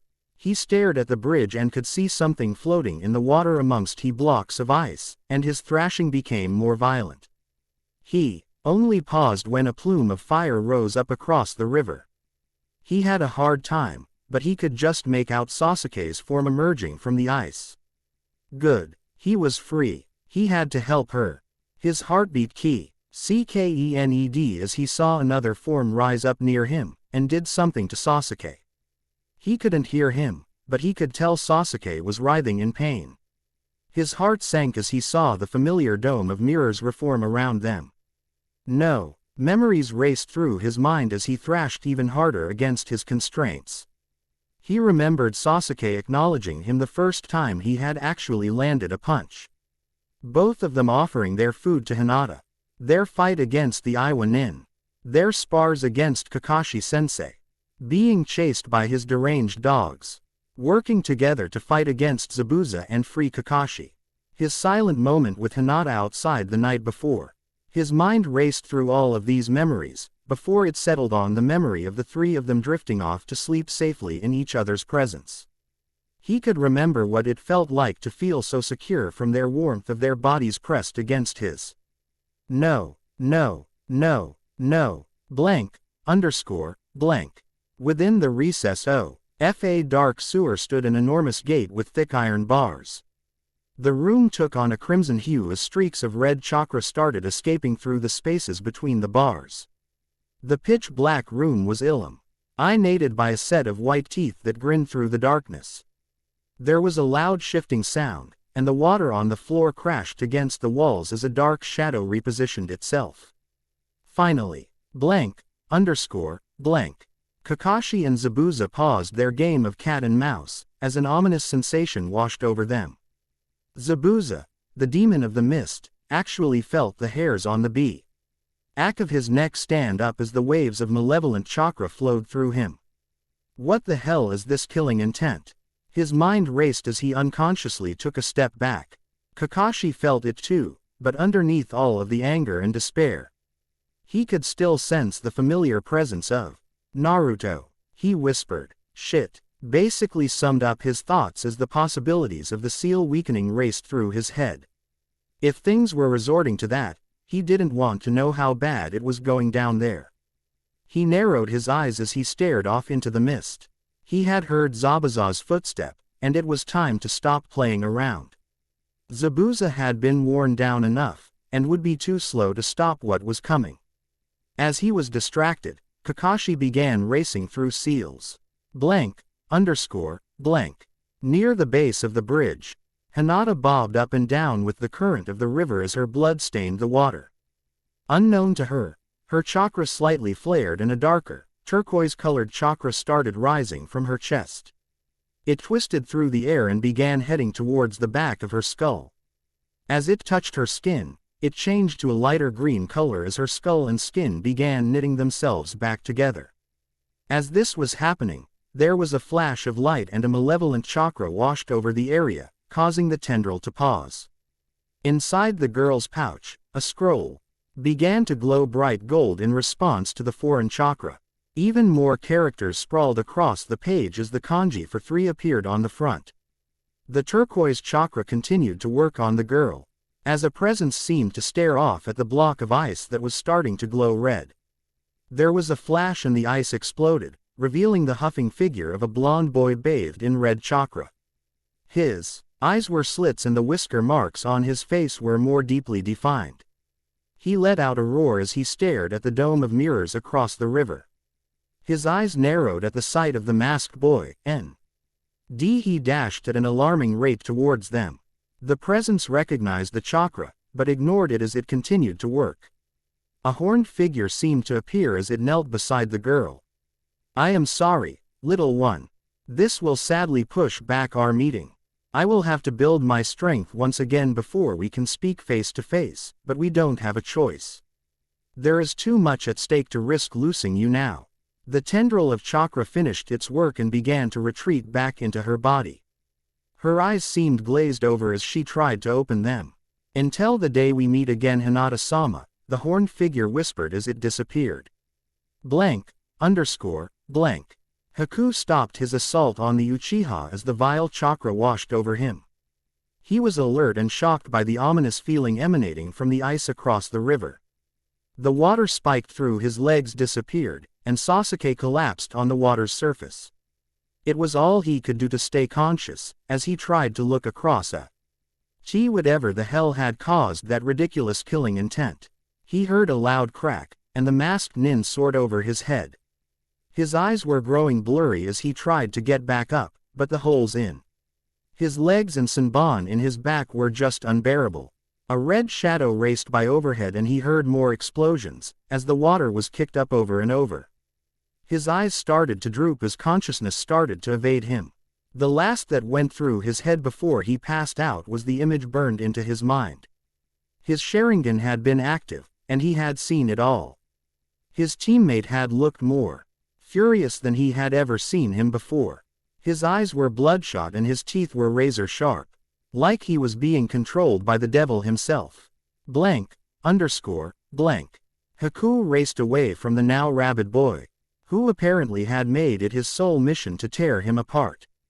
He had summoned several Mizu clones to surround the boy, but the boy had slammed his clawed hands through their stomachs and ripped them to shreds. His teammate hadn't been kidding when he claimed he was fast. Water dragon after water dragon raced towards the boy, and he broke them all apart with pure force alone. He disappeared in a blur, and Haku acted as fast as possible as he raised a water wall between them. He slammed into the wall, which sent shockwaves across the water. Haku raced through 1H-handed seals to create a dome of water surrounding him as the boy hammered the walls again and again. He was shocked as the boy finally broke through the barrier and his hand raced towards his face. Haku instantly froze the sphere and descended into the river as cracks started to form. The sphere of ice exploded and the boy let out another blood-curdling roar as he searched for the masked boy. His yes darted across the water until his eyes set in the direction of the bridge. Haku gasped as the boy raced towards him and smashed through one of the support pillars. How did he sense me? They jump Ed from one to another as the blonde smashed through everything in his way. What is he? Blank. Up above, Kakashi and Zabuza felt the force of the impacts as the bridge began to shake.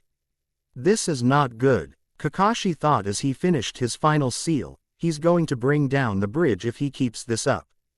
His hands sparked to life as he aimed off into the mist. Here's your field test, Naruto. Zabuza turned his head as he heard the crackling of electricity followed by Raiden, Lightning Fang Jutsu. Zabuza was startled as a dog coated in lightning began racing towards him. He was too tired, and it was gaining on him too fast, but it had one problem. Kakashi needed to see where the jutsu was going to control it. Zabuza retreated deeper into the mist, and jumped over the technique at the last second. He smirked as it raced under him, but that smirk turned to screams of agony as it turned around and slammed into his sword. Through the pain, he was still able to think. What the hell was that?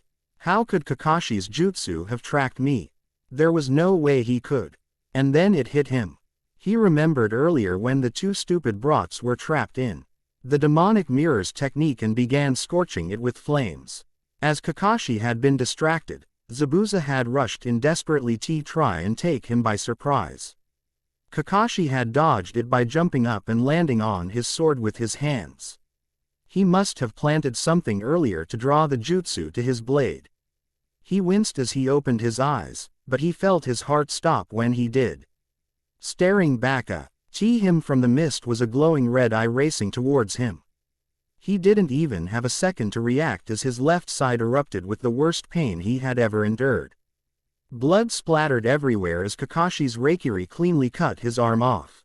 He roared from the pain, as he desperately clutched at his bleeding stump. Kakashi snatched the Kubikiribocho out of mid-air from the dead arm, and spun it around ND before stabbing it straight through its true master's chest. Zabuza screamed as Kakashi shoved him back, step by step, and impaled him into the wall of the bridge. Kakashi took a step back as he took a minute to catch his breath. This battle was over. The splitting scream could be heard all across the bridge. It sent shivers down Tezuna's spine, and, down below, Haku's voice caught in his throat as he heard his master's screams of agony.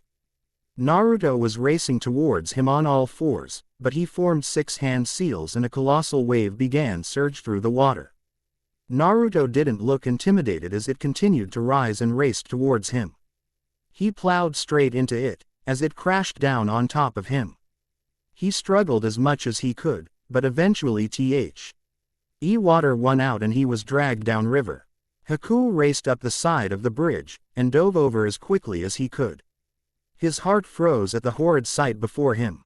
He shot off 2 water bullets at Kakashi, who easily dodged them and simply stared pitifully at the boy as he landed in front of his master.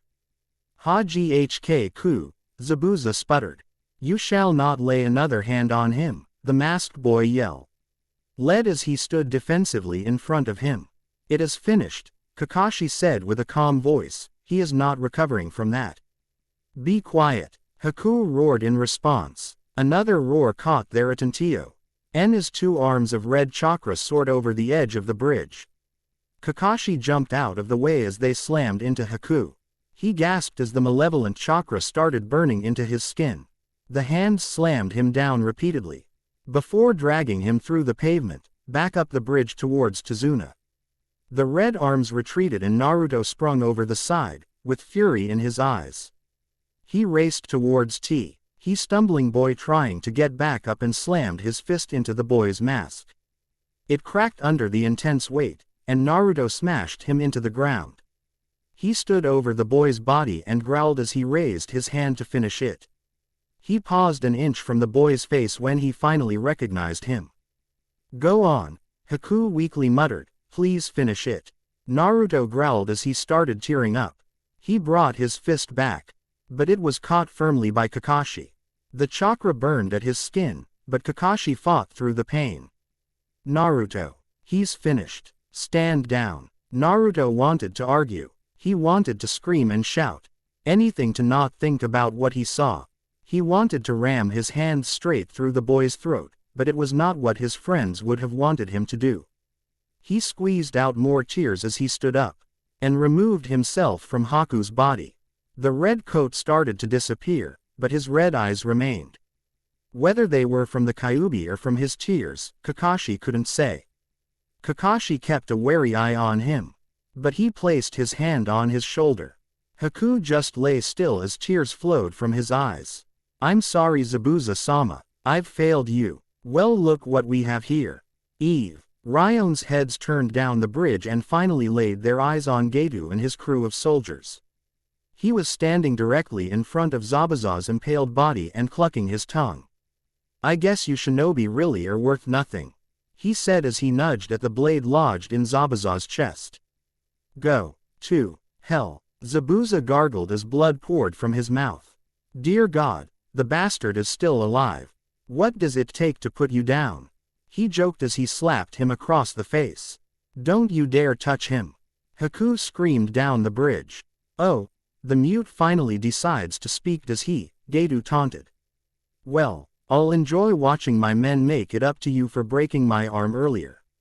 Men tear who's left apart. The roar of the soldiers quickly died down as a malevolent feeling washed over them. The blonde kid next to the Konoha shinobi was glowing red as he growled at them. Geto took a step back as his horrid glare seemed to be directed straight at him. So you are the one who had Inari's father killed. Geto was speechless as he scooted back behind his men. Whatever the brat was doing was scaring the hell out of him. Gone was his fierce bravado, and he was left shivering in his pants. He had never felt so terrified in his life. You're the reason all of this is happening. You're the reason they're gone. He roared and raced forward. He surged through the men, tearing apart anyone and everyone who stood in his way. They cried out in terror as the Crimson Demon was led upon them. Geto shook in horror at the gruesome sight and began running away from his entourage as fast as he could. Naruto shot him a single glance, while he snapped a man's arm and flung his tri-pronged kunai past the group towards Geto. The kunai sailed past his head, and, in a flash, he was standing directly in front of the man quaking in his boots. After a few seconds went by, Kakashi only stared at him in awe. There was no effect from the Hiraishin. Whatever you want, I'll give it to you, Geto pleaded. Money, power, women. Just leave me alone. If Naruto had been in his right state of mind he would have taunted him for his pathetic behavior, but he wasn't the only one at the wheel right now. He ignored him as he grabbed the man's face in his hands. He raised him up in the air, and the man started crying out as the hand started to glow red and burn his face. Kaden. Wrath's Inferno. Fire exploded from his hand, searing away any and all flesh that happened to be within its conic range. Geto could only scream for an instant before his face was blown out the back of his head. It lasted for several seconds before what was left of Gate's body dropped to the ground. The men took several steps back as they stood in horror of the kid standing before them. One guy pissed himself as the blonde directed his stare at him. They dropped their weapons in panic and raced towards the other side of the bridge. Unfortunately for them, this was the exact moment Inari arrived with his mob of villagers. They cheered at their victory as Naruto stared at Haku, who was dragging himself over to Zabuza's body. He started to take a step forward, but Kakashi caught his shoulder. No, let them have their final moments alone. Tears stung down Haku's face as Zabuza coughed up his last words. But sir, I can't. You can and UWI. Understand me, he garbled. Haku's face stared at the ground, as he remained silent. Haku. The boy nodded his head and the missing nin smiled. He leaned back against the wall as his eyes closed for the last time. I'm coming down to hell to knock the crap out of you myself, Geto. He thought as he slipped away. Naruto and Kakashi were silent as Haku knelt before his teacher. Naruto had tears streaming down his face. Not because of Zabuza, but because of his friends. He had been too slow. He had been. What the hell happened here? A voice cried out from the edge of the bridge. Naruto's heart stopped as he turned and faced down the bridge. Hinata was supporting Sasuke on her back. As she set him down, he could see the blood-stained bandages that covered his legs and shoulder. Naruto's lips started quivering as the waterworks started all over again. He took a few steps forward. Before he was running at a full-on sprint and tackled both of them. God damn it, my legs. Watch what the hell you are doing, idiot. Sasuke roared as pain shot throughout his body. Naruto paid him no mind as he dragged both of them deeper into his embrace. Kakashi lightly smiled as he pulled his E-band back over his eye. The battle of the bridge was over. We will continue in next part.